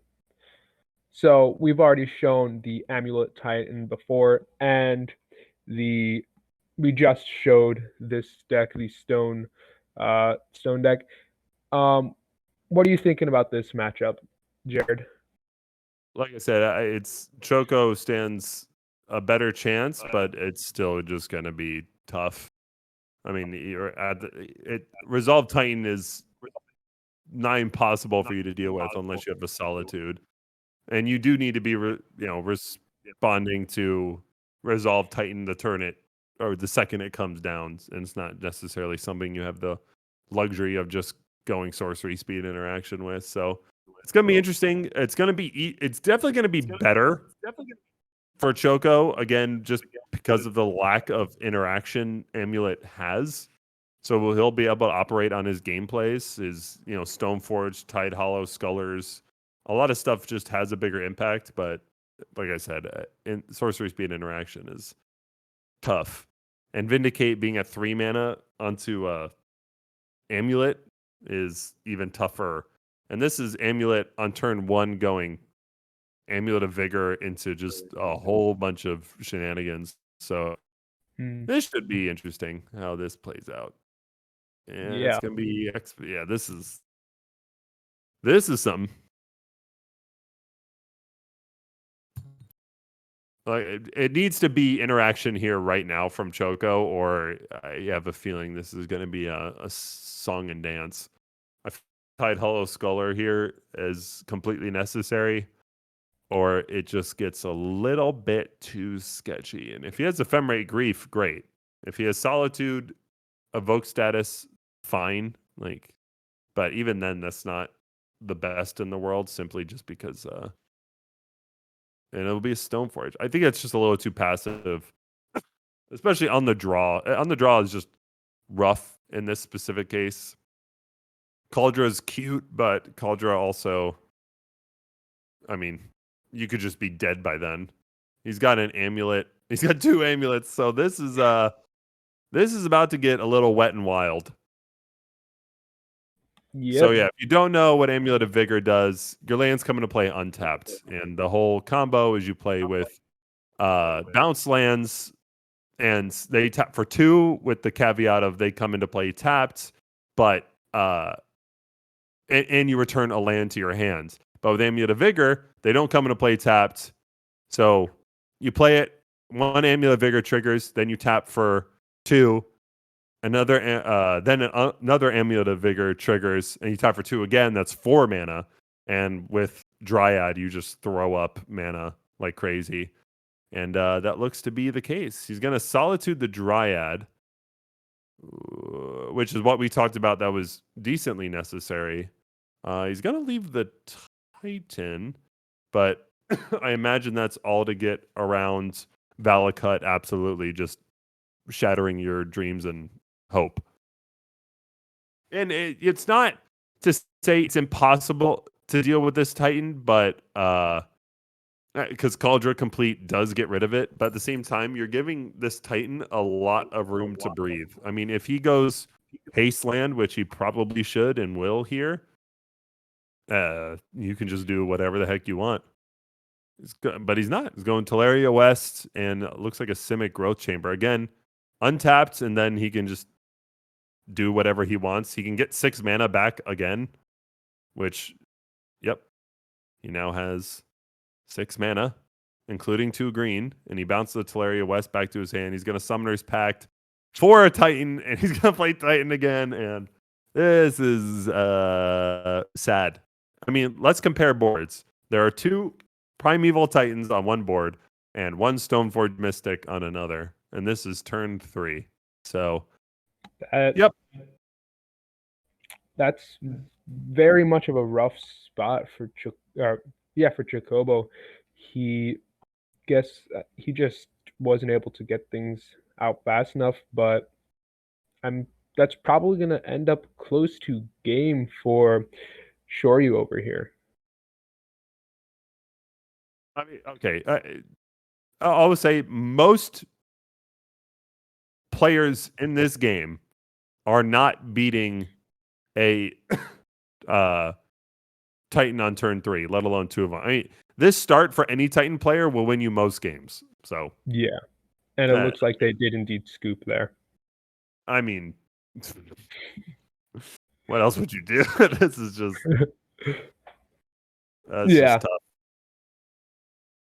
But hey, sideboard looks are. I mean, there's not a lot you necessarily need to do for Spooky, the Titan player. Yeah. You can kind of just let stuff happen. I don't know. There's not. Again, you're pretty well favored in this matchup as far as what you can do for Choco. You argue Pithing Needles to just hit the bounce lands. But oh wait, no, sorry. No, there's not a lot you can do there.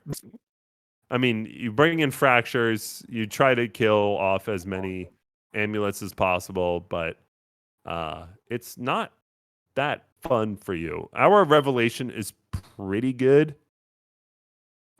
It's a decent card just because the Titans bring in so much, and if you can kill off his druids, then you don't really have to worry about the Valakut killing you. But yeah, that game one, like I said, almost no deck is beating that. Unless you're interacting with his hand with Thought Seizes and Inquisitions, or, in this case, Grief or, wow, I am hard blanking on the name of Tide Hollow Sculler. Unless you're Grief or Tide Hollow Sculler, it's just tough. Granted, like I was saying before, he needed interaction right then and there, and a Stoneforge Mystic is just way too passive. There just isn't enough interaction at a quick enough speed unless he gets Ephemerate Evoke combo to really stand a chance versus some of these better structured decks. So, but we'll see how it goes. Yeah, definitely. He's really without those faster interact cards. And I think that's really going to sell all the things again for this game. Yeah. I mean, we've been talking about it. His early turns 1 through 2 are just so vital.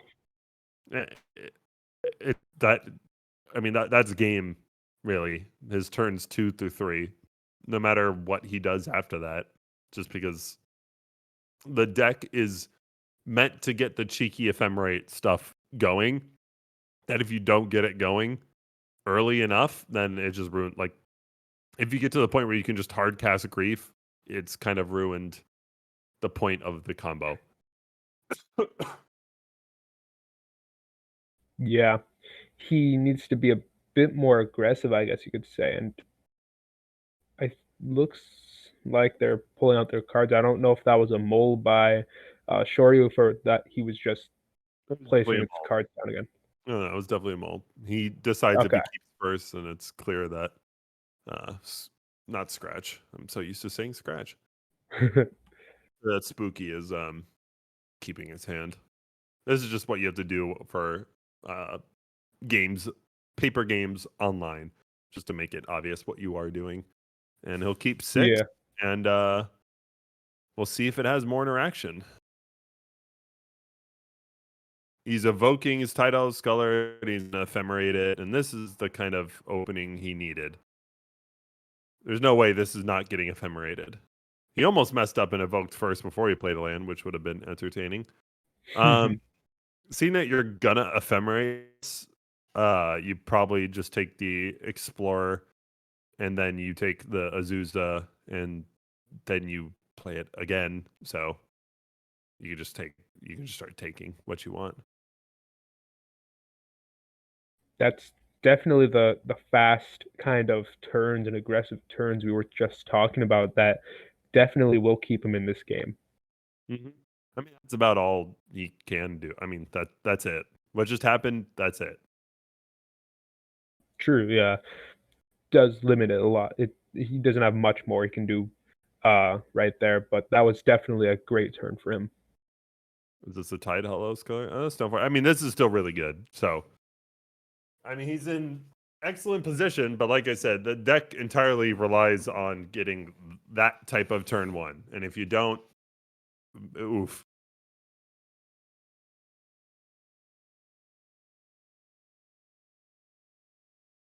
Now, the question is, do you think it will be enough to keep him in for a third game? No. But hey, we'll see what happens. And it's going to be Yeah. Cauldron Complete. Yeah, it's a great card objectively, but it's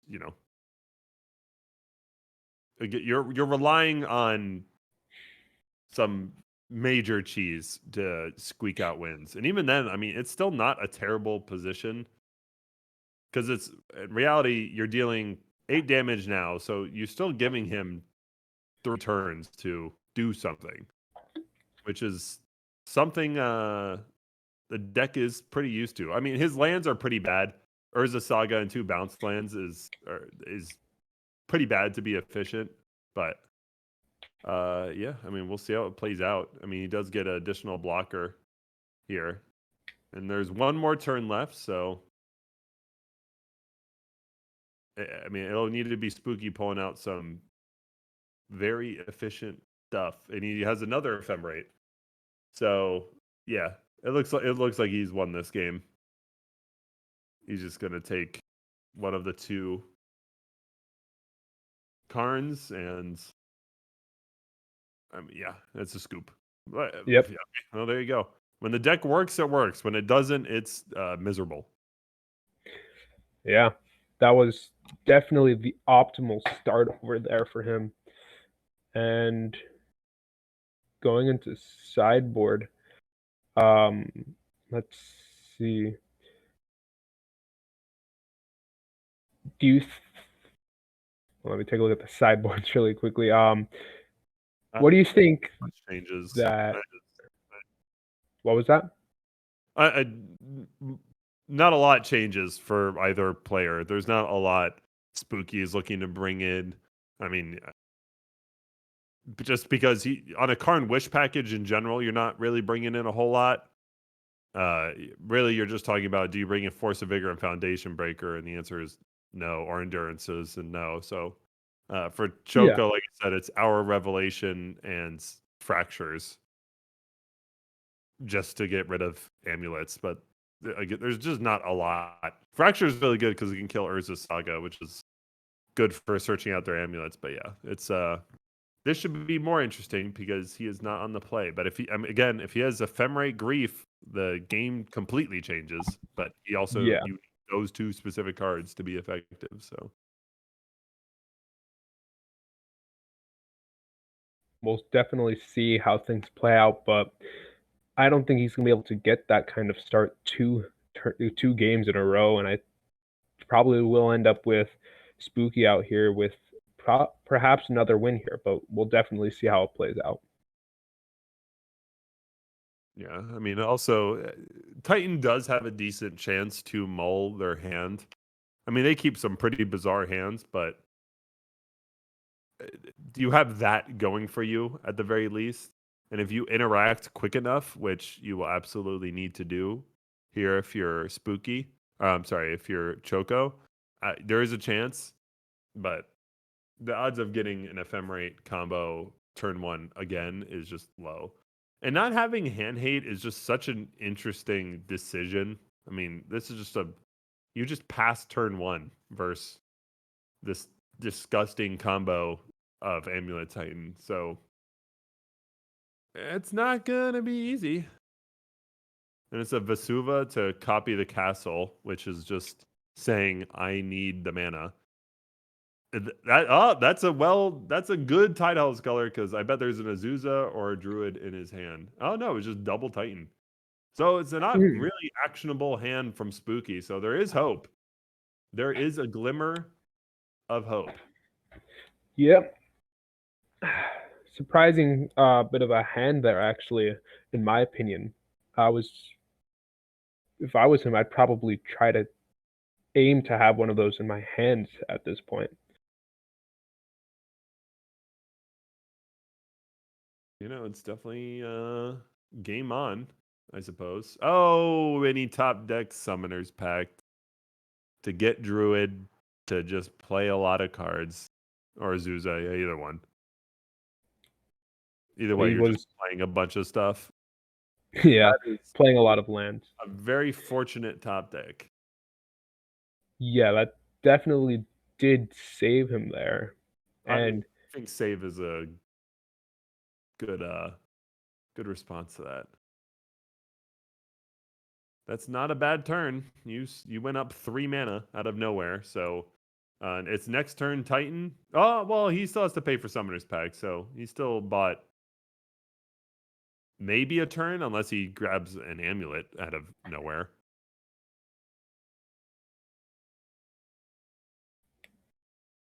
yeah, he'd have to top deck that, but those two top deck pulls in right back to back really aren't very likely to happen, and he's just gonna have to try to wait for that next turn overall.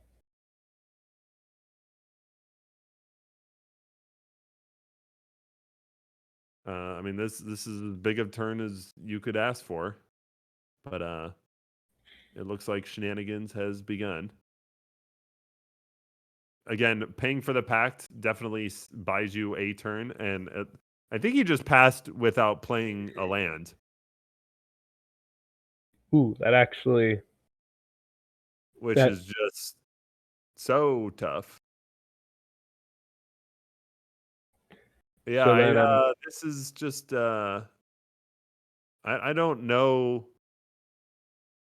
Yeah, unless you're on some grief shenanigans in a second here, this is gonna be ugly. What was played? Vindicate. Vindicate on what? What was Vindicate played on? Oh, Hmm. sure. Yeah, no, I like it. Yeah. I don't like sorcery speed interaction to kill lands, but I like the target at the very least. But At the same time, you're up against Azusa, so, and yeah, this is still just a toughie, I suppose. But hey, it did buy himself a turn. Yeah, that one turn very much can help him out there. It was that solid move he made there. Going for himself is probably Vindicate, and what he also is going for himself is the fact that, wow, I just totally blanked on the reason. Oh, there's no amulet in play. I mean, an amulet in play, this game is just disgustingly over, but there's still definitely a little bite of time. Yeah. Did he just? Well, I'm not sure what the interaction is here. He untapped for 3, but I'm not sure how this is I playing out at the moment. But I mean, again, unless he's just got a handful of Vindicates and he's just killing every bounce land, even that's not very efficient unless he has a grief and he's just waiting for Ephemerate. But yeah, no, it was just a pass, which I don't know what a pass does in this scenario for you. Yeah, because you get just tightened. So I'm curious if there's a response to be made, because if there isn't, what hand did you keep?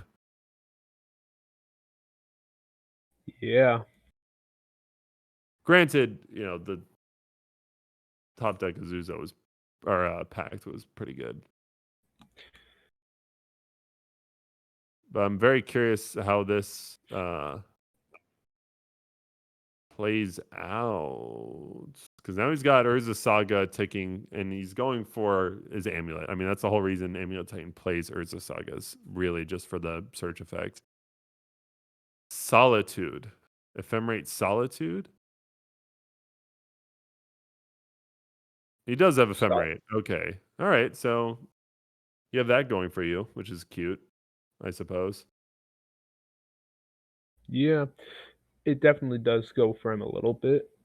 Uh, Perhaps playing it with the grief might have been a bit better though, but he might not have that in his hand currently. Right. Well, there's not a chance in hell he has grief in his hand.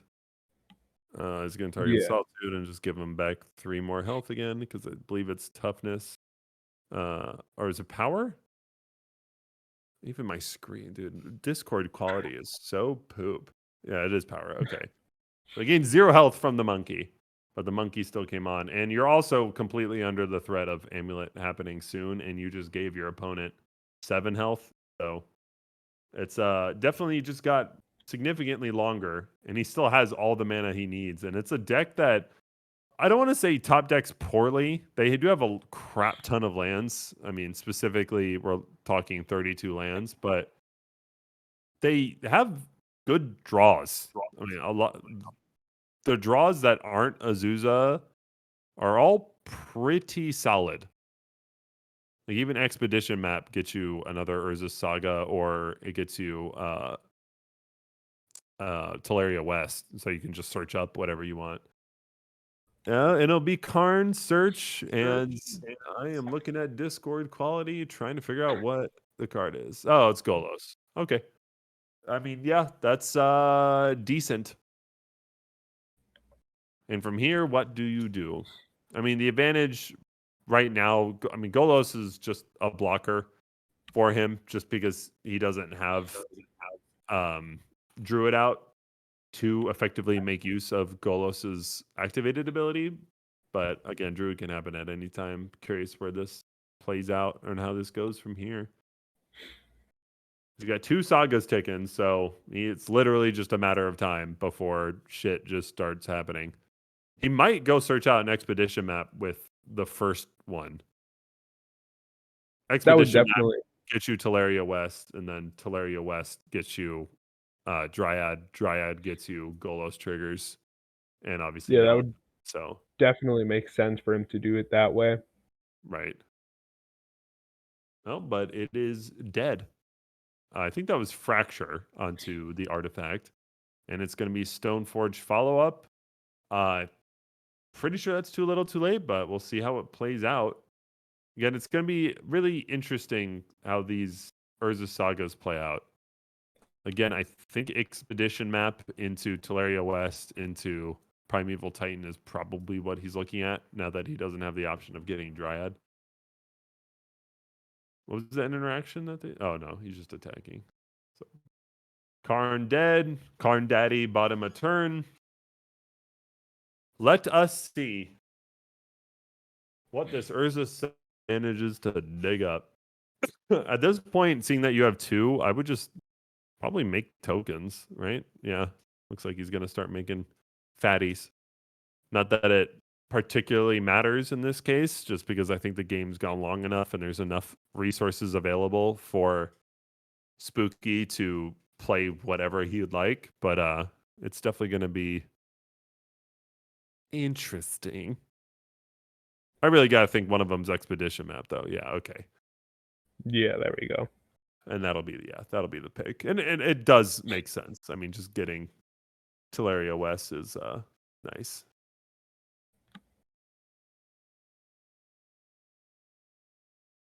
And yeah, it seems to be going out similar to how you predicted. Let's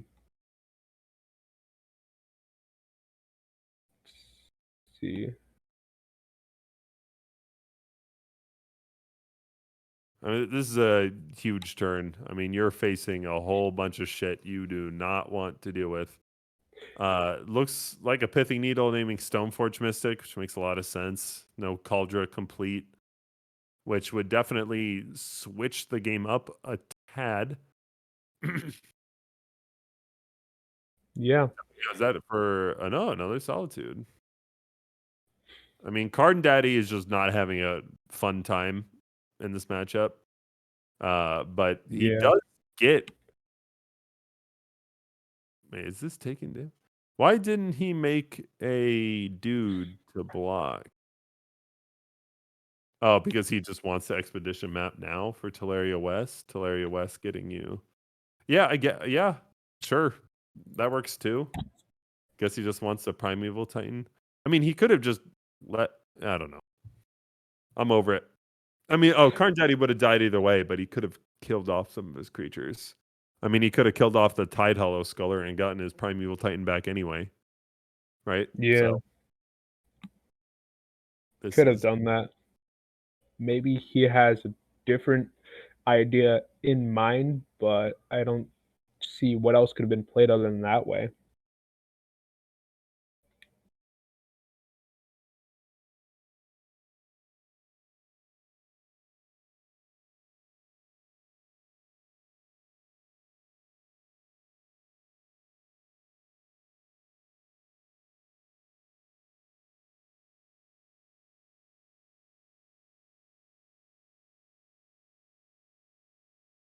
Yeah, I'm this is tough. Yeah. He's got access to virtually everything he wants now, so it's just a matter of when, really. I mean, the Solitudes were cute. A lot of it was cute, but a lot of it just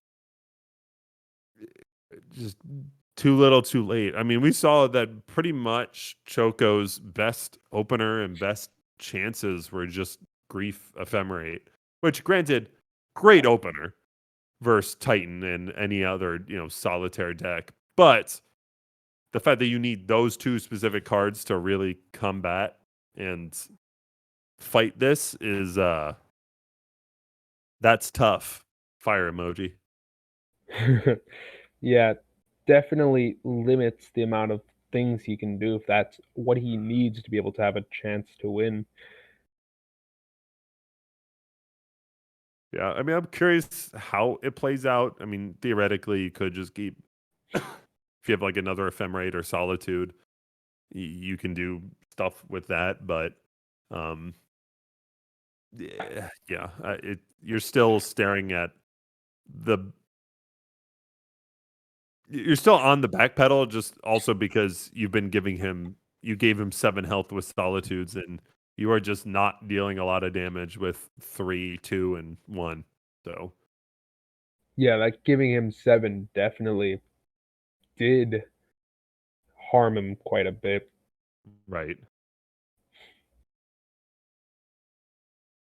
Both my dogs want to go out, so if this game could end in any sort of reasonable time, that'd be. No, I'm kidding.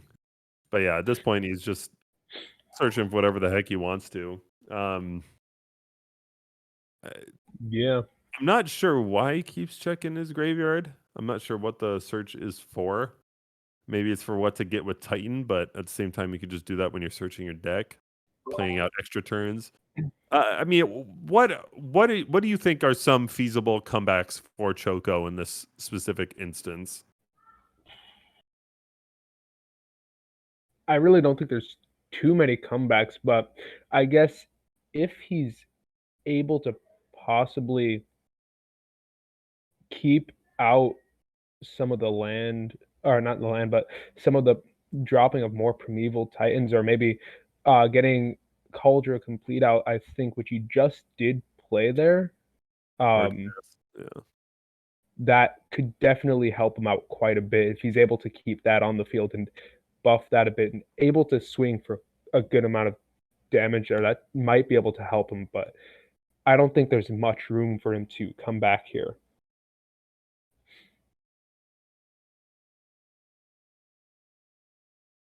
Yeah, I mean, Cauldron Complete's a good start just simply because you don't want Titan attacking into it.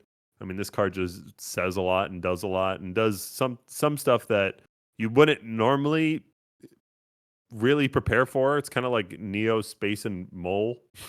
Just like your creature just goes away.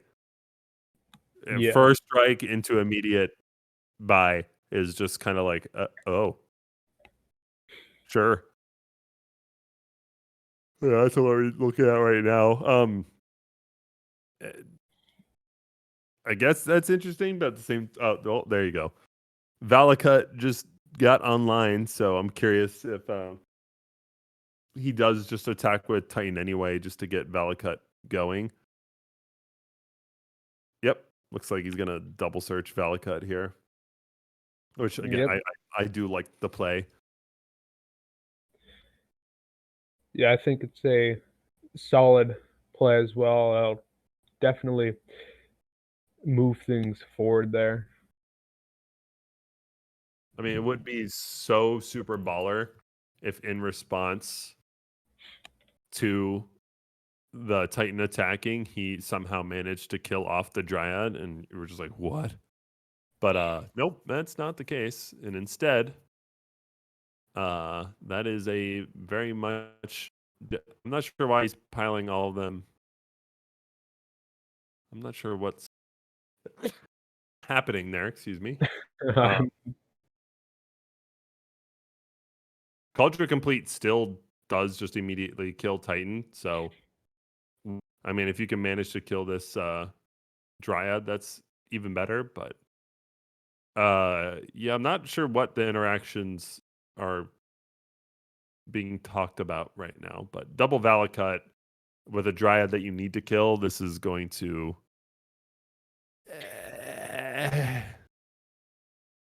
Is Definitely. DC's tough. I mean, that's Yeah. two. I mean, he's got one more Titan in his deck. Granted, Titan is not the enemy at this point. It is now very much that Dryad. So it looks like Choco's hellbent too, just based on the way he picks up. What's happening? Oh, the game's over. Okay, well that was fun. Oh, okay. Well, I mean that he honestly stood a better chance. Hardcasting Cauldra was obviously a big part of that, but uh, it's the deck is just not doing enough early. It's not establishing itself early enough, and the responses are too slow. Again, if he had like double Vindicate or whatnot, it would have definitely changed the outcome. But we saw how powerful Grief Solitude Ephemerate is, but we also saw how necessary Grief Ephemerate is. Like if he doesn't get Grief Ephemerate going turn one, it's just it's a battle that it really does not look or feel winnable. Yeah. And I believe that's moving on to now the final match, I believe, correct? The finals.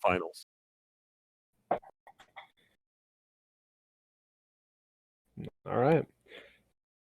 Scratch versus Spooky. I believe that's yeah. It's going to be an interesting match. Are we headed to break, or are we going to go straight to the final match?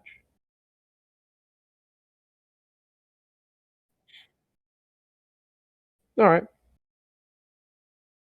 So, what are your initial thoughts here, Jared, on this matchup of Blue Moon versus Amulet Titan?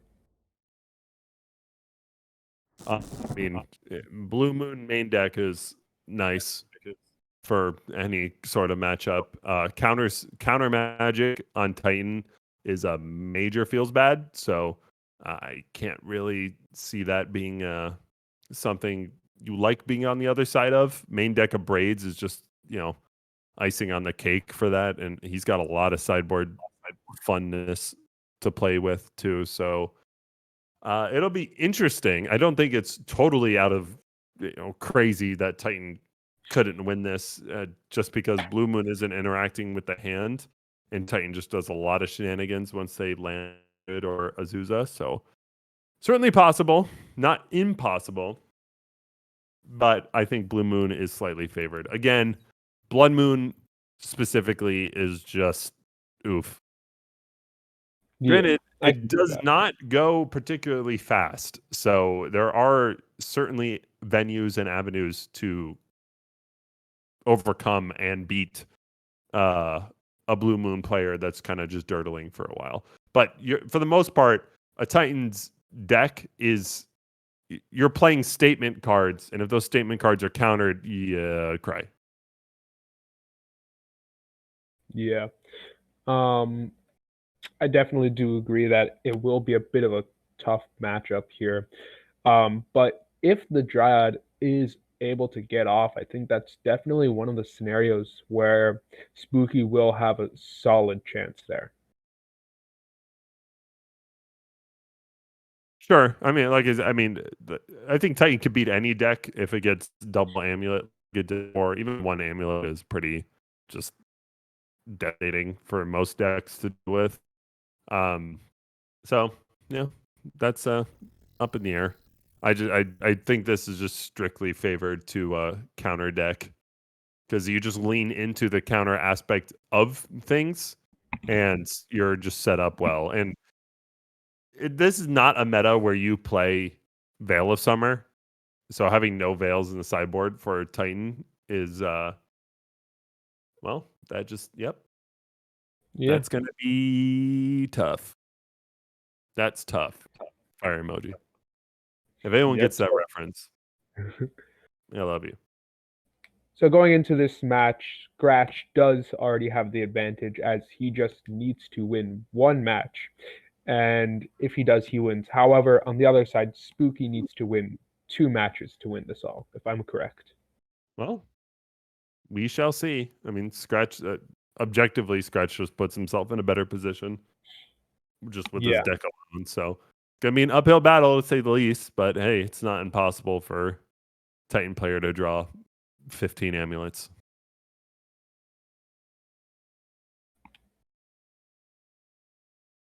What is happening? Oh, just mulligans, more mulligans. I don't know which mulligan we're on. I think we might be on 2. Honestly, I think players might be going down to 5.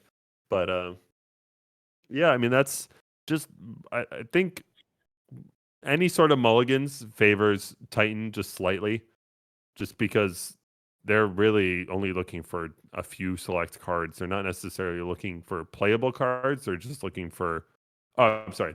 They're not necessarily looking for lands. Like more than half their deck is lands. It's rarely that case of, damn, if I only had a fetch. It's more just, I need one card. I need a Urza Saga, or I need a Azusa in this hand, or an Explorer, and I'm gonna keep this hand.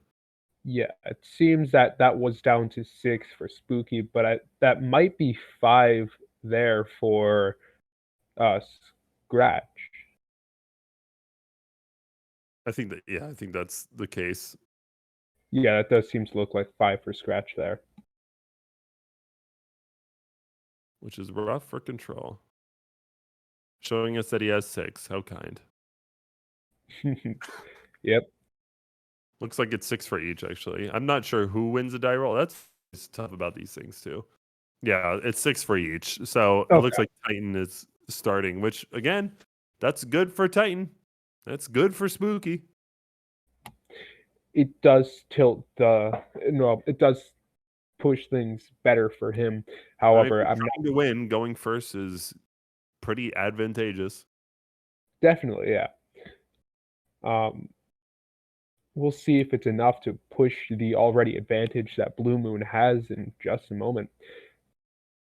I mean, this is the ideal opener, right? I mean, if you're gonna have any opener in the universe, uh, going first and Amulet turn 1 is definitely how you go about that. I mean, this is a That turn 2 Azusa and Druid if you have it, which I certainly wouldn't rule that out. Oh, I would now rule that out because that is a fetch land. Yep. But still, I mean, Explorer is really nice here. There's a lot of good for Spooky to potentially push this through. Interesting that he goes for a basic forest. I don't think he runs shocks though, so I suppose that makes sense. Actually, I need to double check. Since he's got a shock in his hand, but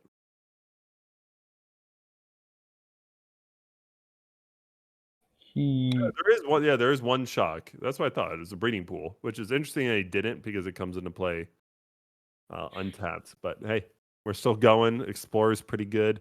That Cavern of Souls is so nice. That is one of the best draws he could have gotten. His opening hand consisted of Amulet and Cavern of Souls. That's when you're swimming well, if that's the case. yeah, definitely a pretty solid start for him there.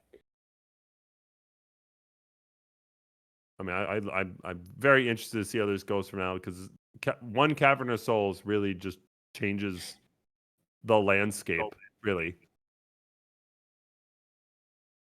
he's gonna copy Cavern of Souls, and he's probably gonna name Druid if I had to guess. That would make sense. Yeah, it definitely would. Seem like a feasible option for him to name the druid. Right. I mean, it wouldn't really make sense to name Titan again, so I think just protect your guys. He tried to go through a Karn, he gets counterspelled. Fortunate for Scratch that it was only a Karn and not a Druid or anything that was protected by Cavern Souls, because he definitely was banking on using counterspell for one of the two.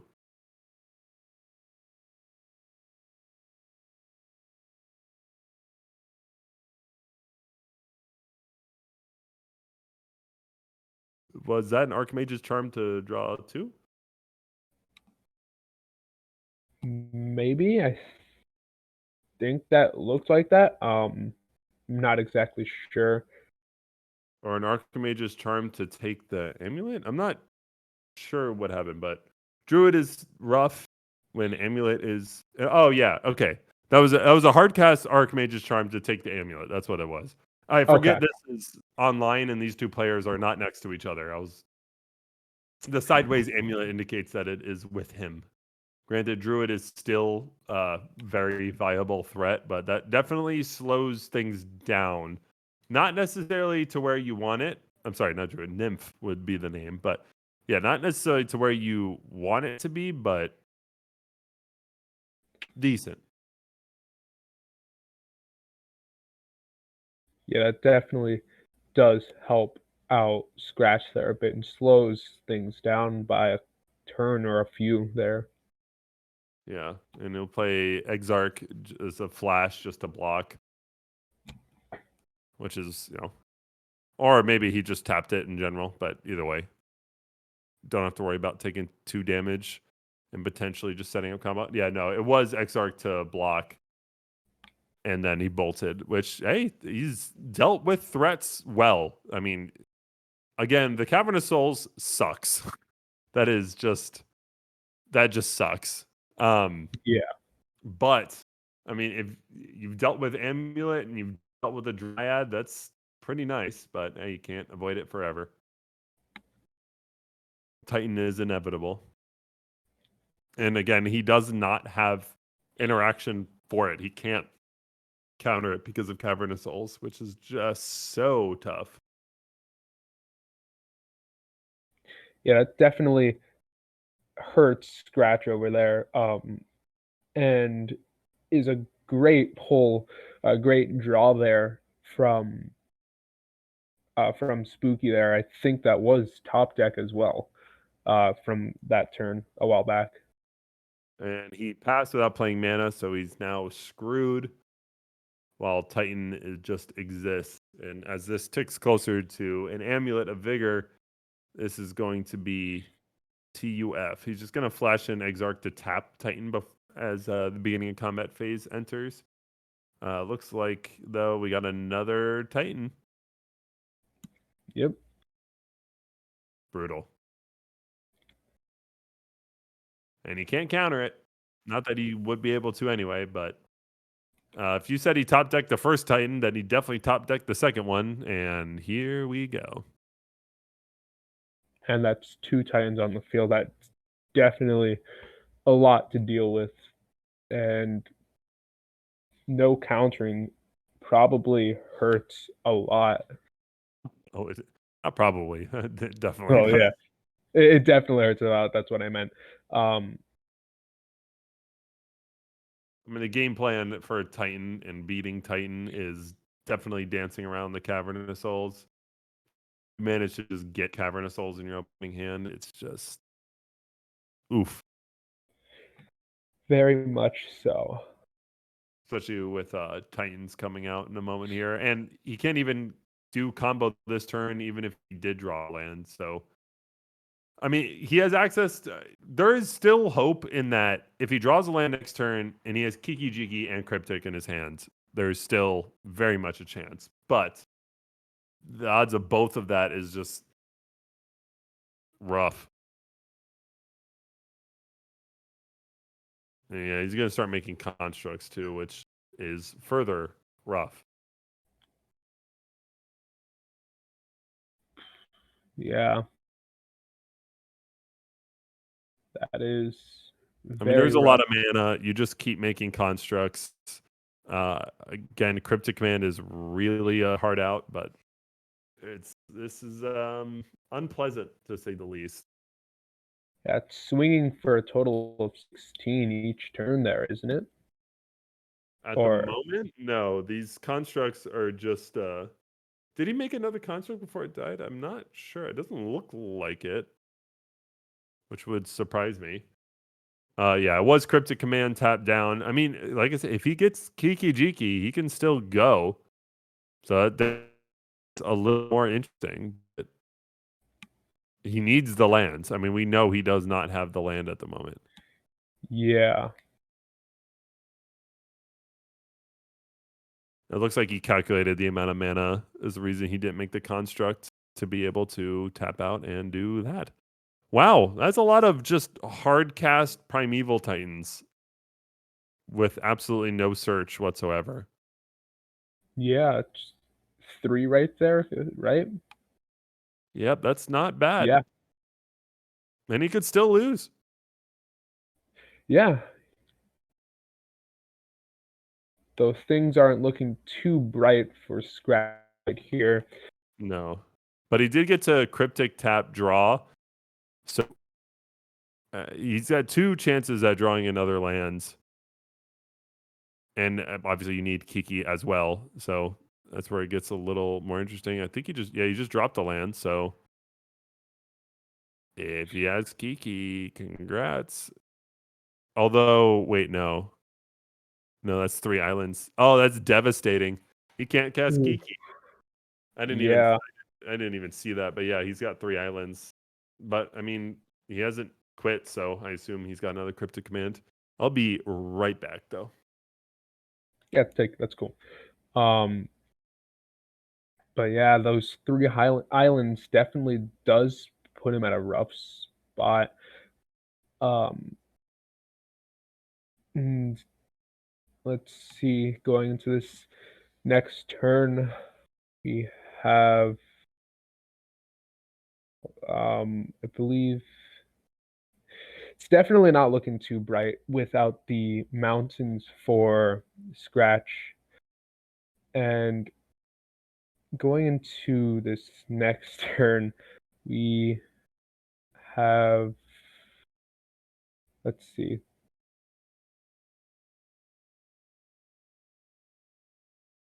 Where is this? Hold on. It's being a little slow there for me. There we go. All right. We have there we have Spooky searching through his deck right there. And the stream is Cryptic Command Lockdown was his only hope, unless he. I feel so bad for him if he did have Kiki Jiki in hands with the 3 islands in play and he couldn't hard cast Kiki Jiki. That would have been. Oh, that would be rough if that was the case. But yeah. hey, The stream was Titan got through, and I'm gonna say that was mostly on the coattails of a Cavern of Souls. I mean, definitely. Stream was a little laggy for me throughout there, so I wasn't able to see too much of what happened, but we're going into sideboard right there. sideboard again favoring Blue Moon and Scratch, but again, if Titan player just gets lucky and gets a Cavern of Souls like he did in that case, that's just so unfortunate. He has a Yeah, one of that Cavern of Souls and a one of Vesuva, and he got both. And he was able to cast his Nymph. He was able to cast his Titans. That's tough. But I mean, what you're probably bringing in, Aether Gus, your additional Blood Moon. There's decent targets for you. This game is still, I would say, favored towards counter spells and combo more than it is Titan. But again, I really just all Cavern of Souls question mark. Do you get it? Do you not? In that case, yeah, he got like Cavern 3 Titans back to back to back. But that's just tough. yeah, that not being able to counter definitely just disrupted the entire game, and pulling out an extra Blood Moon is definitely the choice to go with Right. on Scratch's side. Yeah. And I mean, you have decent choices for Titan. I mean, you bring in 2 Force of Vigors and a Foundation Breaker, which are both nice for answering Blood Moon, which is going to be very necessary for you. Again, though, the matchup comes down to Cavern of Souls, in which case, the last time, yes, he had it. In this case, will he? That's really the question. Yeah. Also, Titan going first is a hell of a way for Titan to start. Going first There. with an amulet. I mean, the Archmage's Charm to steal it was brilliant for being able to handle it. Same thing with the Exarch Flash Lightning Bolt. Just unfortunate, like I said, for the counter spells. But on to the next one. Yep. And they're off to the draw. But being able to pull another amulet turn 1 is definitely the optimal play for Spooky over here to be able to lock in another amazing start. Right. I mean, yeah. But like I said, the Spooky needs to win twice. Win 2 matches. Not just 1 match, but 2. Whereas Scratch just needs to get by with 1, just because Spooky came out on top for the losers bracket, and Scratch is currently on top of the winners. So it's still, I mean, you still got to win 3 more games at the very least if you're Spooky. So it's certainly A certainly long, a test against variance. yeah, it's a long, long journey for Spooky over here. But we'll see how it plays out. I think he definitely does have a solid chance of making it further in this, and I think he definitely has a chance of maybe bringing it to at least a second overall game. Yeah. Yeah, I mean, I could definitely see this going to game 3 as, you know, as much as anybody, but We'll have to wait and see. Yep. I mean, really, that Cavern of Souls was crazy. That's like the best opener you can get. Yeah. Amulet, The- Cavern of Souls, go. I'll eventually draw my stuff. You can even just keep that hand alone. And then having Vesuva as well for him was It was all just, kind of crazy, and then he just top decked all of his Titans. It was a storm of not great. yeah, it was just a lot of great starting hands there, as well as top deck Titans just helping him a lot.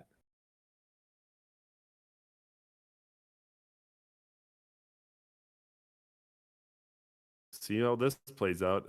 Going to is that 7? All right, Yeah, that's I 7 think both actually. players are going to 6. I could be wrong. I think I it's a think double that's mulligan. 7.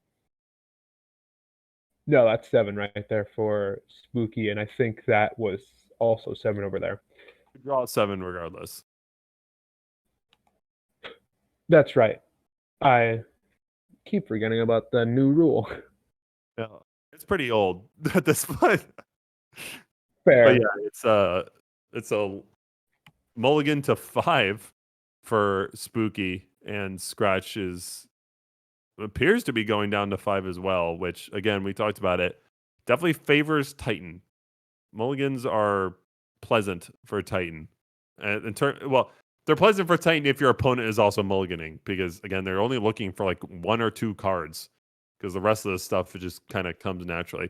Granted, the deck doesn't top deck very well just because there's so many lands, but a lot of their lands also are actionable. So you can argue either which way. I wouldn't necessarily agree with you if you were to say Titan is a good top deck or Titan is a bad one. I am of the belief that equal mulligans favor Titan. Again, because they keep ridiculous hands of like Druid, Explorer, and 5 lands. Yeah. It They're not really definitely looking for quality as much, or they're looking for quality, not so much quantity, where a lot of decks at the moment want some kind of combination of both. We'll see how it plays out. 5 kept for Scratch. Go and play with the tap Steam Vents pass. Does he have Cavern of Souls? No, but at the moment he does have an Amulet of Vigor. Granted, he does not need to play the Cavern of Souls right now. This is similar to what he did before. It's just going to be a pass holding up counter spells. You have to imagine. That is so effing brutal. That's just disgusting. Yikes. It's double Amulet and a Karn on turn 2 if it is not counterspelled, which I imagine it will be. I can't imagine you kept a hand for any other reason. I mean, if you are, excuse me, if you're Scratch, Blood Moon needs to be your turn 3. It's shaping up to be that. I mean, fetch just for an island. Granted, it's only a 2-color deck, but it needs to be your turn 3, and or a Braid needs to be in your very near future. Curious if looks like it resolved. He put it right to. Yeah, it's an Omen of the Seas, so it does resolve. Oof. Okay, this got even worse. And he bottoms too, and he like I said, Titan only looks for like 2 cards. So mulligans help him. Not having any kind of counter spell is just Yeah, is an interesting start off there. No responses is interesting. well, I guess it's unfortunate, but yeah, the double amulet start is just it's a great start there for Spooky here. I mean, to say the least. I mean, what he does have going for him at the very least is that he does have 3 mana up and there's no Cavern of Souls to dance around. And he's really just playing with a select few mana. It's going to hardcast Golas as a search from Karn and Golis lets you search your deck, put a land onto the battlefield tapped. In this case, very untapped.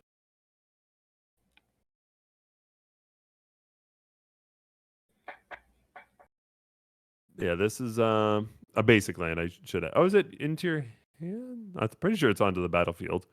But regardless, it's any land, and it's a Cavern of Souls, and that is not good. Nope. Yeah, That that is not good. That is not great. I thought it was basic land, but a land goes to show how much I play against Golos. But yeah, Cavern of Souls back into play, and I mean, this is just a disgusting start. We should mention yet again that these players do. I'm sorry, not these players. Spooky specifically, the Titan player does need to win.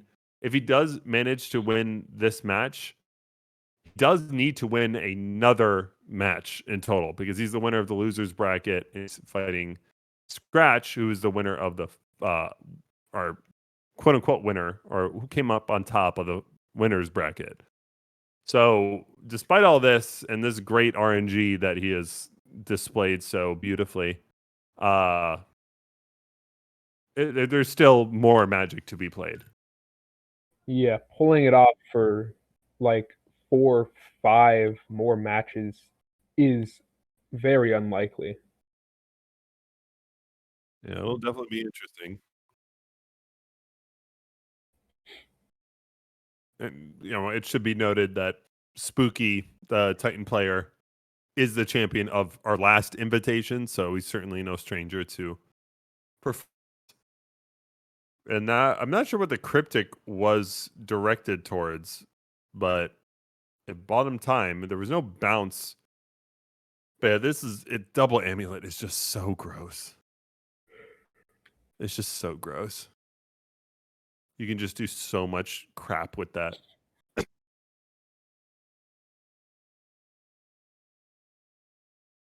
There isn't a lot you can do at this point. Again, the Cavern of Souls was something you were vehemently trying to dodge. Yeah.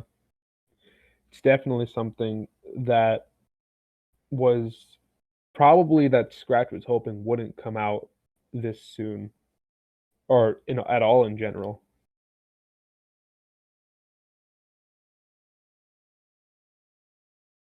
Yeah. I mean, the game isn't necessarily over right now, but you're definitely staring up. I mean, and he's got the bounce land too, so Yeah, it's trending in that direction pretty right. quickly. Just a brutal 2-0 if that's the case. But yeah, you mulligan to 5 and you get double Amulet of Vigor. You deserve death. Penalty of death. He's going to braid the liquid metal coating just to keep some of his lands alive. He, again, still just has amulets existing. It's tough. It is not a simple life right now. And he's only got islands to play with. He's got absolutely no red sources.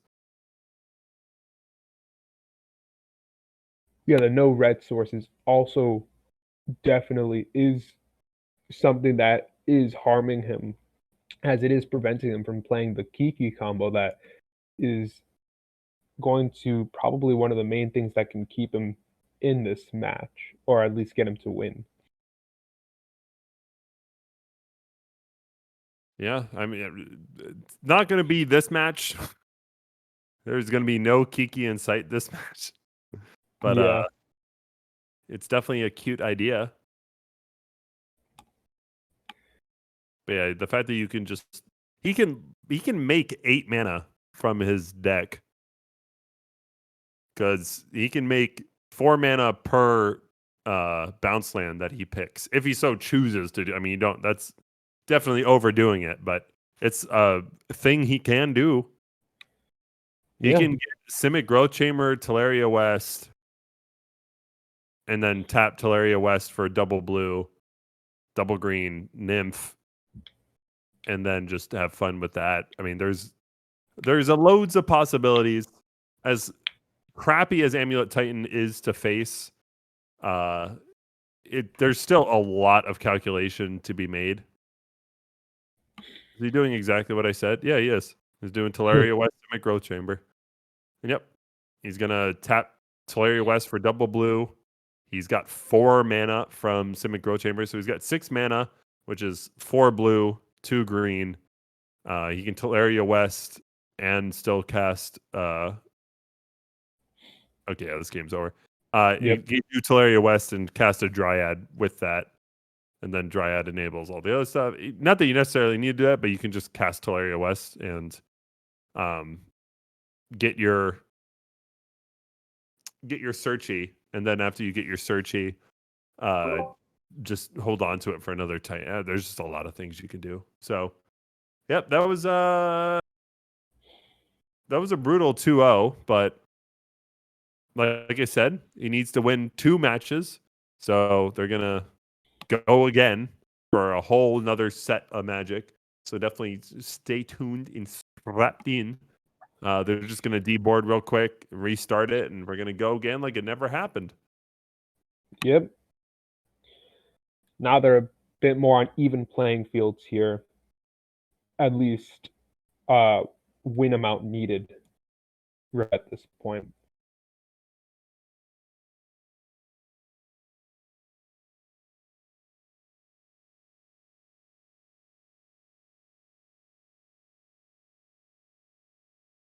Yeah, I mean, I still think counter magic is incredible against Titan. You still need to find the Cavern of Souls. It just happened to be game 1 he had it in his opening hand, and game 2 he had double amulet into Karn into Golos, which was just crazy. Yeah, if he keeps finding ways to pull it out, I think that might end up with Spooky pulling away, but I don't think he will be able to get it out right off here in the first game. There's definitely a chance, but I don't think he will pull it off as soon as he has in the past few games. Yeah, I mean, to be seen. I'm just not necessarily, and we also haven't seen a Blood Moon come out, and Blood Moon is just devastating to Titan in every which way possible. So curious how the game looks under a Blood Moon and how it plays out from here.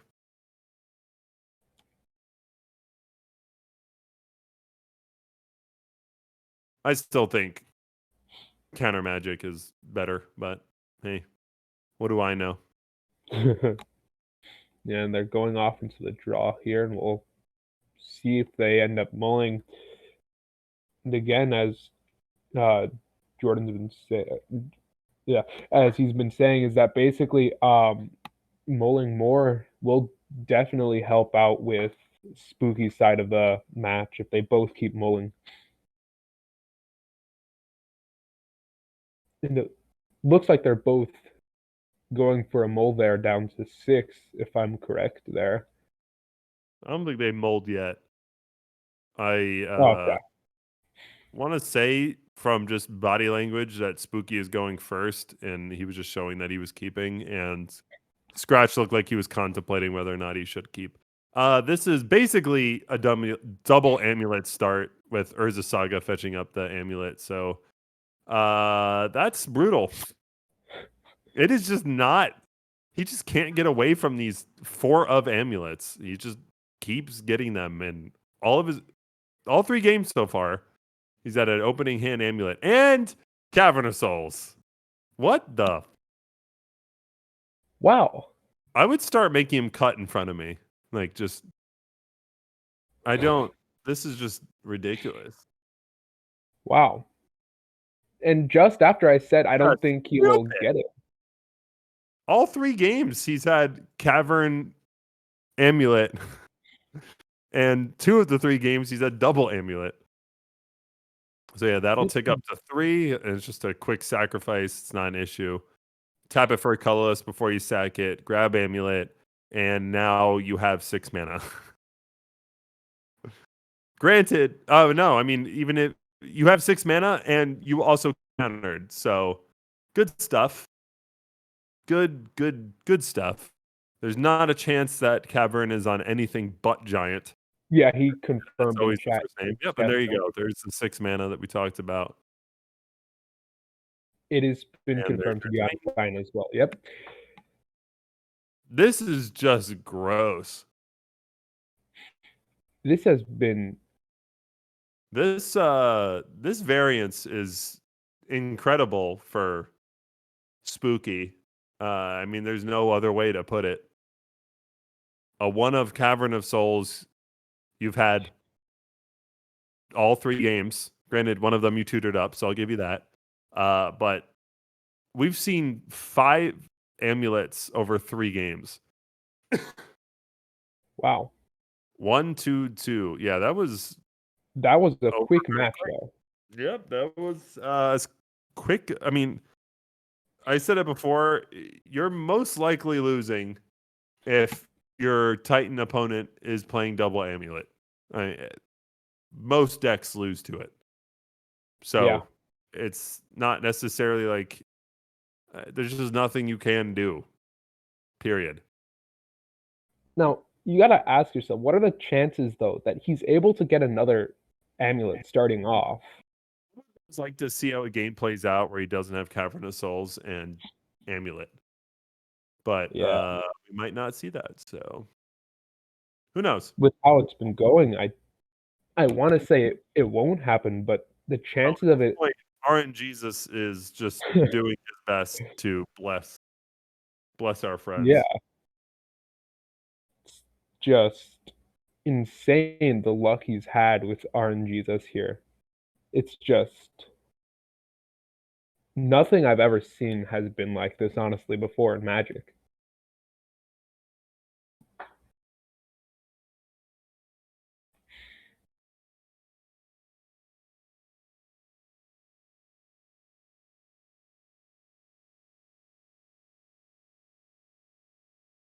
I'm again more amazed than anything.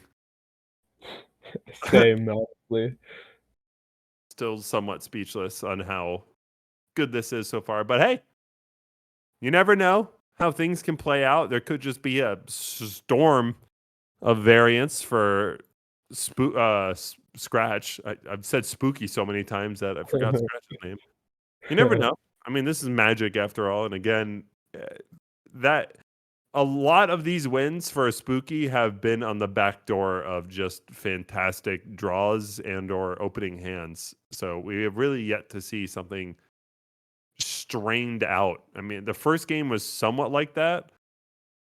It was pulled pretty long, but at the same time, it just ended because he didn't have 3 mountains, which is crazy. So Yeah. we'll see how this goes. And it was absolutely Scratch on the play. And hopefully the RNG god blesses his heart. And okay. You're going to need whatever god is blessing Spooky right now to be absolutely smited down at any moment to have any hope. Hey, there you go. There's a mulligan. A keep Yep. from Scratch Mulligan. and a mulligan from Spooky. There is hope. Not a lot, but it's there. Yeah, there's definitely some hope with that card advantage there. It's not a lot of an advantage, but who knows? There might be another mole there, but we'll definitely see. It might be that he's looking for a very specific card at this point, and I think we both know what that card is there. Yeah, but like I said, mulligans for Titan are not too bad. I mean, they really Yeah. aren't. I mean, They he's still, gone down to at least 6 every game so far, hasn't he?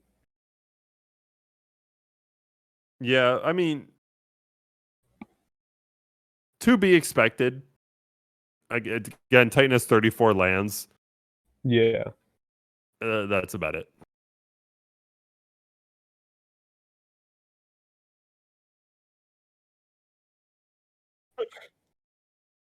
Wow. Definitely looks like he's keeping there. Yep.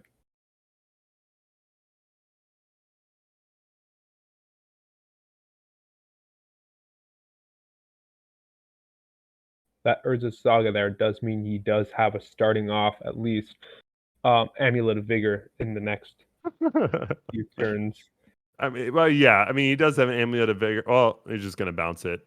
It looks like he's going right for turn 3, either Azusa or Nymphy Boy, but because there's no other reason to cancel your Amulet of Vigor other than that.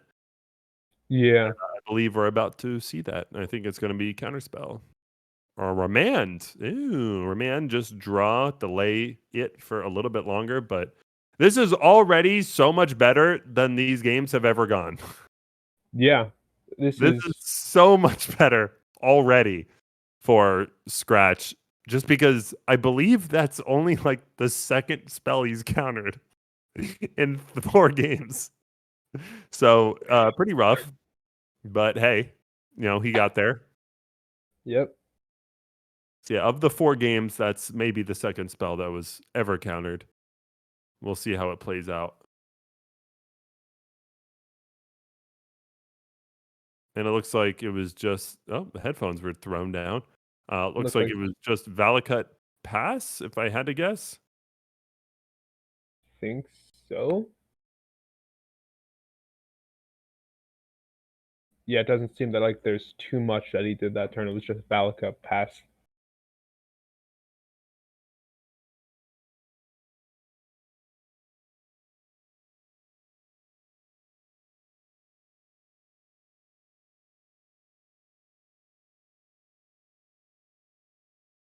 But Exarch's a good threat there, just because, I mean, that, I don't want to say it's telling, but I mean, that's saying, hey, I could probably go off next turn.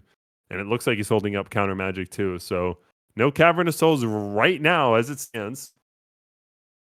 But we'll see how it plays out.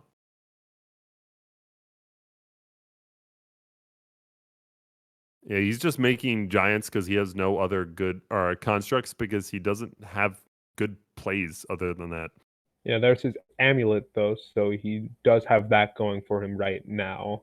Yeah, it's nice, but you could tell he doesn't have anything because he tapped 2 mana for that, and he was already getting. Oh my god, he just top decked that. There's no way he had that before, but well, it looks like it's going to be good old fashioned counterspelled, Ooh. which is just definitely by the skin of your teeth something you need to happen. So no double amulet this game. That would have been the 3rd game in a row. Yeah, but I was saying more, you can tell he does not have a play to make. But that's nice. It's counterspell and a braid, and amulets are taken care of. Because you wouldn't have tapped out otherwise, especially knowing you're getting an amulet, because you would have been able to cast Titan. But we move on, and now, I mean, if he has Kiki, you win. Kiki in a land, you win. Yeah. But he's just going to pass. He's going to hold up some counter magic. Things are looking all right for Scratch. I mean, to have any kind of his win con is straight up. He needs Kiki combo. So to have any kind of hope to win this, you really need to Definitely. draw your land. Though this is the best it probably has looks from all the last few matches. God, yeah. This is by far the easiest time he's had. And this is already not like it's not fantastic board setup, but it is pretty good. It looks like he's going to snap the counter spell, and Dryad will not make the fields, which is still great. An expedition map as the follow up, and that's probably a pass after that. He hasn't played land yet. Okay, there it is. Well, he's got 6 mana next turn. I mean, that's just a matter of fact. 6 mana is on the board for next turn. Do you have an answer for a Titan? Do you have land Kiki? He's going right for Snapcaster Mage for a Braid and killing the Expedition map. Ooh, I'm not so sold on that move just because he does objectively have 6 mana right now. It does keep him from pulling out a cavern. Wait, no. Thinking of the wrong card. Never mind. Yeah. I mean, Yeah. he has Remand in his graveyard, so Remand would be the only other thing. But yeah, you're just kind of hoping he doesn't have Titan, and he doesn't. So congrats Yeah. on the mulligan. Granted, Expedition map gets Teleria West, and then you do all the other stuff. But yeah, that was definitely tight, and it's gonna be pithing naming Kiki Jiki, so that combo is currently off the board. He just abraded twice, one with the Snapcaster Mage, so also not a feasible option at the moment. He can deal with the Karn, so he has that going for him. If he has a way of dealing with this Pithing Needle, cool. I mean, he can bounce the Pithing Needle, I suppose, if he taps out for a Titan, but he won't have to tap out for Titan because he's got 6 mana. Sure. And that's 5 mana now for Scratch. So again, he has to deal with this Pithing Needle some way, somehow. And we'll see how and if that plays out well. So it's going to be an additional land for Spooky. We know he's got Sunhome Legion in his hand, as well as I'm blinking right now. But anyway, he's got 3 lands available that he can extra cast right now. And it's going to be Dryad counter. It's going to be counter draw. And those are the 2 lands he could play for his turn, thanks to Explore. And he's still going. Again, Pithing Needle from that Karn is tough. Yeah. He doesn't have access to combo anyway because he's got 3 islands, and Kiki costs 3 red at base. So that still wouldn't have happened at the current moment, but it's still rough to pass with that. But hey, no Cavern of Souls, no Amulet, and you can see how this matchup works and how it looks. I still think it's decently favored to the counter spell player, but I mean, I'm being decently proven wrong. I mean, it's not very often I watch Blue Moon Kiki combo play any sort of match, so this is a learning experience. I mean, he's got enough mana to build the Taj Mahal right now, so that's not necessarily an issue. Yeah. He definitely isn't hurting too much on mana.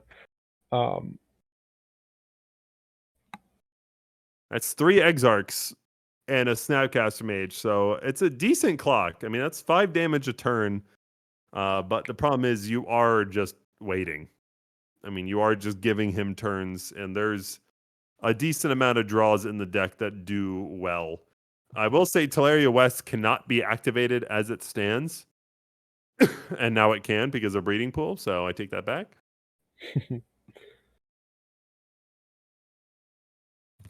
But yeah, Breeding Pool's in simply to provide a blue source. And now he's got Kama Kama Hey. It's going to Omen of Seas at the end of turn. It's going to scry to pretty much desperate for answers. Again, he can't play Kiki at the moment. It looks like he put 2 on top. It's going to be another Omen. Okay.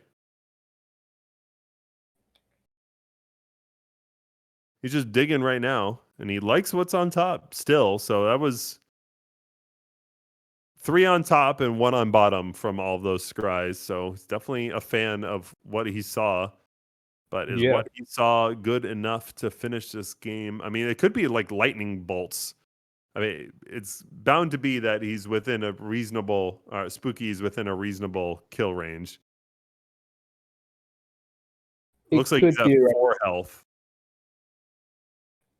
That's Spooky. That's on 4 health, you said? It looks, or 1 health. Oh, and okay, Blood Moon is pretty good. That's the first time we've seen Blood Moon in 4 games. So, Yeah. yeah, Jesus. I mean, that game shows what happens when Cavern of Souls is not in play. I mean, 3 Yeah. things were countered throughout the game. Both amulets were destroyed. That's more or less how I saw the game playing out initially. I just, through spouts of ridiculous RNG, Spooky came up ahead. But there's one more game. I mean, I think they're 1-for-1 now. So Yeah, it's anybody's game in this final match. this is the final match. Spooky has already taken a series off scratch. Deviously, a quick 2-0. He started off 1-0, and now that was scratch first win of 4 games. So we're going to game 5 technically, but it's a best of 3 for one of them and a best of 7 for the other. So this is all the marbles right now. There's only been, actually no, he's had basically an amulet in all of his opening hands, which is just Too oof. insane.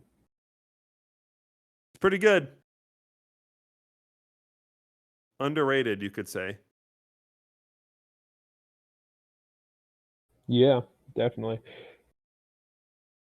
But now we've seen what it's like to not have that Cavern of Souls, which brings back to what you were saying in the beginning about how this Blue Moon deck definitely does have the advantage here.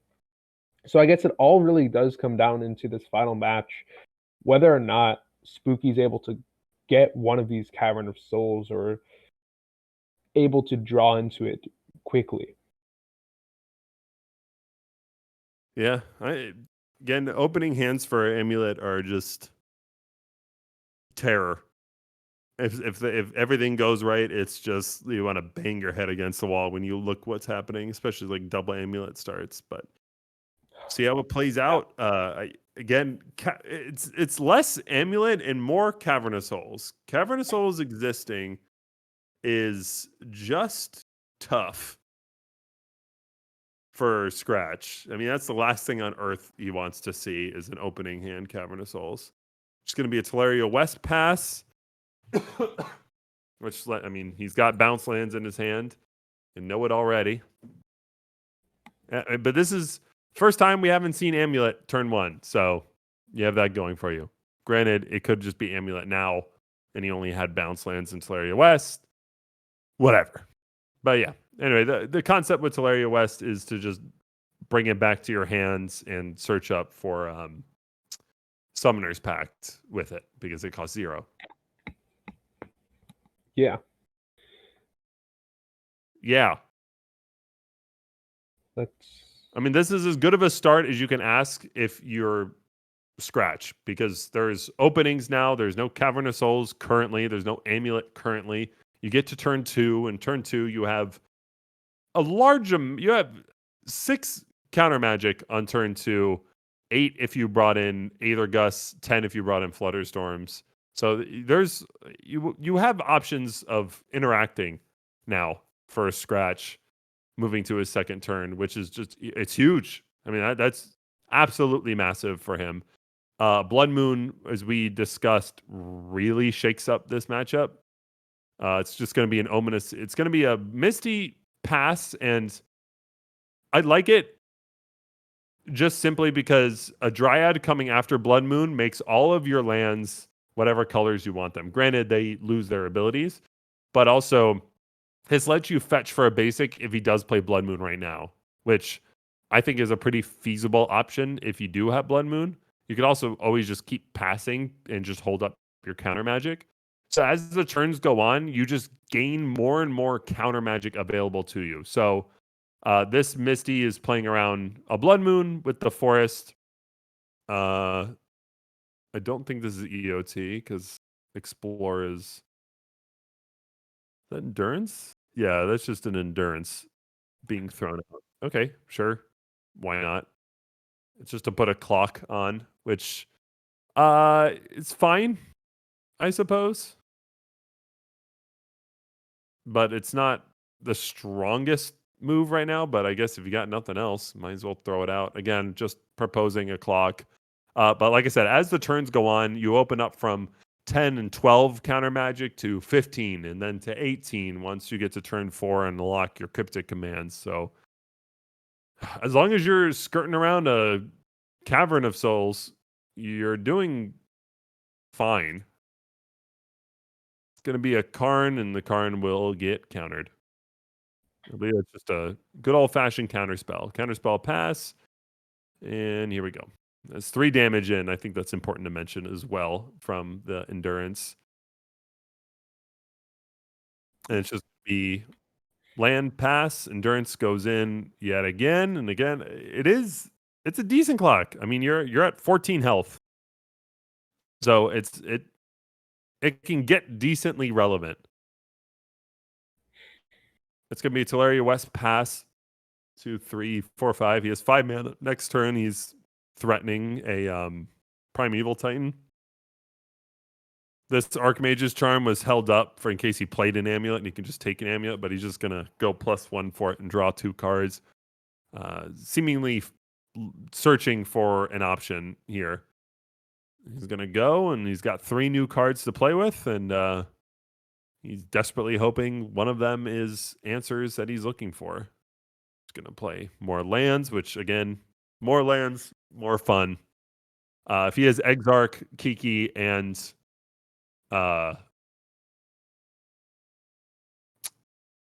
counter spell in his hand, you're looking pretty good, but that's like a dream come true. Yeah, so it's going to be Primeval off the 6 lands, just going to be remanded, draw a card. If he has Exarch here, he's proposing a heck of a field. And he does. He's going to flash in. What's happening? Why is he? What just happened? I am not exactly sure what just happened either. Oh, fetch. Okay, that was a Scalding Tarn. It's hard to see with this quality. Yeah, it's Scalding Tarn, and he fetched for a basic islands, which is Oh, interesting. Again, still not on Kiki Jiki lands, but he's drawn a crap ton of cards, so he probably has another. Regardless, it's a flash Kiki Jiki lands into Exarch. All right, so he did. So okay, he does have the Exarch, and he's just gonna needlessly tap something, but he is threatening Exarch. So here we go. Do you have it, son? He's got a mega ton of cards in his hand. I'm not sure what the card on the left is that's just hanging there. It looks like Kiki Jiki, and I'm pretty sure that's Kiki Jiki. I'm not sure why it's revealed, but looks like he's going infinite. Did he finally pull it off?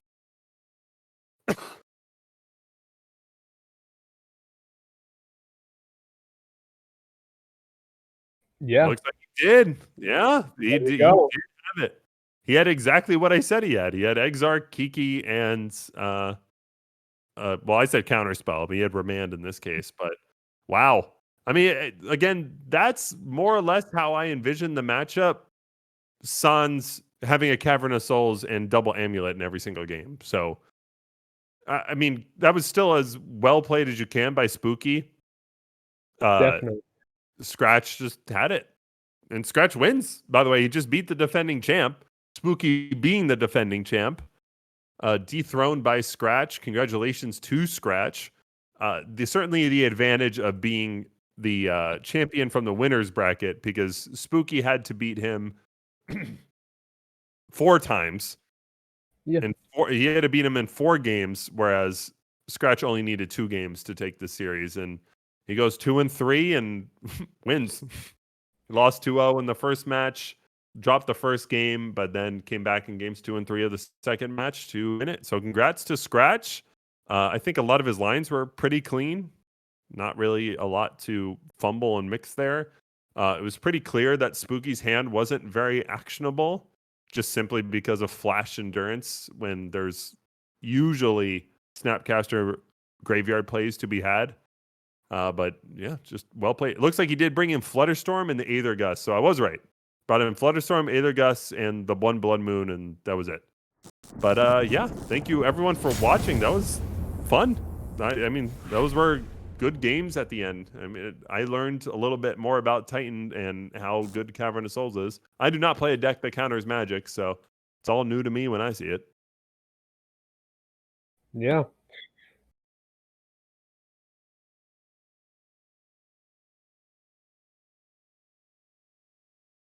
So yeah, again, congrats to Scratch for winning. Congrats to Spooky for a hell of a combat. But Oh, yeah, that'll be us signing out. And oh, here he is. sorry. Hello, winner. Just Congrats, man. just get the sideboard back in. Yeah, thanks, man. Yeah, you finally didn't play against Cavern of Souls and Double Amulet Vigor in the games 2 and 3. I mean, as a for your deck specifically, and you just from your pilot point of view, how frustrating were those first 3 games against Amulet Titan? Uh, the first 3 games were kind of frustrating because we did a low roll and he won both of them. It was, I mean, it is how it is. I kind of like lost the die roll there, making my hands a lot worse actually because I had a bunch of stuff that would have been better on the play. But seeing 3 caverns just in a row, just absolutely just, it was like a slap in the face. 3 games in a row, and it felt good that game 4 and 5 were just stuff where I can actually use my cards. Games 4 and 5 is typically how most people view the Titan versus Counter Magic matchup. The first 3 games were just so brutal. We were commenting as it was happening, just how unfortunate most of this was. And it wasn't even just Cavern of Souls. He was also getting his amulets, so he was also popping off. Oh yeah, But you know, it's not to take anything away because Spooky did play those as well as you possibly could, and it comes down to he mulliganed to 6 and 5.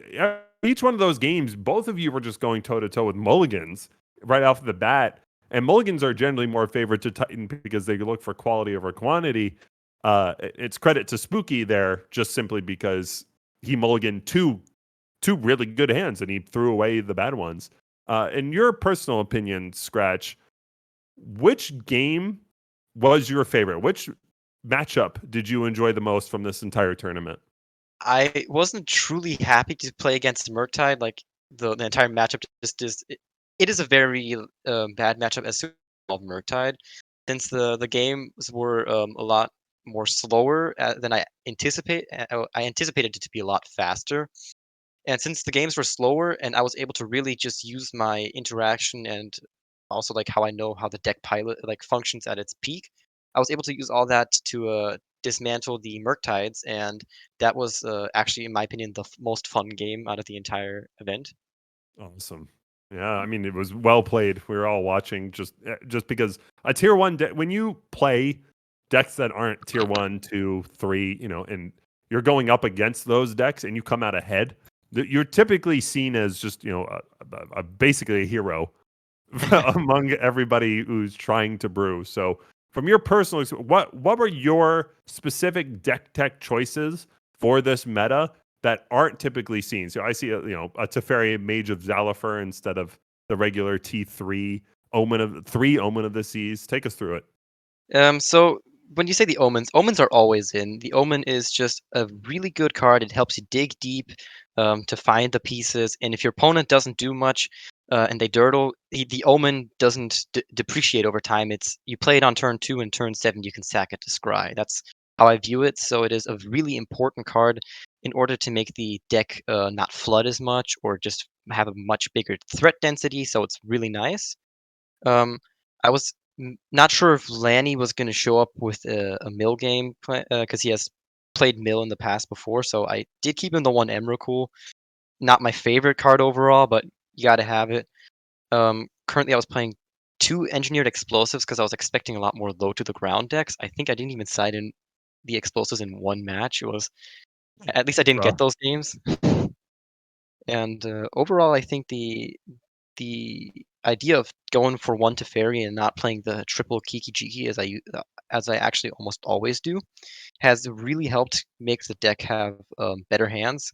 Because Teferi on his own feels great, but Kiki Jiki on his own feels meh. Right. In your personal experience, what times, and this is, most of the audience, including myself, I've never played with Teferi Mage's Alpha in my lifetime. When do you think is the most optimal time to be? Is it when you're ahead? Does he do well when you're behind? Why specifically Teferi Mage's Alpha?